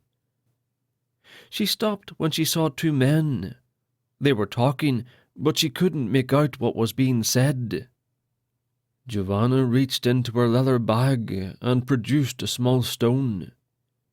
It was a dull grey and polished to a smooth shine. On one side was a symbol that had been painted with some sort of ink. It was one of the trinkets she had taken from Cygnus before she left. She pressed her forehead to the stone until she felt it warm up. She looked to make sure the men were still there before she hurled the stone into the air. Her aim was true, and it flew through the branches of the trees without hitting anything. It hovered in the air, high above the men, but the magic was linked to Giovanna, and she could now hear them talking. "The creature has possessed Renan, the Prince of Talvard, and he walks among the troops now, commanding the assault against the city. The dragon is a mighty foe. The wizards will be hard-pressed to win this battle." This from the taller of the two men. She couldn't make out their details, as they were both wearing hooded robes. The shorter figure had a raspy voice that reminded Giovanna of an old man she once knew when she was young. "What of the sphere?" "It has been taken from the monks that guarded it. They do not seem to know where it may be. Should we intervene?" The raspy-voiced man didn't respond immediately. "Let us see how it plays out. If all seems lost, we will step in, but we mustn't be seen. We only keep the balance, nothing more." "He didn't keep the balance," the tall man said. Giovanna wanted to try to see their faces, and she began slowly moving closer. She pressed her hand against a tree. Its bark was old and rotted, and chunks of it fell off and noisily hit the forest floor. The two men whirled about, and Giovanna almost gasped audibly. The taller man wasn't a man at all. He was an elf. The other man seemed more like a man, but his face was wrinkled beyond anything Giovanna had ever seen before. The elf drew up his sleeves, revealing tattoos that covered the lengths of his arms, and began to trace his finger along them. The smaller man slapped the elf's hand. He shook his head, and in a burst of light, the men were gone. She wasn't sure if they had actually seen her or not. She thought she was well hidden. Who were those people, and what were they talking about? The shorter man mentioned something about a balance. A balance of what? She stayed put for what seemed like an eternity before she was sure that she was alone. Giovanna stepped out from the trees and retrieved the stone before moving to the clearing and pulling the halves of the sphere out of her bag. She laid them on the ground beside each other and produced a small pouch. She opened the flap and reached inside, dipping her finger into a thick, liquidy substance and coating the edge of each piece. She used a leaf to wipe her finger clean, then tossed it aside. She sat down, cross-legged, and closed her eyes. She concentrated on the symbols drawn on the inside of the piece to the left. She could see the symbols were dim, hardly glowing at all. The magic was very weak. Using her mind's eye, she could see the fragments of magic that floated about the world, and, lifting her hand, began to sweep them toward the sphere. When she had gathered numerous pieces of the fragments, she began to hum softly. The humming helped her to keep her concentration and had nothing to do with the magic. She began to touch the fragments, gently pressing them into the symbols. It was a time-consuming process, as it was difficult to grab hold of the fragments. After roughly 20 minutes, the magic symbols began to glow brighter. Slowly at first, but as she added more fragments, it began to glow all the brighter. Once she was satisfied that the spell was strengthened sufficiently, she began work on the other piece. This was the skill that the other wizards didn't understand. They didn't believe that she could see the magic. When she was young, she believed the fragments of magic were fairies that wanted to speak to her. Giovanna finished the task and placed the two halves together. She grabbed a few more fragments and used them to ignite the substance on the edges. The sphere flashed brightly, then went dark. She opened her eyes and lifted the sphere up. It was almost impossible to see the line where her sword had cut. She smiled, pleased with herself. She would need a way to get close to the prince. That was her objective, but she couldn't help thinking about the elf and the man. Why were they here in the woods? She put everything back into her leather bag and stood up. She forced the thoughts of the men out of her mind. It was time. "She has the sphere," the elf remarked. They were surrounded by an invisible barrier that kept them from sight and muted their words. The shorter man nodded, watching her with interest. "They say she can reconstruct spells created by other wizards," the man rasped. "What do you think she plans to do with it, Jarek?" the elf asked. The shorter man, Jarek, shook his head. "That remains to be seen." He turned his gaze to Cahanrer, the elf. "Be prepared," Jarek warned. "For what?" Cahanrer asked. "To set the balance, whatever must be done." Giovanna stood at the edge of the forest. She could see stones flying through the air, flung from giant war machines. Thousands of soldiers were spread out before the city walls. "Fools," she said to herself. If they thought throwing rocks against the walls would knock them down, they would surely be disappointed. No army had breached those walls in the history of the city. It would take much more than catapults to bring them down. She knew Cygnus would not offer a counterattack. He was too weak to use force. She was extremely surprised when, a moment later, a bolt of lightning blasted forth and struck one of the catapults, sending splintered wood everywhere. She fell back a step as the air reverberated with a resounding boom. It would be difficult enough to reach the prince with all the soldiers protecting him, and now the wizards were launching magic from their walls. She growled in frustration. She didn't have any other choice. She would have to use magic to reach the prince. She pulled the sphere out and held it in one hand, and with the other she drew her sword. She was done hiding. She was done running. She was different. She cast her magic quickly and furiously, weaving layer upon layer around herself, fashioning a thick shield of magic. She closed her eyes and waved her sword about, gathering fragments into her spell, causing it to fluctuate and tighten. Giovanna opened her eyes. She rushed across the valley, heading straight toward the army. The first few groups of soldiers had no idea what hit them. She hurled bolts of lightning from the tip of her blade, sent blasts of scorching fire from the other hand holding the sphere. When they struck at her with their swords, they were flung back by her shield. She was unstoppable, a raging force of burning hatred, and she was headed straight for the prince. Chapter 24. I take what I please in any manner that pleases me. Giovanna. "What in the abyss is that?" Cygnus looked to where one of the guards was pointing to see a form running through the soldiers on the field below, waving a sword, and surrounded by blue pulsating light. "Anton," Cygnus said. "She is here." Donovan and Anton looked down to see Giovanna dealing out death and destruction to everything in her path. "She looks angry," Donovan observed. "She's always angry," Cygnus replied. "We must stop her from whatever she is plotting. Send the guards."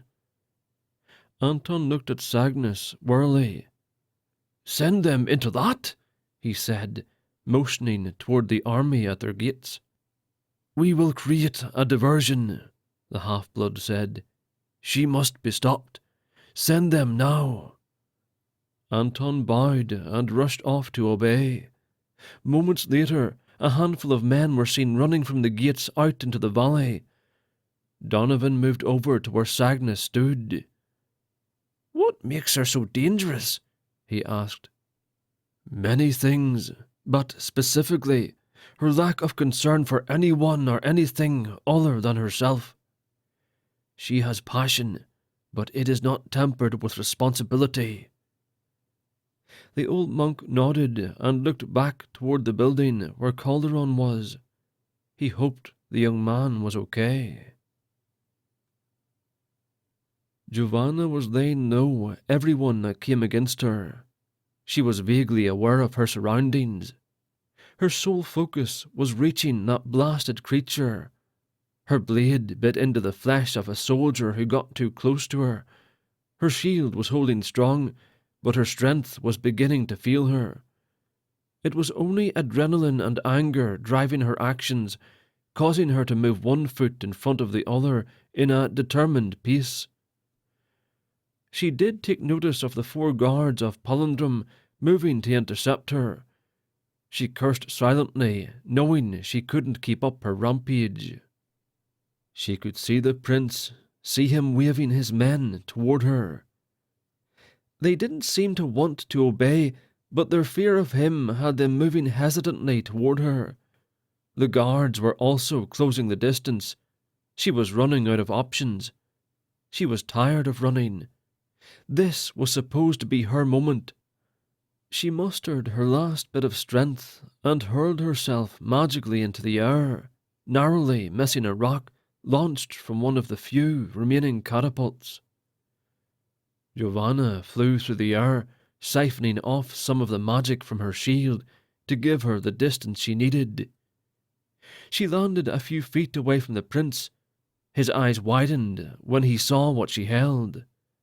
"Now I have you!" she shouted triumphantly. The possessed prince rushed her. She tossed the sphere onto the ground and watched as it began to glow. An unearthly growl issued from the man's mouth.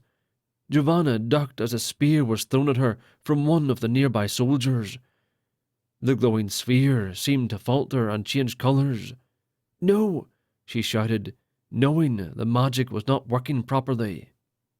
She came at the prince with her sword, slashing this way and that. Renan moved fast and dodged her attacks, sending his foot out to try and take her out at the knee. She managed to twist out of the way and avoid impaling herself on the sword of another soldier. Lightning arced from the walls of the city, destroying the remaining war machines and blasting groups of soldiers aside. Blackened scorch marks littered the valley. Giovanna was trying to keep out of Renan's reach and get to the sphere to correct the magic. Too late, she realized, as the sphere went dim. She rushed toward it, only to be blown backward as the sphere erupted in a massive explosion. The blast leveled everything within a few hundred feet, blowing soldiers apart and scattering body parts. Renan barely seemed affected. Giovanna crashed to the ground and didn't move. All of time seemed to stand still as everyone slowly realized what happened. Cygnus was shouting orders. The generals of the army were dashing about madly, trying to organize the chaos that was their forces. Calderon appeared on the battlefield, not far from Giovanna's lifeless body. "Get back to the hellspawn you came here from," he said to Renan. The prince's face turned to a scowl, and he glared at the elf. "Come, let me feast on your body," Renan said. The elf pulled his sleeves up and began running his finger along the tattoos that covered his skin. Renan threw himself bodily into Calderon, and the two crashed into the ground, punching each other and thrashing about. Calderon got to his feet, his robe twisted and caught from the struggle. He shrugged the robe off, revealing his tall, slender body, covered in nothing but a loincloth and many, many tattoos. The elf quickly traced his fingers over several of the tattoos, enacting the magic. A concussive blast of invisible force struck Renan as he was trying to get up. It knocked him backwards. As he closed the distance, the elf summoned more of his spells, one after another. Wicked-looking green flames singed Renan's hair and face. Renan clawed at his skin, struggling to control the body of his host and keep the man's spirit at bay. "I can't do anything in this body," he shouted. Calderon quickly touched a couple of his tattoos, causing them all to come alive with a pale light. His body became wrapped in the same light, and he wrapped his arms around Renan. "Let us see how you fare through this." His body exploded. Jarek knelt beside Yavanna's body and felt for a pulse. Nothing. Everyone was distracted with the battle between Kahanrar and Renan. He placed his hand on her forehead and whispered a few words. He would take her body back with him. They both disappeared just in time to miss the elf destroy himself and Renan. The explosion sent blood and bone flying in all directions. The beast that had possessed Renan could feel his spirit fading. No, fading wasn't right. His soul was breaking. He silently cursed the elf and his magic until his last moment of his conscious existence. The creature's soul dissipated into the wind. Chapter 25. Courage is not about knowing what your purpose is, but pursuing it. Calderon. Calderon sat on the edge of the bed, feeling a slight tremor here and there as the rocks from the war machines slammed into the walls. He felt out of place. He was not a wizard, and certainly no soldier, yet here he was, in the middle of an important battle. And somehow he had managed to lose the sphere. "At least things can't get much worse," he muttered to himself. He stood to stretch his legs and walked over to the window. He couldn't see the battle from his view, but he could hear it. He had never seen battle, but he had read books written by people who had. He could imagine the screams, visualize the bloody and wounded. It was enough to make him gag. He could never bring himself to kill another man. He heard something then, a slight rustling perhaps, that drew him from his contemplation. He turned to find a man in his room. The man was of average height, pretty close to Calderon's. He wore robes like a monk, but they were black instead of brown. A hood was drawn over his face, and he stood slightly. "Yes?" Calderon asked. There came no reply. "Can I help you?" The man reached up with thin, pale hands and pulled his hood back. Calderon almost gasped aloud. The man was bald, with a thin line of grey hair along his chin. His eyes were green, and seemed slightly clouded. Calderon almost thought the man might be blind, or at least not far from it. The thing that made him almost gasp was the jagged scar that covered the man's neck. "Can you speak?" Calderon asked, his hands instinctively covering his own neck. The man nodded. "I can speak," he said, his voice a whisper. "Though not very well. I have come to bring you information that you might find valuable." Calderon was confused. "Information? For what?" "Would you like to sit down? The room is more for sleeping, though." The man shook his head. "I do not have time," he replied. "You have heard of Orlick?" Calderon nodded.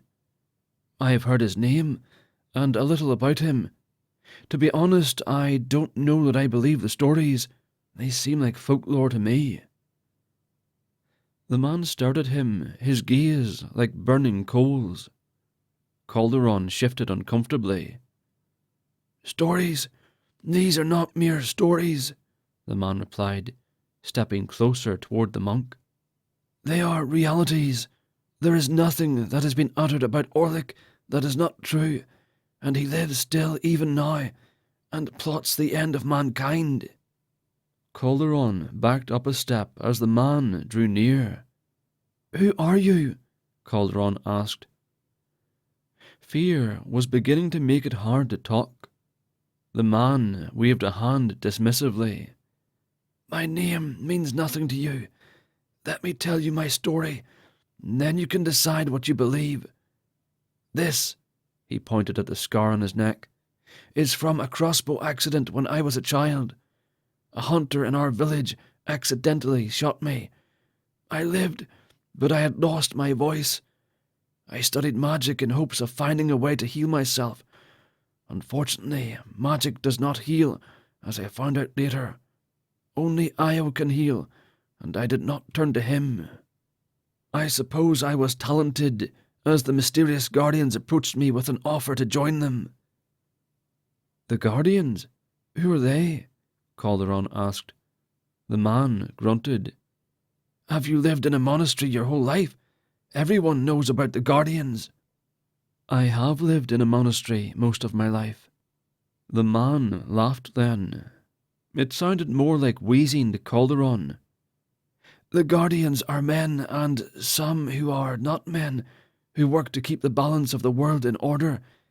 They are few, but they are powerful, chosen by the leader of the guardians for their talents, whether magical or otherwise. They cease to exist to the world, but are always behind the scenes, ensuring the balance. I was chosen to replace one who had died. I thought that if anyone could heal me, it would surely be the guardians, yet not even they could fix my voice." He seemed saddened suddenly, as if remembering it clearly. "I was upset, and began to despair that I would never speak again." "You speak now," Calderon said, pointing out the obvious. The man nodded. "One day, when I was in the mountains, I was approached by Orlick. I knew who he was, and I knew that he would bring nothing but trouble. I almost summoned the other guardians so that we could defeat him, but he made me an offer that has become my biggest regret. He offered to give me my voice back." "I thought magic cannot heal." "It can't. What Orlick did was beyond magic.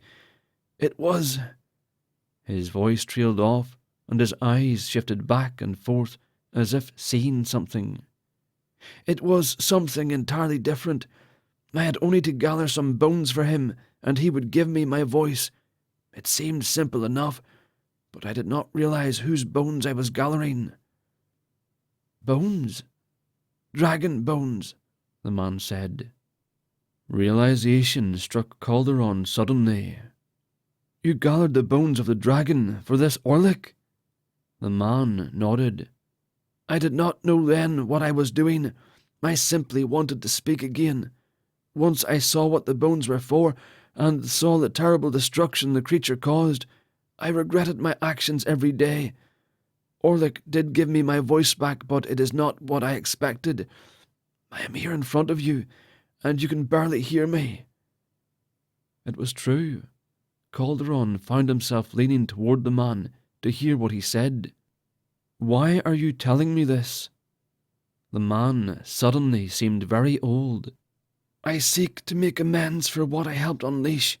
I have lived longer than any man, but my time grows near. I want to give you the knowledge that I have, that Orlick might be stopped, forever this time." "Why tell me? What can I do? I'm no wizard." Calderon didn't like where this was going. "That is exactly why I've come to you.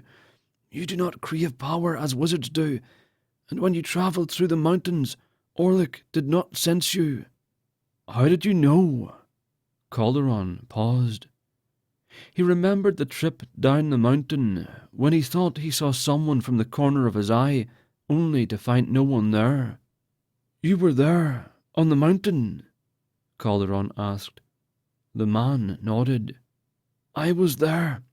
I could feel the power of the old man that travelled with you, as well as the spirit of the other monk, but I could not sense you, and neither could Orlick. I bring you this because I believe you can reach Orlick without him knowing you were there, and you can do what no one else has been able to do." "What is that?"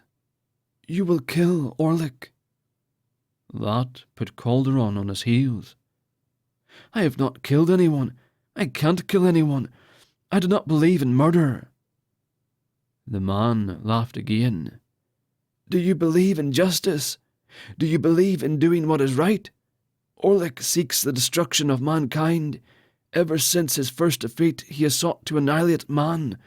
If the death of one could save many, why would you not kill the one? Calderon couldn't argue with the man's logic. He did believe in justice, but he did not believe he was strong enough to carry it out. He could not be trusted with such an important task, especially not with his sleeping disorder. And then it dawned on him. His disorder had not reared its head since his watch at the Sly Mare. Was it possible that his disorder was gone? He was at a loss. He had struggled his entire life with falling asleep at the most inappropriate times, yet he hadn't had any issues since the inn. "I am not a soldier," Calderon said. "I have no skills, no talent. This is not something you should entrust to me." The man nodded. "That is why I know you will succeed. Orlick will never see you coming."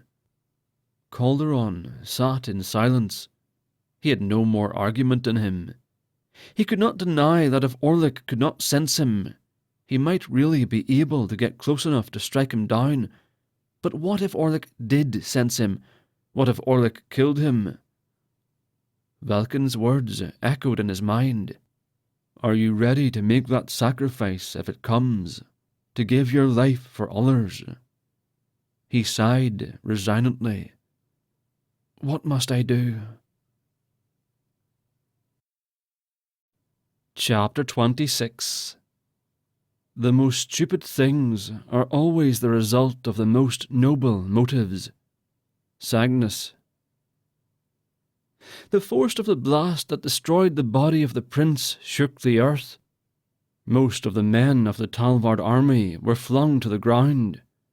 Donovan and the men on the wall grabbed onto whatever they could to keep from falling. "What just happened?" Donovan yelled, his ears ringing from the blast. Cygnus didn't answer. The half-blood wasn't sure himself. The army would have gone into complete chaos if not for the generals. Cygnus motioned Donovan to come near. "We must parley," he said. "With the prince gone, the army is in the hands of the generals. We must convince them we are no threat." Donovan agreed. "Take my bodyguards," Cygnus said, pointing at the 2 tattooed elves that stood close to him. "I'll raise the flag." Donovan took the stairs down to the courtyard and waited at the gates. Cygnus had the flag raised and waited for the sign to be returned. It was. The gates opened and Donovan headed out, escorted by the elves. By the time he reached the tent that had the flag flying, several of the generals had already gathered. He bowed when he reached them, giving the proper respect as protocol demanded. The generals bowed back. "It is our desire to see you leave in peace," Donovan said. "Palindrum is a city of peace, not of war. We take no issue with you and ask that you hold the same toward us." One of the generals, an old veteran, took the lead. "We didn't want to march in the first place," he said. Donovan sighed in relief. "Our men just want to go home. We agree that there is no qualms between yours and ours. We honestly don't know what happened to the king. It seems he lost his mind in the end." The general seemed bitter. A horn sounded out from the army, startling everyone in the tent. A messenger came stumbling in, sweaty and breathing hard. "Calm yourself," the general said. "Get him some water." Someone handed the messenger a water skin. He drank deeply and paused to catch his breath. "We have enemies approaching," he gasped. "Orcs, thousands of them. They cut off our supply lines in the mountains and are marching this way now." His legs gave out and he collapsed. Several men lifted him up and carried him out of the tent. The general looked to Donovan, troubled. "Orcs?" he asked aloud, looking to his fellows, then back to Donovan. I haven't heard of orcs in the mountains. Donovan shook his head. I have heard a lot of things lately. It wouldn't hurt to be prepared. I'll report to Sagnus and get word back to you. We can use our magic to confirm the report. The general seemed pleased with that and dismissed the monk. He ran back to the gate, the elves following him without question. Donovan could hear the generals roaring out orders behind him. It seemed one battle had ended, only for another to begin. Sagnus was waiting for him in the courtyard. "They are leaving?" he asked Donovan. "Not quite. We need someone to use the crystals. A man reported an army of orcs marching from the mountains." Elves rarely ever showed emotion, and Sagnus, though he was a half-blood, was no exception, so it surprised Donovan to see the colour drain from his face. "Orlick makes his move," Sagnus said ominously. "So it is here, before the walls of Palindrome, that the fate of our world will be decided. Come, we must prepare." Sagnus turned and left. Donovan looked to some of the guards standing nearby. "Get someone to use the crystals, will you?" One of them nodded and left. Donovan followed Sagnus back onto the walls. "The Talford army is between us and whatever is coming. What is there to prepare for?" Donovan asked, looking to Sagnus. The half-blood stared out at the valley. "They cannot stop what is coming. The orcs will overrun them and hit our walls with ease. Orlick is leading them, and he cannot be stopped. We can fight and hope to dwindle their numbers, or we can run, but I see no victory in either option." Donovan started to respond, but stopped short when he noticed Calderon making his way through the courtyard. The young monk made his way up the stairs to stand beside Donovan. "It isn't safe out here. You should go back inside." Calderon shook his head. "There is something I must do, but I will need help." Calderon stood at the entrance to the cave. They had flown him on the winds of magic to the mountains. It was the only way to get there quickly and safely. He only hoped the magic didn't give him away. The man had told him there were symbols etched into the walls that would help him find his way into the main chamber of the cave. He stared into the darkness. Taking a deep breath, he plunged into the darkness. The air was cooler inside the cave, an immediate difference from outside. The robed man had warned him not to light a torch. That was severely going to hinder him, but there was no way around it. Calderon put his hands on the walls and felt along the cool stone for the symbols. After travelling a few feet, he found the first symbol. The first step toward the chamber, the last step to his destiny. Sagnus and Donovan watched the battle unfold in the valley below. The orcs had come storming into the valley, hacking and slashing at the Talford army. The soldiers were holding their own, but they were steadily being pressed back.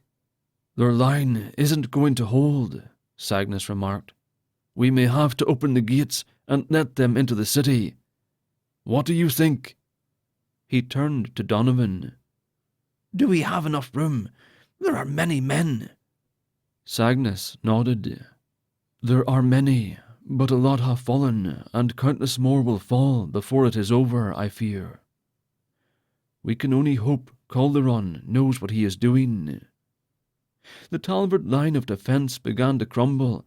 Chaos erupted, and a retreat had been signalled. "Open the gates!" Sagnus yelled. The guards obeyed and opened the massive gates. The soldiers began to run into the city. "What do we do now?" Donovan asked. "We wait." Chapter 27. I am left with the feeling that war solves nothing. that to win a war is as disastrous and costly as losing one. Donovan. The air smelled of mould. A few times his hand had touched something wet, and he would jerk it quickly away. Calderon was beginning to think he was lost within the tunnels of the cave. He didn't know which way went where, and he hadn't felt a symbol in any of the walls recently. He was about to turn around when he turned a corner and felt a horrible sensation in his stomach that made the hairs on his arm raise. He could see nothing. He didn't hear anything either, yet the feeling was there, as if something lurked around him, waiting to devour him. He breathed as quietly as he could and listened. Still nothing. He slowly took a step, and another. His hand felt the wall curve away from him, out of his reach. He hoped he wasn't about to step off into a deep hole. He took a few more steps, and then he heard it.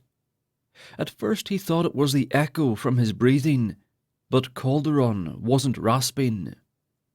The sound could be coming from anywhere in the chamber, he realized, and he was blind in the darkness.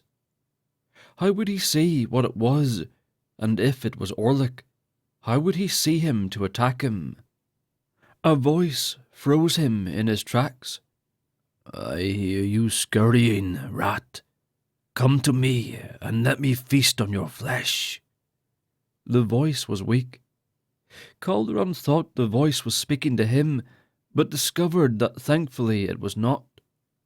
The voice was talking to what it thought was a rat moving about the cave. Could the weak voice be Orlick, the magic-wielding orc? Judging by the voice, Calderon figured him to be weak and near death. How could something so weak pose such a threat to the people? He shrugged his doubts away. He had seen the army of orcs marching into the valley. He steeled his nerves and forced himself in the direction he thought the voice came from. He nearly tripped. He yelled at himself in his mind, listening. He could hear something shuffling around, coming nearer. His hands began to shake. Calderon didn't know what to do. He didn't want to risk injuring himself, but what if Orlick realized he wasn't a rat? He forced himself to calm down. Pulling the dagger that the rope man had given him out from his belt, he clenched the hilt tightly in his hand. He heard the voice muttering something unintelligible. There was no other way around it. Calderon pulled out a flat stone that Cygnus had given him. The man told him not to use any light, but he couldn't see a blasted thing. He tossed the stone into the air and it lit up, momentarily blinding him. He heard a screech and gained his vision back enough in time to see something flying toward him. They crashed to the ground in a heap, and something was clawing at Calderon. The blade fell from his hand, and he lashed out with his fists, pummeling with all his might. He managed to push the thing away and scrambled to his feet. He saw the glint of metal in the dim light and quickly retrieved the blade. Whatever had attacked him was hiding in the corner where the light didn't reach. Calderon cautiously made his way toward the shadows. The creature came hobbling out toward him. If this was Orlick, the creature was far from intimidating. It was thin and skinny. Its skin was reddish-brown and hung loosely from its frame. Scraggly, long, black hair covered its head. 2 large teeth jutted up from its bottom jaw, protruding from its lips. The creature was certainly ugly, but nothing frightening. Calderon held the blade out in front of him in an attempt to keep the thing at bay. It seemed to work as the creature paused, looking at the blade intently. "Where did you get that?" the creature rasped. "From one you drew into your dark scheme," Calderon answered, using the phrase that the rope man had told him. The creature laughed, a guttural, raucous noise. "I used him as I have used so many others," Orlick said. "I told that fool the magic was unpredictable at best, and it was never meant for humans. Why have you come here?" Calderon fought the feeling of despair. It was thick, palpable. "I have come to kill you," he said.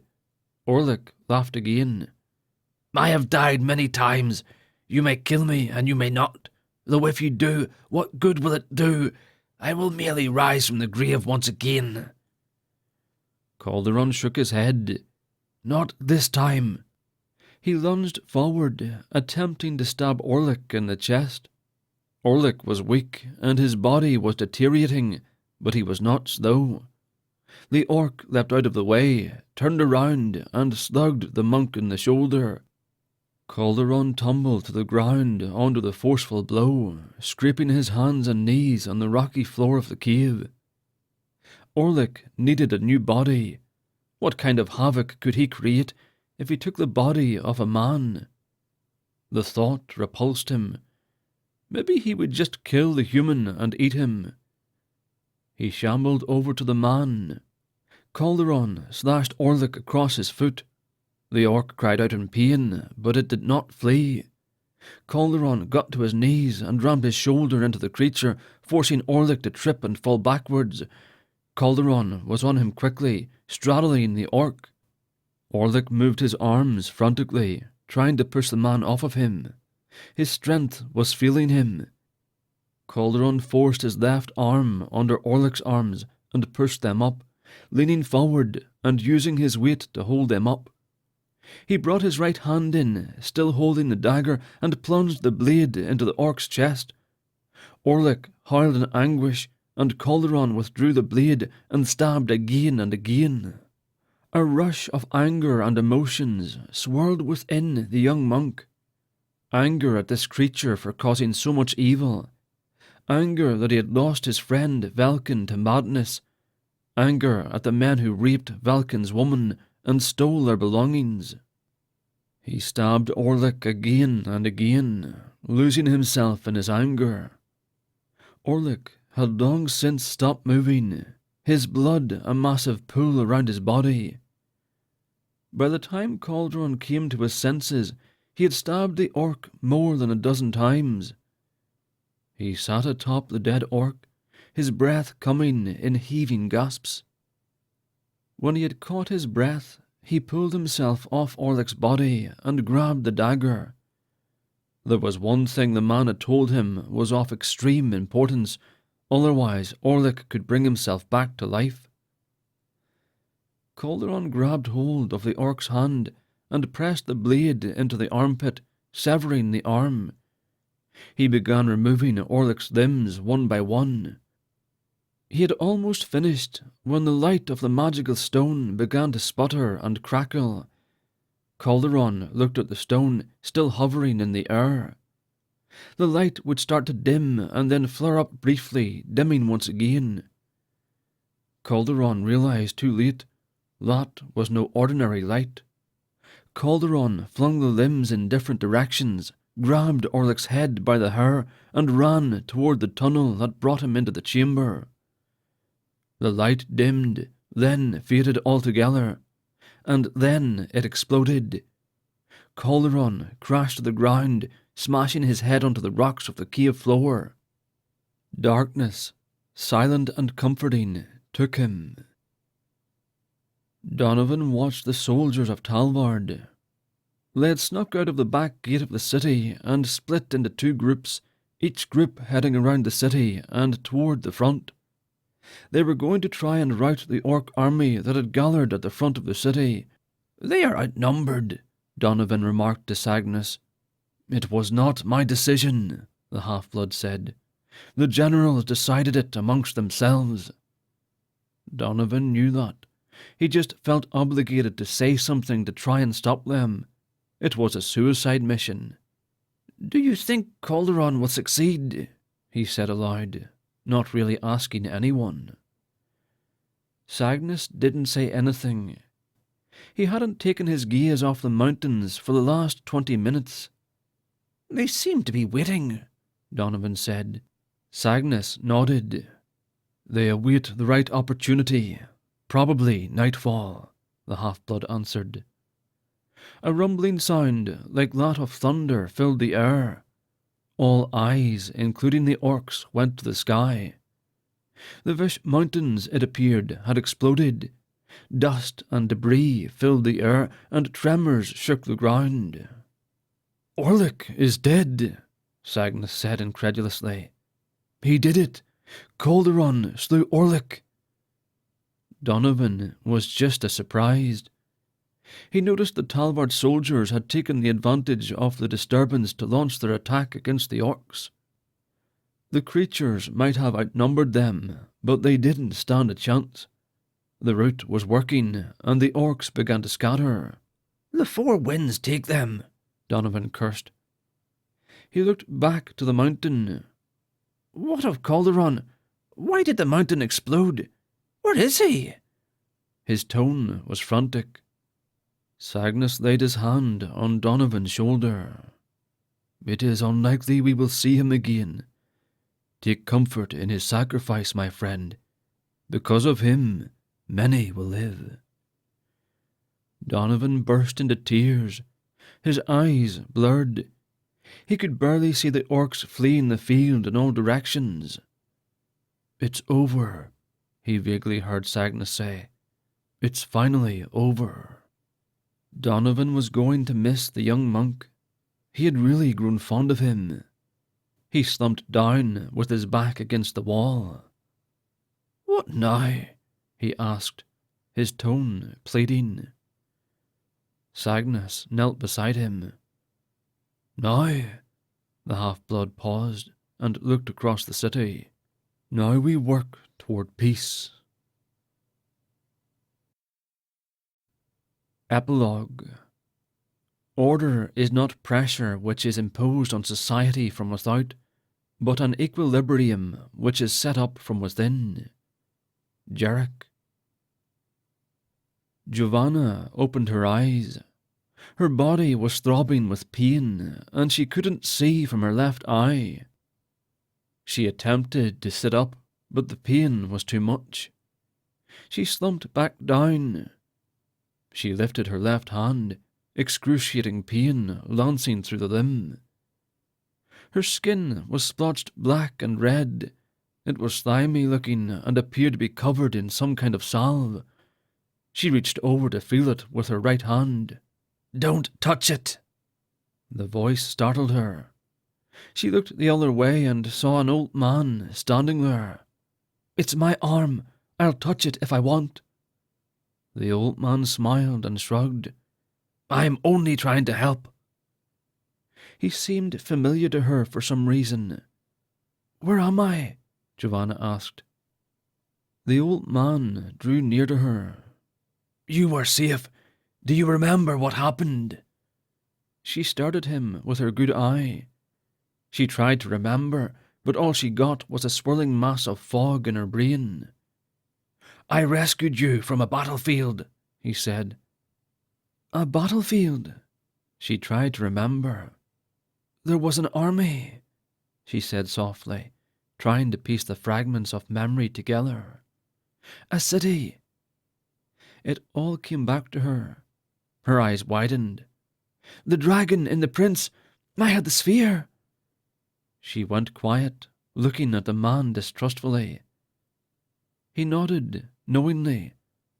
I know, I was there. Like I said, I rescued you from the battle. My name is Jarek, and I know you are Giovanna. I have heard many things about you and your unique gift.